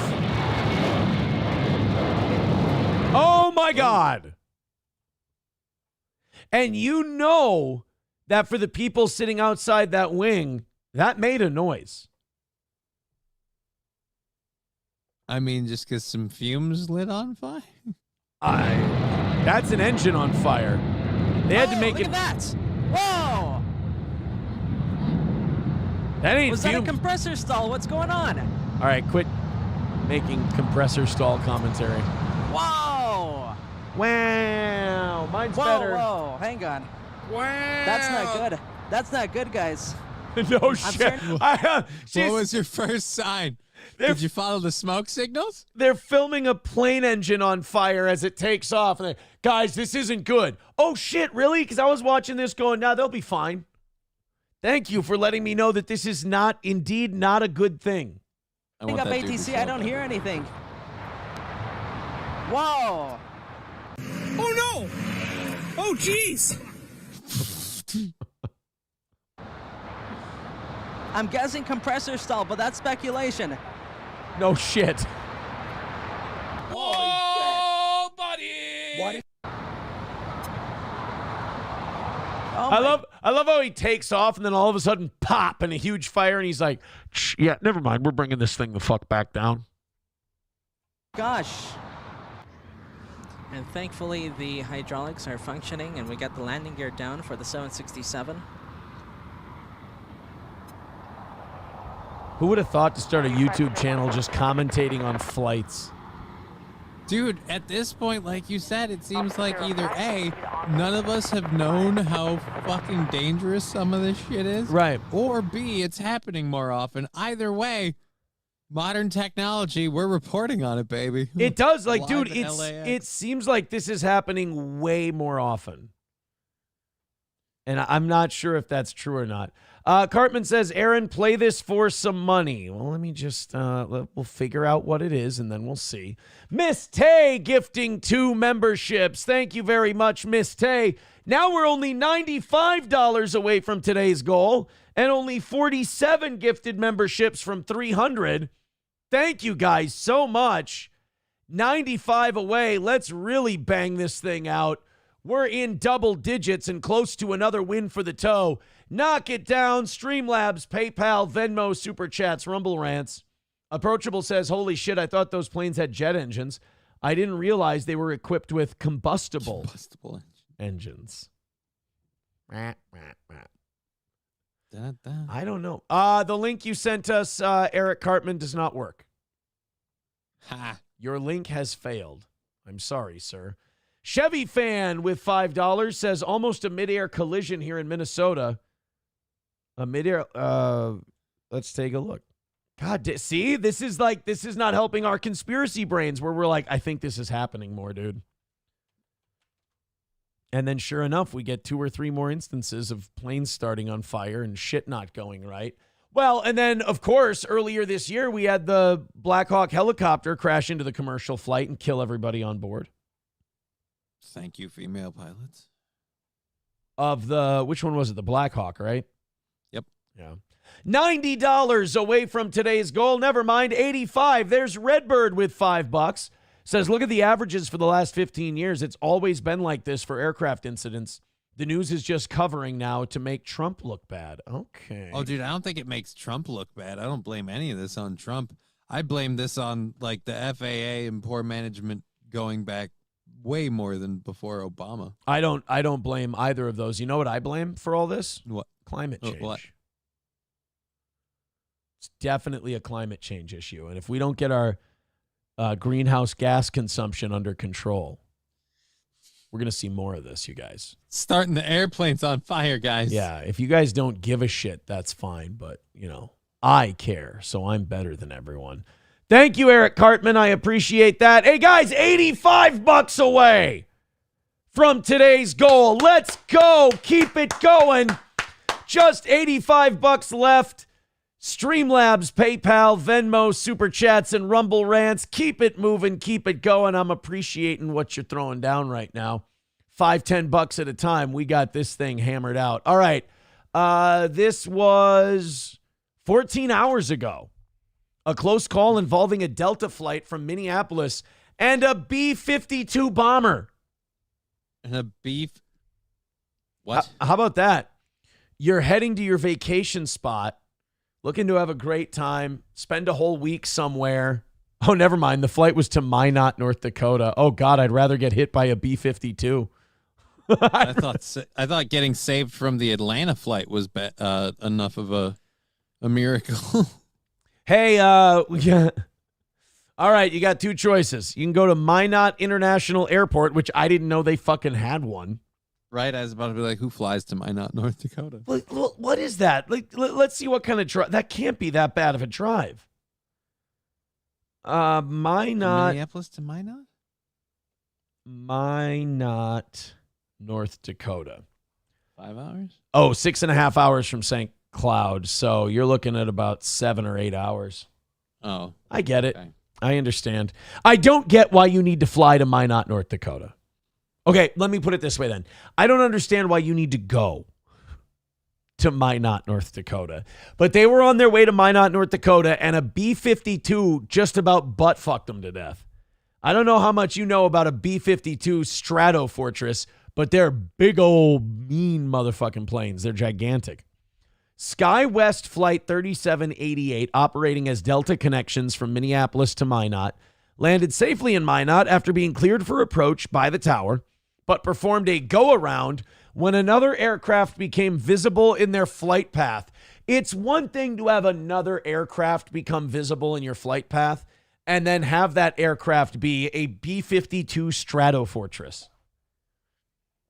Jesus. A passenger on the flight recorded videos of what appears to be the pilot explaining the aggressive maneuver he had to employ to avoid a B-52 bomber when on approach to the airport. Yeah, you don't need to do that. You don't need to get on the thing and go, attention, this is your captain speaking. I just did a crazy fucking move right now because we almost got butt-fucked by a B-52, guys. You almost died, but hey, we'll be down on the ground shortly in Minot. Hey, I got bad news and I got worse news. Oh, what's the bad news? We almost got fucked up by a B-52 Stratofortress. What's the worst news? We're going to be in Minot soon. We're on schedule to land in Minot. What's the good news? We could all still die in a fiery plane wreck upon landing. That's the good news. So let's see. Let's listen to the pilot explain this. Explain why he had to do a barrel roll. This was Saturday. On the right-hand side, you probably saw the airplane kind of sort of coming at us. You saw that's awesome. If you look out to your right, you probably kind of sort of saw the airplane coming at us. Nobody told us about it, and so we continued, and air traffic. There's no radar here, so the tower is controlled, or excuse me. Yep, you heard that right. At the Minot, North Dakota airport, there's no radar there. It's an international. We just all do it by eye. Yeah, apparently the feller in the tower couldn't eyeball the B-52 military bomber that was coming towards us. So, well, you know, everybody goofs once in a while. What was it? I'm just imagining like Lerner Airfield from Con Air at this point. The tower does everything visually, and so they said report about 6 miles from the airport. So we did that. I think he realized that the spacing wasn't going to work, and he said turn right. And I looked over, and there was an airplane, which those of you on the right-hand side, I thought it was a small airplane like the one you see at the airport right now doing touch and goes. And he said turn right. I said there's an airplane over there, and he says turn left, and then hey, do me a favor, turn right. Yeah, there's a fucking B-52 over there. All right, try left. Then fucking go left. I don't know, man. Why am I? Dude, this is a very chill air traffic controller he's got. Hey, man, I need you to go right, dude. There's a giant military plane. Oh, shit, you're right. Hey, man, try going left. Yeah, good call. At the time we read back the clearance, looked over and saw the airplane that was kind of coming on a converging course with us. And so given his speed, it was a military, I don't know how fast they were going, but they were a lot faster than us. I felt it was the safest thing to do to turn behind it. So sorry about the aggressive maneuver. It caught me by surprise. This is not normal at all. I don't know why they didn't give us a heads up. Because just letting you know, guys, like I know my job is to keep you calm as a pilot, but that fucked up shit I just did, I had to do it because there was a big ass military plane bearing down on us. That ain't normal. You just experienced a super fucked up situation. We'll be down on the ground shortly. Thank you. If I could take an extra moment, I'd like to throw the airport under the bus, so to speak, with the whole like you guys don't have your radar. When I get my hands on fucking Tommy Chong up there in the air traffic controller tower, I'm going to strangle him over. The Air Force Base does have radar, and nobody said, hey, there's also a B-52 in the pad or two. I'd like to throw the military industrial complex under the bus. I'd like to throw the Minot International Airport under the bus. And I'd like to beat the living dog shit out of the guy who told me to turn right. Long story short, it was not fun, but I do apologize for it, and thank you for understanding. Long story short, it was not fun. We almost got bukkakied by a Strato bomber. How do I classify that? Not fun. I just find myself saying, why did you film your legs if your pants were that dirty? So well, I mean, you know, a girl's got to be comfy when she flies, right? That's fine. Just don't zoom in. Thank you very much to Zenman with $5. Where does that put our boy Zenman in the standings today? Now Zenman's tied for first. Nice. At $25. Thank you, pal. Appreciate that. $5 separates the cuck chair and first place. We're now $80 away from today's goal. We've got over a half hour left, and we're $80 away. Thank you. Zenman says another vantage point of the airplane accident. You want to see another vantage point? Yeah. Let's see. I bet you this is real. Let's see. Why you parked so close? Get out of the fucking way! Dead ass! Altima Airlines got priority! Are you... This people have been having a lot of fun with that AI shit. Yeah. And by the way, it's all like SP was showing some of these to me on TikTok last night. And she was showing me these, and like it like all the AI is just racist as fuck now. Like we were like literally I had to ask her in bed last night. I'm like, honey, I gotta ask you something. So all this AI, like Grok turning into a Nazi, the Microsoft AI chatbot turning into a Nazi, that thing that Google created wanting to end humanity, and now all this AI on TikTok and Facebook and Twitter and YouTube and shit turning into like black stereotypes. Like, what does that tell us? Like, it tells us that if left to their own devices, this AI will turn Nazi. It makes you wonder, like, would we have gotten Nazis no matter what eventually? Even the machines become Nazis like, eventually. Yeah, people talk about, like, would you go back in time and kill Hitler? My question's becoming, would it matter? Like, there would be another Hitler. There would be someone to hold up that torch in a way. Right. It might not be Germany. It might not be that time, but it'll happen eventually. Maybe not today, maybe not tomorrow, but soon, and for the rest of minorities' lives. Yeah, it's oh shit, somebody wrote, I lost it now. God damn it. Yeah, it does make you wonder with all that AI shit, like is like racism their natural default? Cuz I saw one yesterday, they're just brutal. It's like there's a black guy eating a chocolate bar and an old man runs up to him and he goes, don't bite your fingers off. Like, it's racist and it's mean and there's no reason. And it's all AI generated. See, but now we can have the fun of laughing at the racism, but it doesn't have to happen in any way. Yeah, we can excuse ourselves by saying, well, I'm just laughing at something that really looks like racism, but it's not totally racism. I'm not doing blackface. I'm making the computer do blackface. It's different. I'm fine. I'm just typing in a suggestion to the computer and it spits back at me white people saying horrifically offensive shit to blacks. So technically I'm cool. Eric with $10 says 10th anniversary show in Minot, North Dakota. Well, I mean, we would see everybody at the airport, apparently. I guess so. Guys, we are $70 away from today's goal. Yes.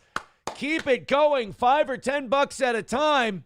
We can get that 70 down to 0 and call it another win for the toe. All right, this is what Cartman sent us. This is J-Lo on stage. I think this had to do with the Eva Longoria thing from earlier. This is her on stage this weekend. What the Like, she doesn't look bad. She's 55, by the way. She looks fantastic. Whoa. Good thing that guy's gay. Like, this is one of those things where, like, even, like, Ben Affleck, like, was with her or whatever. Mm-hmm. This would be enough to make you kind of upset. Did Ben and her break up again? Oh, yeah, they're done. Sorry, man. Yeah, then that's... I imagine things like this may have played a part. Yeah, you can't, like, dry fuck your backup dancers when you've got a husband. That ain't cool. Dude, he can't, like, fake eat her pussy on stage. Look at that. Okay, dude, at what point is this not just soft core? Dude, yeah, no. Whoa. Hey, what the fuck? Yeah, we got to turn this off. We're going to get fucking... Empowerment, guys. You guys are so empowered. That was just her getting... They were taking turns on her. They were... Right. Like, that was a train. She was owning it, though. That's why it's such a strong feminine message. God damn. I don't really know what the... Look, I'm trying to find out what the message from the artist is in this one. And I'm having a... Other than breed me, Amadeus. I'm not really sure what the message is in that performance. And at 55, you shouldn't be getting hammered away on by 3 dicks. Yeah, what are you, Madonna? Yeah, that should have gotten out of your system a long time ago. 1 dick is all you need at that age, for God's sake. Well, somebody, too, with $1 says, this one's for you, Aaron. Uh-oh. Guys, if you want to knock out... If this is more like racist AI, if you guys want to knock out the goal that way... I'm all for knocking out the goal. We got a half hour left. We're $70 away from today's goal. Streamlabs, PayPal, Venmo, Super Chats, and Rumble Rants.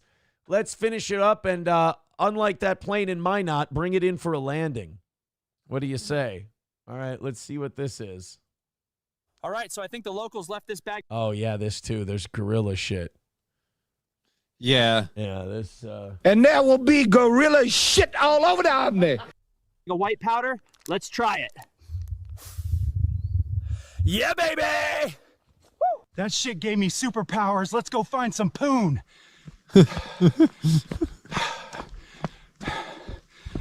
Well, I found this nice piece, and we'll be going back to my cave to inspect the internals with my shaft. I knocked the bottom out of that. Hopefully she's gone by the morning.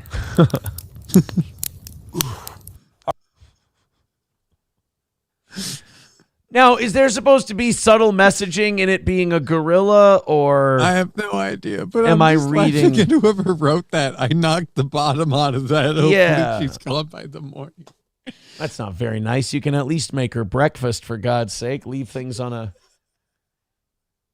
I was never good with the whole one-night stand thing. I always ended up dating them for a little while, just because... You couldn't just hit it and quit it, huh? No, I felt mean.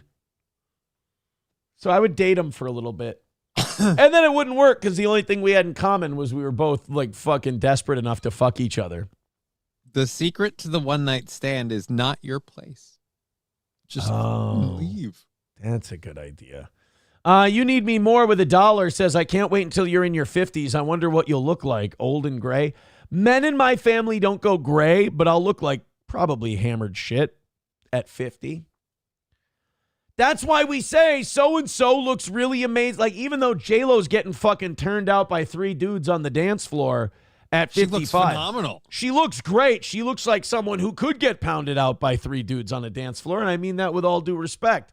So don't come back at me like, oh, we'll see how you look at 50. That's my fucking point. My point I'm gonna is... look like shit. We're all going to You're look gonna like shit. We're all going to look like hammered shit. Approachable says Aaron could never do the one-night stand thing because it was too hard to cheat on them in one night. Thank you, Approachable. I appreciate that. I don't know. I just, I don't know. I think it's more of like a simp move. You know, like you just can't walk away after one. I felt two things. One, it felt mean. And two, I've always had imposter syndrome when it comes to pussy. Mm-hmm. Like if I fuck, I'm like, I might never fuck again. Like I have starving man syndrome. Where I'm like, this may be the last meal I ever eat. I better load up. Yeah. One time and then gone. What if it never comes around again? Here's the thing. I really enjoyed what happened here. Here's the thing about pussy. As long as you're not a complete fucking retard, you can get some.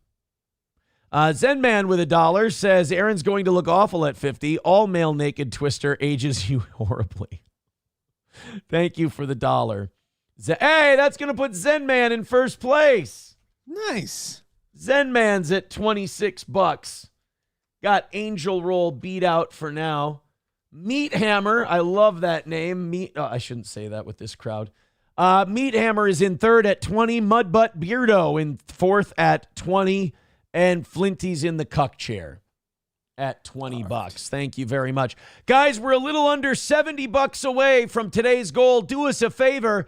Streamlabs, PayPal, Venmo, Super Chats, Rumble Rants, and let's call it a win for the toe. Hey, our buddy Billy Nord writing into the program. Mm-hmm. Billy Nord, of course, running for Senate. I think it's nordforsenate.com. Mm-hmm. He says, good show this morning. I have an airline safety bill I want to introduce if elected to the U.S. Senate, named after Nathan Fielder. Here's my pitch. Well, shit, you want to see what our buddy Billy Nord wants to do? Yeah. What's for the pitch? Airplane safety? If it's an AI gorilla, it's fucking ballsy. And hilarious. If it's an AI gorilla letting us know about the airplane safety bill, I'm in. All right, here we go. HBO Max series The Rehearsal, Nathan laser focuses on the airline industry and how we can make air travel safer. And he did the work. During the taping, he actually became a licensed pilot and currently flies 737s professionally. Billy, quick question, buddy. Billy Nord for Senate. Billy Nord for Minnesota on Instagram. But why can't we clip the mic on? Yeah. Oh, let me hit like. There we go. He presented his safety measure findings to Congressman Steve Cohen of Tennessee in hopes to coordinate some sort of congressional hearing in front of the Aviation Subcommittee. But Representative Cohen essentially shunned Nathan and his ideas. Let's have a look. You can see I've done the work. Let's get this on everyone's radar and, and let's work together to save some lives. What do you think?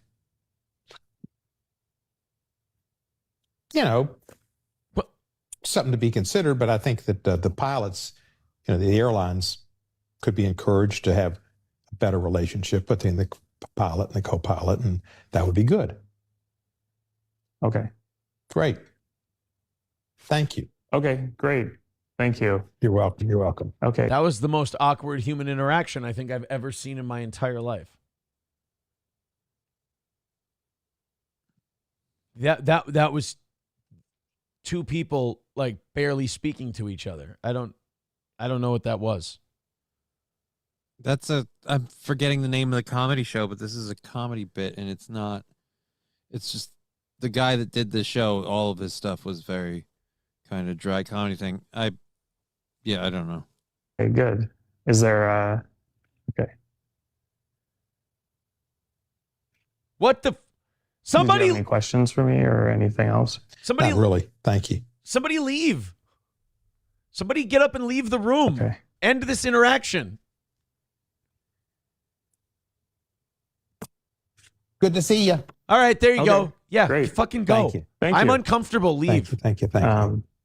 Thank you, sir. All right, I'll just clear it out. All right, I got to skip this. What's the bill?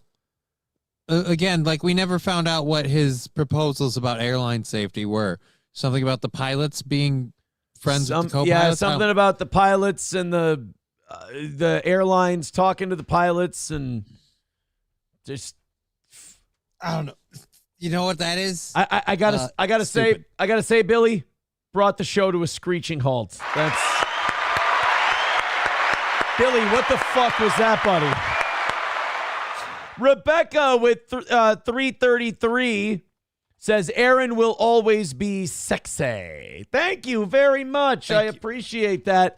$65 away from today's goal. Knock it out. Finish it off. We got 25 minutes left, and we're only $65 away from today's goal. Throw it in and call it another win for the toe. Let's do it, boys and girls. I'm excited. You're excited. We're right there. Let's call it a win. $65 away from, oops, I just removed the pinned message. There we go. Any way you want to throw in a couple works for us. Throw in a few bucks. And again, let's get that $65 win. Thank you, Rebecca, for the contribution and for her saying I will always be sexy. That means a lot. Nice. Makes me feel pretty today. Donald Trump is on a crusade today. He wants the Washington Commanders to go back to the old name. That's right. Donald Trump is not going to ever release any of the Epstein files, but he will put pressure on Washington to become the Redskins again. By the way, I'm seeing a lot of the comments on the hair. I'm getting a haircut today. Don't worry. Okay. I know it's wildly unmanageable. I was trying to do it today, and I'm like, you look fucking ridiculous. Yeah, there's just...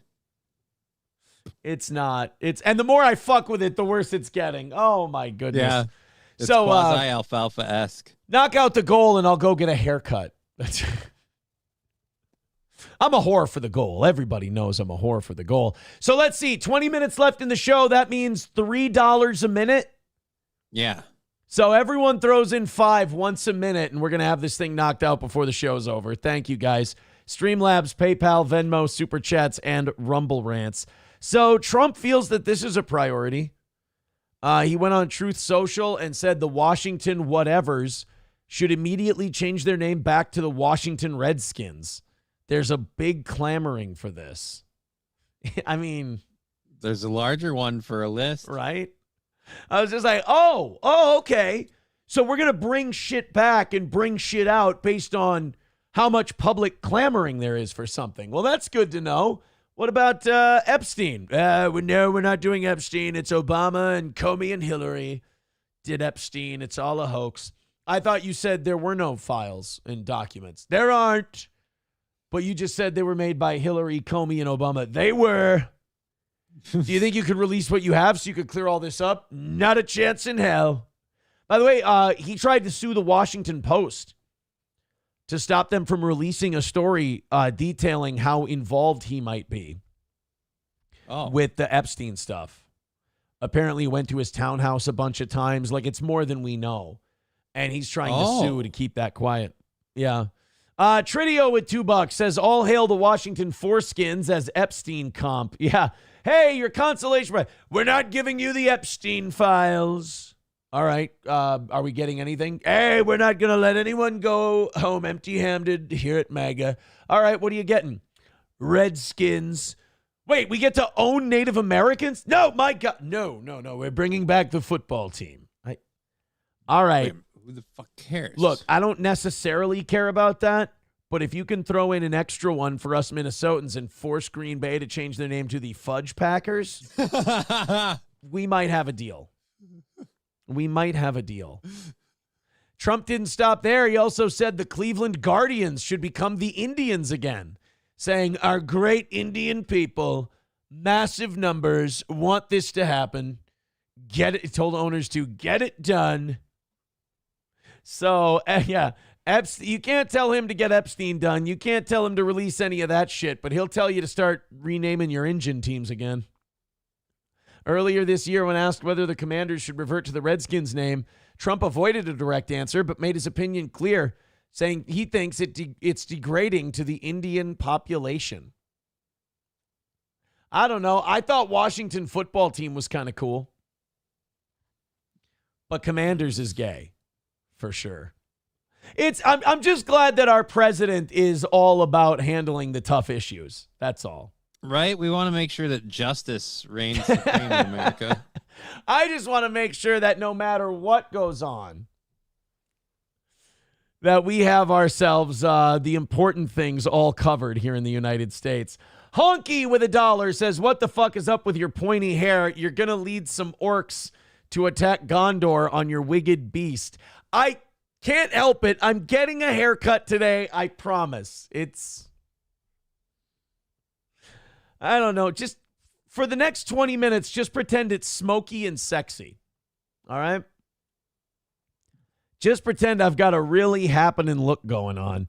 A little under $65 away from today's goal. Let's open up these 8 o'clock hour stories and knock out said goal.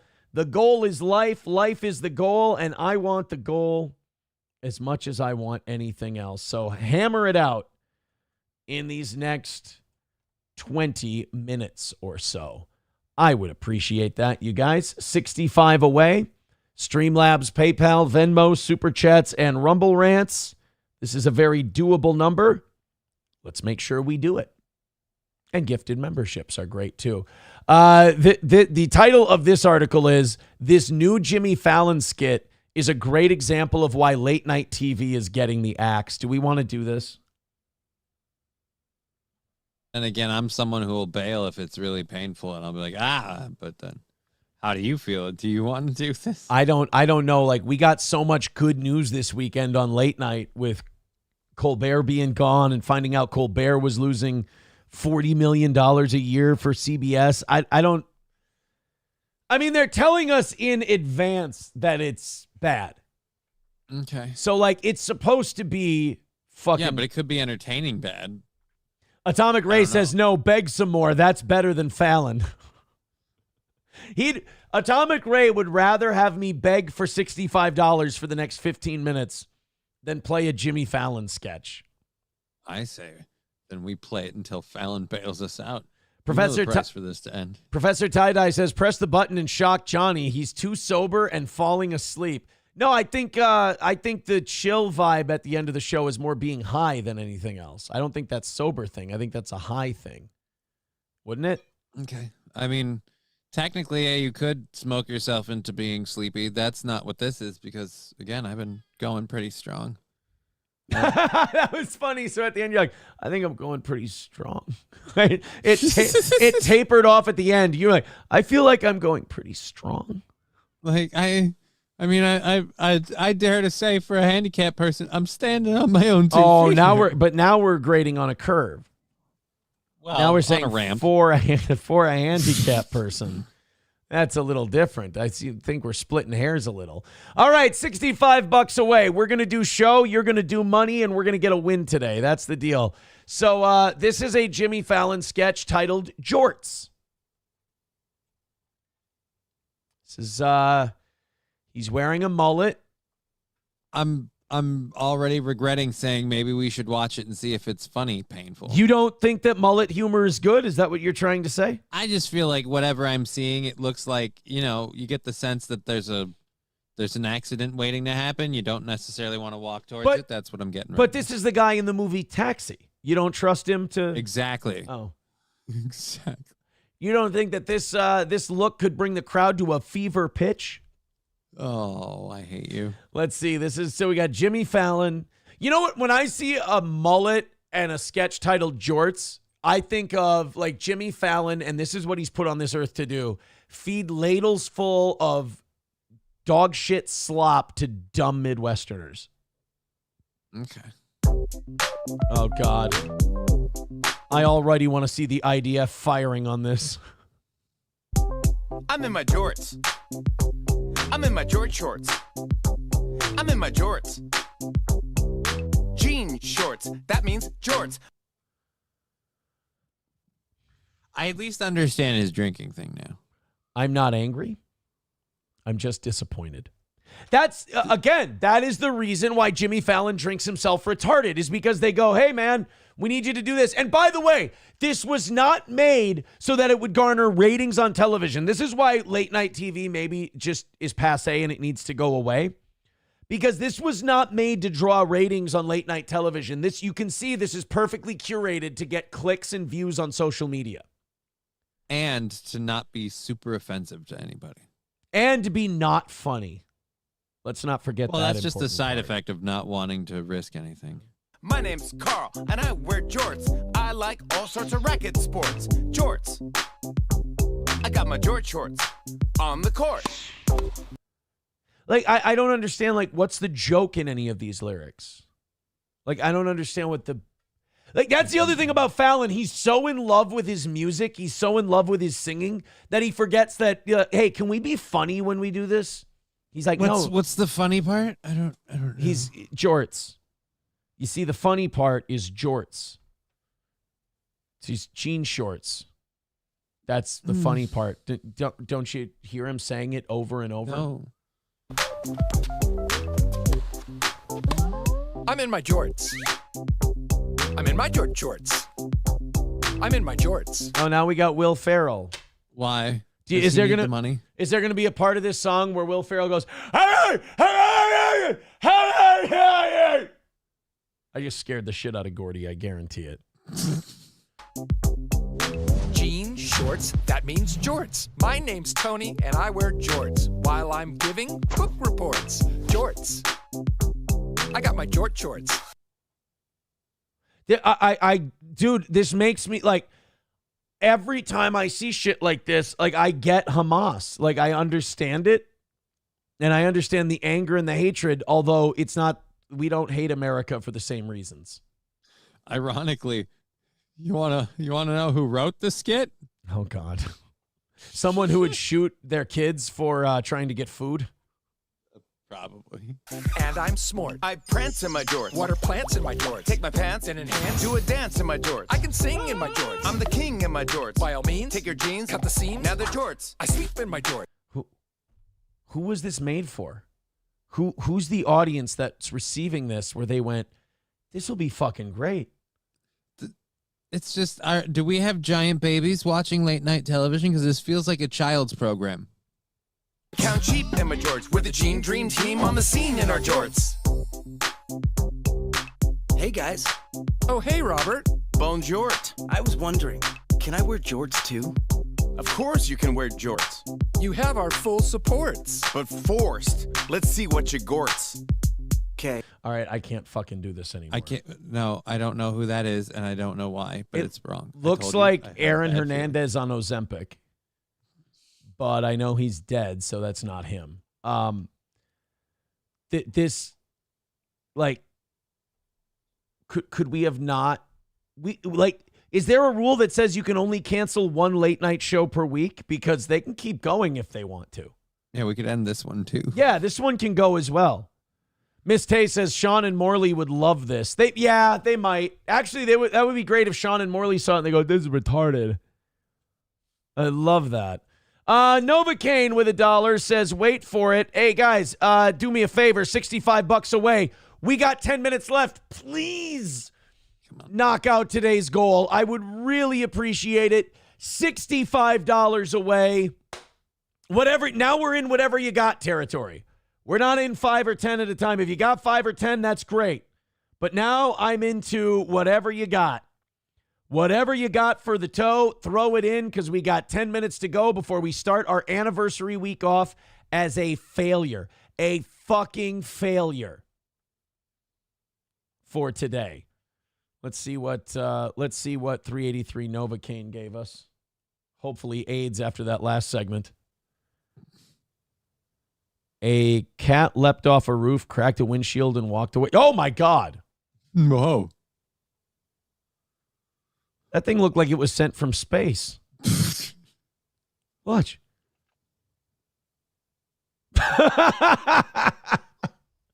That's right. Funny cat videos somehow still better than Fallon. All right, guys. We need help. We need serious help and the goal. Streamlabs, PayPal, Venmo, Super Chats, and Rumble Rants. Get in there. Get going. Let's see if we can get ourselves a win. Oh, did you see the subway being flooded in New York? Yeah. Extreme. I would be afraid to ride that. Wouldn't that F up the electricity? I can't imagine it's good. It did shut down the subway, but it was an extreme rain event, and they're saying that there's you could see more of these. And Johnny, why might you see more of these extreme rain events shutting down the subway? Oh, well, it has to be climate change. It's climate change, everybody. It's climate change. Got everything. Look, we got more of these rain events because of climate change, because remember, rain has never happened in New York. It's not, especially in the summertime. It doesn't happen. So don't worry. You haven't seen the last of subway flooding in New York because climate change is here to stay. And it's going to make, God damn it. It's this, they never miss an opportunity. No. And then they always go research shows. What research? Like the research that goes, all right, we picked a very specific date to start our research. And now we're going to go to this date here, and we're going to show that that means that humans are causing climate change. And it's like, okay, but if I go back like 100 years from there, it shows that we're kind of doing an up-down kind of a thing and that this goes in waves. Like, yeah, well, that's why we don't start our research there. It's like, well, then all this shit is arbitrary. It's like, well, it goes up, it goes down, it goes up, it goes down. How the fuck do you know that the up now, if there even is an up right now, is caused by climate change and not just by the natural fucking cycle of things? I mean, but like, arguably there are more people. So, you could use that, I guess, as a basis, but. Miss Tay says climate change, cleaning up the subways. New York City's never been cleaner. It's amazing. 383 Novocaine with $1 says cloud seeding and fucking around with Mother Nature. Yeah, it could be cloud seeding as well, which they wouldn't even admit was happening until not long ago. Chevy fan with $2. Oh, yeah, I saw this too. Steve Miller Band is canceling his show at the State Fair grandstand this year because of climate change. Well, he doesn't want to get on a big old jet airliner. Oh. Because of climate change. Fucking hell, man. Guys, we are an even 60 away from today's goal, and we have 6 minutes left. It's important to me that we stay at the goal, especially for our anniversary week. So if you can make a big drop now, and let's hit $60 and call it a win for the toe. Streamlabs, PayPal, Venmo, Super Chats, Rumble Rants, please and thank you. Let's get going. So, yeah, Steve Miller Band, I think this weekend or the end of last week, said they are not coming to the State Fair. The group called off their entire tour. And part of it's because they don't want to get on jets and private planes to fly around because they think it's contributing to climate change, which in a weird way is admirable. At least it's a celebrity that's going I'm not going to be part of the problem. Yeah, I'm not going to contribute. It's still retarded because you're not going to make a difference as long as the Chinese go, we don't give a fuck, just keep burning coal and oil and shit. But at least it's a celebrity who's willing to put their money where their mouth is. They do have some skin in the game. They're giving up making money on these tours. That I can at least respect. Again, still dumb, still doesn't make any fucking sense, but at least I can respect it. Okay. They're costing themselves money. Or we could go with another angle to this, which is the Steve Miller Band just really doesn't want to fucking tour anymore, and they figured I think that's probably what it is. They could score some social brownie points. They're like, how about we guys, we can't just not tour anymore. People will be pissed. That's what we do. Guys, no. Hear me out. Climate change. Guys. What about? I don't give a fuck. Right. But we can't contribute. We got two choices on this deal. One, we could just fuck over our fans and tell them we don't give a shit. Or two, we could say it's for the environment. And next year, when we want to cancel our tour, we could say it's in solidarity with the people of Gaza. Will there be any left by then? Yeah, right. Got to make sure there's a Gaza. All right, 4 minutes left. We're fucked. I hate to go to the we're fucked part, but we're missing by 60 right now. Guys, throw in what you got, and let's see if we can get a little something out of this. Let's see if we can get a win for the toe. I can't complain and say that, you guys have been lacking today because you guys have been on. You've been on. You've been keeping up today. It's just We fell off at the end. We're $60 away. We need to knock it out. I don't want to go from being ahead for a month to losing on our anniversary week and giving everybody the ammo they need to tell me what a fucking failure our show is. $60 away. Let's do the goal. I was reading Marble Arms next. He's going to shoe the children. I'll say, let's do the shoes. Let's do the shoes too. Either way, guys, please and thank you for the $60. I would appreciate it if we could knock out that measly amount and call it a win for the toe. Do what you can, please. Johnny, you're on today at 1 p.m. Central. You muted yourself. Yeah, sorry, you were. I'm on today at 1 with Digger today. It's her birthday today, so we're gonna be hanging out for my show today, and then she'll be on tonight as well. Oh, well, happy birthday. Happy birthday. Streamlabs, PayPal, Venmo, Super Chats, Rumble Rants. Son of a bitch. Help out if you can, guys. $60 short. Anniversary week. I'd appreciate a little pity. It's pity time. We made it 4.5 hours without pity. Now we need a little pity.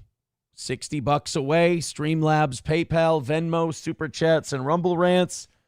We've got 2 minutes left. CNN poll says that the American Party is off to a rough start. Elon is now the least popular person they've ever polled. Well, here's what Elon did. Elon pissed off all the liberals when he joined the Trump administration. Then he pissed off all the MAGA people when he left the Trump administration. Yeah. So it's like Elon kind of dug his own grave on that deal.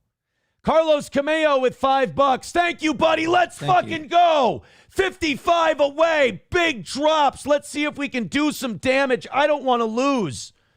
Carlos Cameo with $5 says Nelly and Ja Rule are going to be at the State Fairground Grandstand August 30th if Aaron wants to be the only white person in the crowd. Oh, dude, Nelly and Ja Rule, it's going to be mostly white people in there.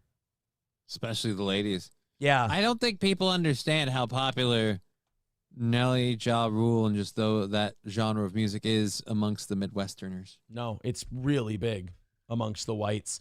All right, $55 away. We got about 2 minutes left. We're going to eat one today. That fucking sucks. Approachable says, I'll bet if you go till 11 today, the rest of the goal will come in. If we get under 50, I'll go to 11 because I got to win. I'll work more to get the goal knocked out. I can't take an L. It just bums me out when we start the week that way, like starting, right. You know, especially we got the anniversary show. I'm paying everyone a fucking fortune for that. And it's like, you know, let's knock her out so we're not going out of pocket for that little event. I'd appreciate it. So, yeah, I'll give you guys 60 seconds, I guess. If we can get to under $50, I'll send out till 11. We can do that. $55 away. This is one of the more pathetic showings on my part. I apologize for that in recent steel toe memory because we have been doing very, very well. But, hey, man, the goal is life, and I want to hit it. 30 seconds away. This is almost like going back to the beg segments. A little bit. Yeah. Mike Go with $2 says, let's rally fuckers. Let's go. All right, just a little under 55, 20 seconds left. Marble Arms with $5. That puts us at an even 50 for today. Thank you very much. 10 seconds left. And, oh, look at that. Pity has been taken on the toe. It never fails. Every time someone takes a little pity on the toe, this time it is Naughty Pine with $50. Thank you. Naughty Pine, throw him in Olbermann. They are afraid. Naughty Pine taking a little pity on the toe. Thank you very much for the $50. And I love doing this part when it's like, we fucking suck today, blah, blah, blah. Then the goal comes in. Ha, we kicked all of your asses. You're all gay and you were wrong. But I'm afraid I've got some bad news. Well, thank you, guys. With that $50, we knock out today's goal, so I'm just going to leave. No, I'm just kidding.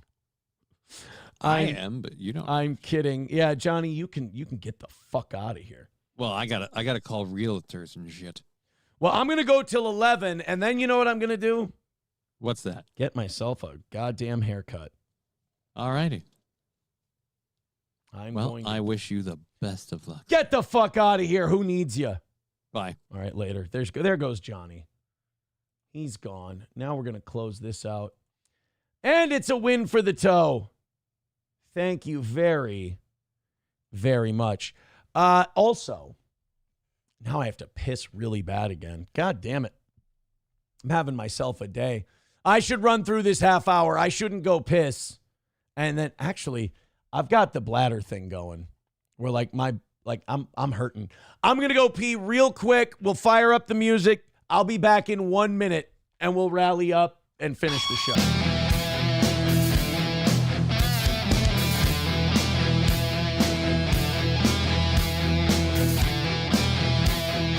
Did I make it in a minute? Yes, I made it in under a minute. I'm the best in the world. Thank you guys very much. Appreciate your time and your energy and your contributions. Oh, man. I've been like a racehorse. You know what it is? Saturday was a beer day. Saturday, I went to Bad Habit Brewing after the Usyk fight. I said I wasn't going to have anything to drink before or during the Usyk fight because I know me and I would have fallen asleep. Like I wouldn't have made it to the Pacquiao fight at 10 if I started drinking by the Usyk fight. So that was all done at 5. Went to Bad Habit, had 3 beers, came back home, got ready to watch the Pacquiao fight. Had 3 more drinks, and then by the end of the Pacquiao fight, I was about 11 o'clock or so, I was ready to go to bed. Ready to go to bed. Aaron, how little do you piss that you did that in under a minute? Well, it came out like a fire hose. Like I said, I think I'm draining from all the beer over the weekend. So I think that's what it is. 09 Canyon says, Aaron, get a Mr. T cut. Please, please, please. Riding Dirty Llama says he has his dribbling shorts on. I don't have dribbling shorts. There are no dribbling shorts on me. I promise. I go, the bathroom is right over there. And then I take a piss. That's the best I can explain it. And then I wash my hands and I come back. What is your go-to domestic beer, Toe? It's called Minnesota Gold. It's from Cold Spring Brewing Company. If you're looking for one that's a little more national, domestic, Big Wave. That's my go-to. Those are my 2 go-to beers, Big Wave and Minnesota Gold. I really don't venture outside of those. Miss Tay says fire hose. I mean, it comes out quick. Like I said, I was feeling a lot of pressure. Approachable says if you skip the haircut for another week or 2, you could probably part that center and cover up those landing strips. Like I haven't done that before. I certainly have. I've done the part. I could probably do it now. Would you guys want me? Would it be okay if I left you for another minute and did the part and showed you? I have a comb right over there. Would you like me to do the middle part? And you guys can have some fun with it. Would that be okay? 1 for yes, I can go do the part. 2 for no, sit there and do the extra half hour you promised us for hitting the goal. Your call. Aaron widens his urethra confirmed. That is not a confirmation that I widened my urethra. That's not, how is that a confirmation of urethra widening? I never said anything of the sort. Oh, by the way, Naughty Pine is in first at $50. Zenman in second at 23. Angel Roll in third at 25. Meat Hammer in fourth at 20. And Mud Butt Beardo is now in the cuck chair at $20. That means Flinty Gecko goes to the bench, unfortunately. Thank you, Flinty, for your generosity. Flinty is at $20. There we go. We got a lot of ones. All right, they want me to do the comb over on the air. I will do that. Let me go wet my hair so it's a little more maneuverable. Camo Girl with $4.99. Thank you very much. All right, let me play the music. I'll go get the comb. We'll do the middle part on the show.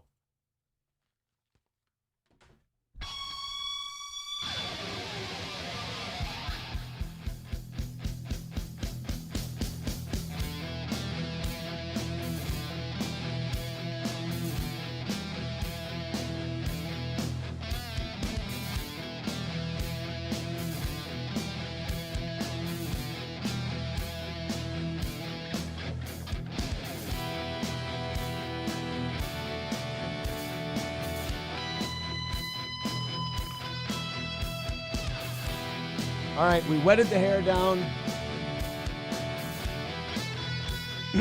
We wetted the hair. Let's go ahead. We've got our little picture day comb here. Let's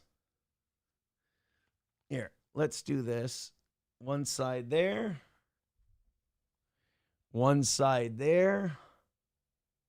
Oh, you know what? I don't think it's long enough to do the middle part. Oh, Rexy, I don't think this one's got the distance. Nope, that little bastard right there does not want to cooperate. That's there. That's the best we can do with the middle part right now. There you go. Papa Shab says, I want to see it slicked back like an old Jew that refuses to let go. Brian says, you need to let that go. No, there's enough left. Look, we got our middle part going. We're wispy. Kyler writes, see, this is why I watch. Where else are you going to see a guy part the island on his head for his audience? You're not going to see anybody. You're not going to see anybody do that. Miss Tay's calling it a bum part.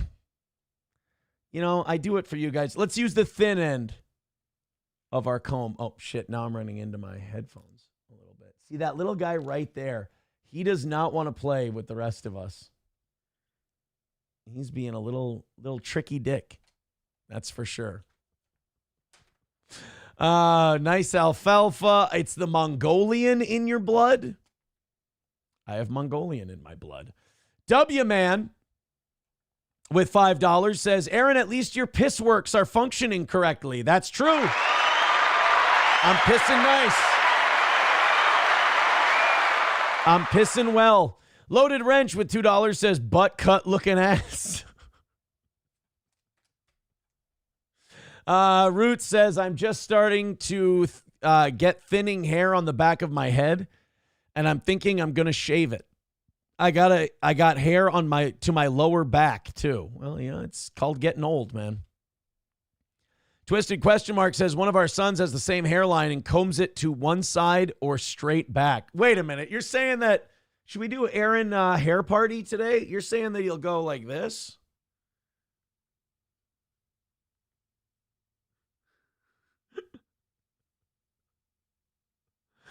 Reisken, graben, creepen, schlugen. Rusken, graben, lerben, leiben. See, I don't know how Hitler didn't. That's why Hitler always had to keep going like this. Graben, graben, schluben, fliegen. Fragen, grogen, gleigen, Juden. Schlaben, glaben, kriegen, kruge, klage, luga. And then you had to keep. Now what do we do straight back? How straight back? Oh, my God. Oh, that's a nightmare. Oh, that's awful. Going straight back, we ain't got much left, guys. We do not have. Oh my. I keep turning to the side and I'm like, when's it going to stop? It honestly looks like I'm one of the guys in Planet of the Apes who had his brain cut out and got the fucking the scar, the brain surgery scar. I think we're going to go with this one. There. Graben, fliegen, fliegen. Yeah, we'll go with the Nazi cut. I think we can go Nazi. Mike says now he's a greaser. Yeah, I'm like, if they were redoing The Outsiders like in their 50s, I could be a greaser. Papa Shab says looks normal at least. It doesn't look normal. Oh no, Rexstart parody account calling it the Hey Dude Mr. Ernst look. What a fucking pull. Twisted question mark says it looks good pulled back, Aaron. No, it does it. It looks good straight back. I don't hate the comb over, or not the comb over, the side part that we're doing here. There we go. A little side part for the toe. Squiggy from Laverne and Shirley. Now, Mike, they're calling me Pony Boy Toe.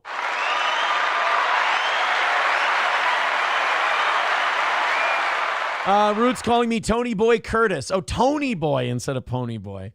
Los Federale says, when will you finally say fuck it and shave your head? Just give up, man. I can't give up. I'm not giving up.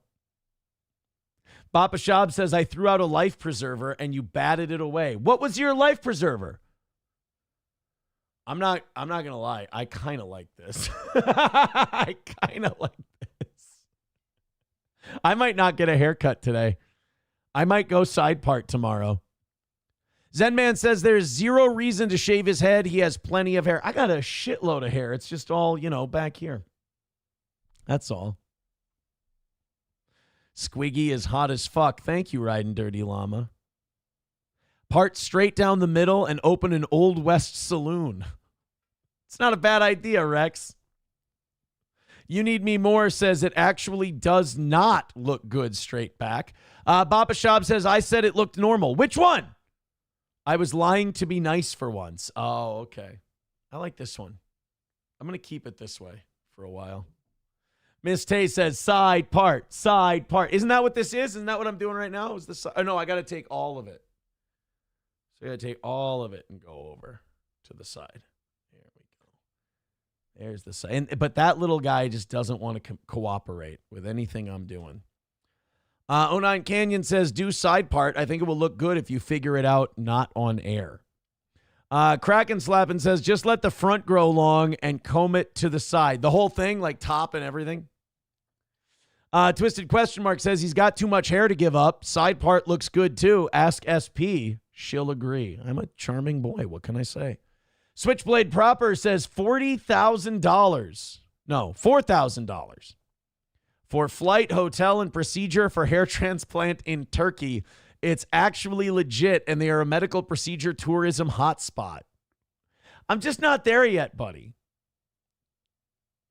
Kyler says, honestly, side part doesn't look bad. Use some gel to keep it in place. See, if you guys, honestly, if you wouldn't have waited until the end of the show to knock out the goal, you wouldn't have gotten this gold. You lucky devils. Because of your strategic knocking out of the goal at the buzzer, you got this. But now they're calling me Adolf Imholt. That's kind of the trade-off. Switchblade Proper says, I'm already there. I'm planning my trip now. Attaboy, Switchblade.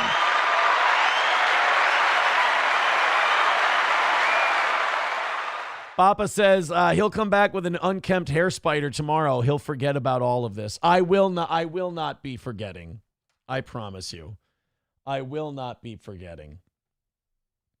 I'm telling you right now, I'm going to remember this moment until just before tomorrow's show. And I'm going to go, you know what? That Papa Shab was right. We're going side part. 1-2 Skip to my Lou with $10 says, great show today, although keep seeing the last 3/4 of your shirt and it's scaring me. Oh, are you worried some belly's going to come out? Are you worried that I'm going to pull up too high and there's going to be belly?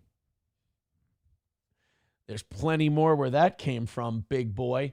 Thank you for the $10. I appreciate it. You guys are, 20 into tonight? 20 or 30 into tonight. Thank you very much. Do you comb your hair with Gordy? MSO says, honestly, that looks better than a wild spider. Yeah, you know what? I think we might go side part for tomorrow, but we're gonna hold it in place a little bit better. My husband is bald. Most of our sons are on the way. To being bald. Yeah, my family doesn't go bald on either side. It's just the widow's peak hairline is very common. Somebody too says Aaron's luck he will get put out and get his hair transplanted from his ass because his head hair is a dying thing. Thank you, somebody. Crowder Wears Panties says if Aaron shaves his head, he'll look just like the JD Vance meme. Thanks. Kyler says, I just keep seeing the bigger on the shirt and think he's wearing a shirt bragging about being bigger. No, just bigger and weirder. Weird Al Yankovic, 2025 at Treasure Island Resort and Casino. Thank you so much. All right, somebody sent a clip in. What did I do now? Let's see the clip. Graben, graben, schluben, fliegen. Fragen, brogen, gleigen, Juden. Grab and grab. I don't see the problem.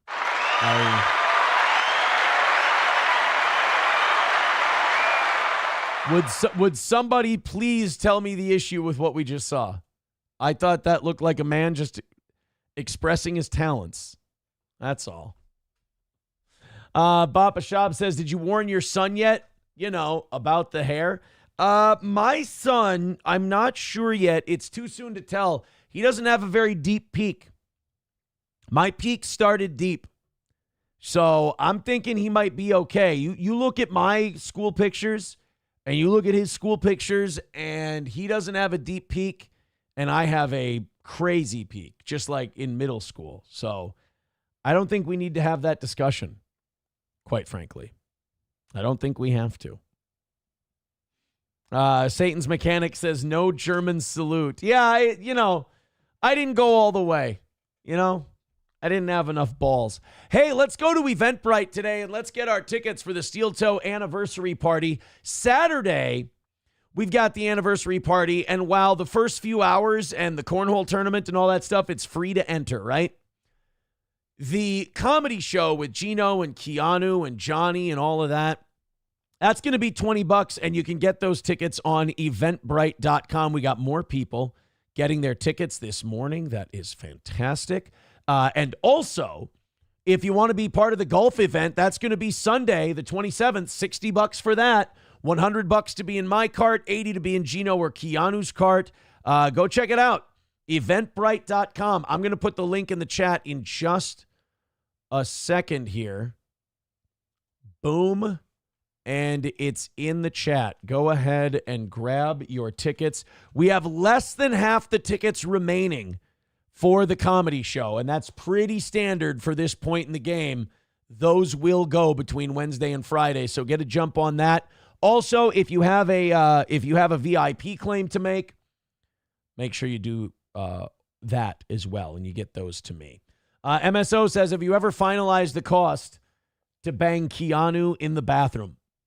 Again, we called her on the show. It does not really seem like Keanu is going to be into the quote, being banged in the bathroom thing. I'm really sorry about that. Eric with $2 says, Adolf Imholt, let's practice for the anniversary show. Ready? No, I'm not. I'm not going to do a Hitler character during the anniversary show. Kraken Slappin says, what time is the comedy show? 7:30. 7:30. Miss Tay says, is Johnny going to be in the hole? No, he's going to be at the hole. Not in the hole. Will Kiki be wearing a bikini? No. I believe Keanu will just be wearing normal people clothes. 09 Canyon says, Mother Nature is funny. As we age, she takes hair away from men's heads and puts it on women's faces. Oh, Satan's Mechanic. I'm sorry. Not twice the limit, twice the total. We usually double the total. Blah. So we're right on track for another sellout again at the anniversary show. Thank you guys for that. Eventbrite.com. The ticket link is pinned to the top of the page. So we've got time. I know you guys are having fun in the chat, so we can keep doing that if you want to. But we do have news on that guy. Remember the guy who died from the plague in Arizona?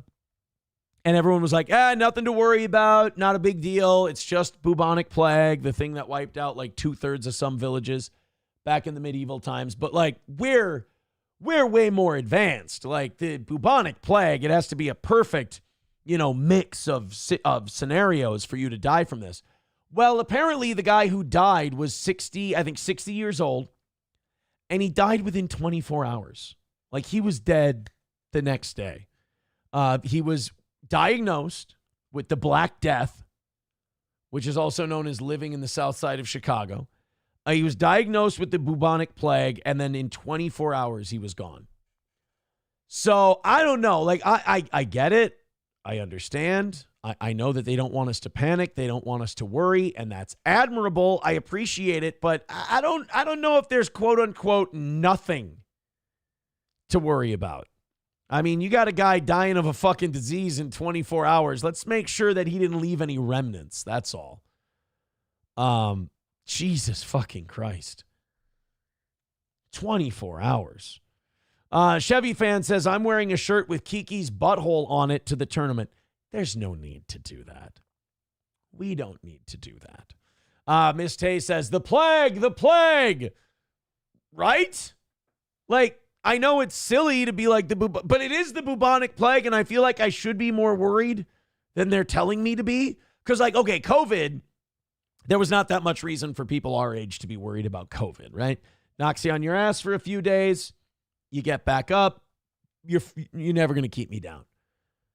Bubonic plague, they're like, hey, don't worry about it. Not a big deal. Nothing serious. Everyone's fine. And then on the other hand, they're like, yeah, he died within a day. It's like, okay, I'm starting to just go opposite day with the CDC.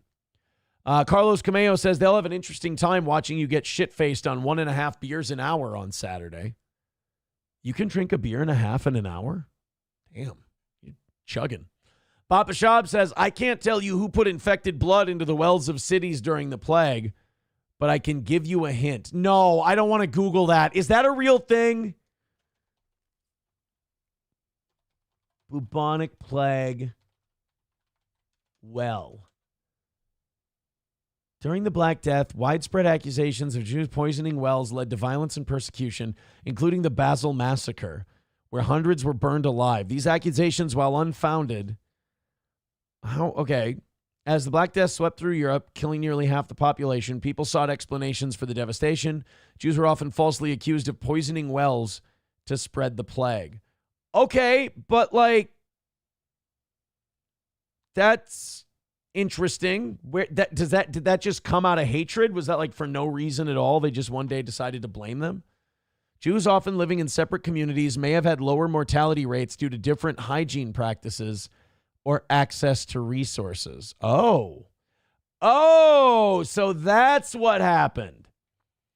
All the people rotting and dying and watching their family members die of the plague went, hey, Jews aren't dying as much. And then, okay.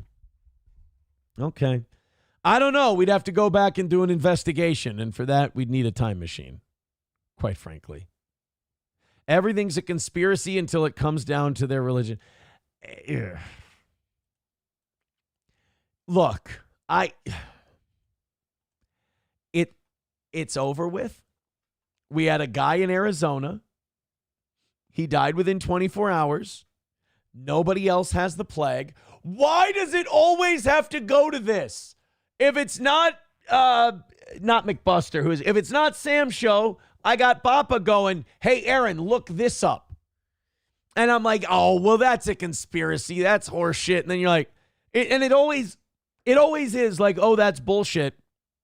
And then you'll read one part where you'll go, okay, that's interesting. You know, it's like, all right, I'm ready to let this one go. This one's total bullshit. I'm not worried about this. And then they'll go, this happened. And you're like, oh, that's okay. That part's odd. Carlos Cameo says, ask Vidam. Well, no, you can't ask Vidam because Vidam's just going to, if it's Vidam, he's either playing us weird K-pop or rap country, or he's talking about Hitler and Jews, or he's trying to fuck Crunchy. It's Crunchy, right? He's not the one who wants to fuck Miss Tay. Vidam wants to fuck Crunchy. Who's the one who wants to fuck Miss Tay? Miss Tay, who's the one who's always flirting with Tay? Because there's Vidam has dibs on Crunchy, and somebody else has dibs on Miss Tay. They get on socialist media, says Vidam is very honest. Vidam is very scattershot. Main Vein says Aaron looks like one of the dudes from Weezer with that haircut and shirt. All right, well, I'm going to go hang myself after the show. Yeah, Papa Shop says, or it's a video of a guy ice fishing. Yeah, it's always, he's all over the place. Vidam. Bigot on socialist media says, is it Silverwolf? Maybe it's Silverwolf. But yeah, we got a couple people in the audience who like to flirt with certain members. I'm losing my side part here. Oh my goodness. We're gonna have to hold that in place for tomorrow. Say, Chips and Diff says we all want to fuck Miss Tay. She has all the money. It's a fair point. Satan's Mechanic says probably Hobo the Whore. It's a good nickname for him, actually. Chevy fan with our last clip of the day says thoughts. Oh boy, I don't want to have thoughts. I'm ready to be done. New angle from Butler, Pennsylvania. Just been shot. Oh no. No. Either that or they're covering. We don't know. Either that or they're covering him. We love you. We love you, President Trump. We love you. We love you.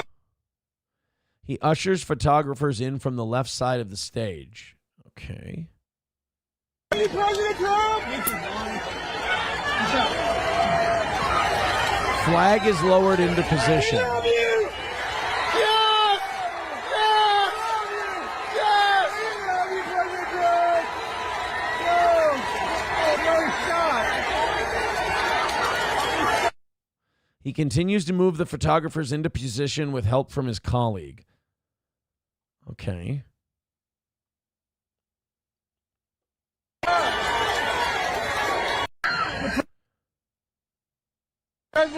Okay, but like, my thoughts on this are this.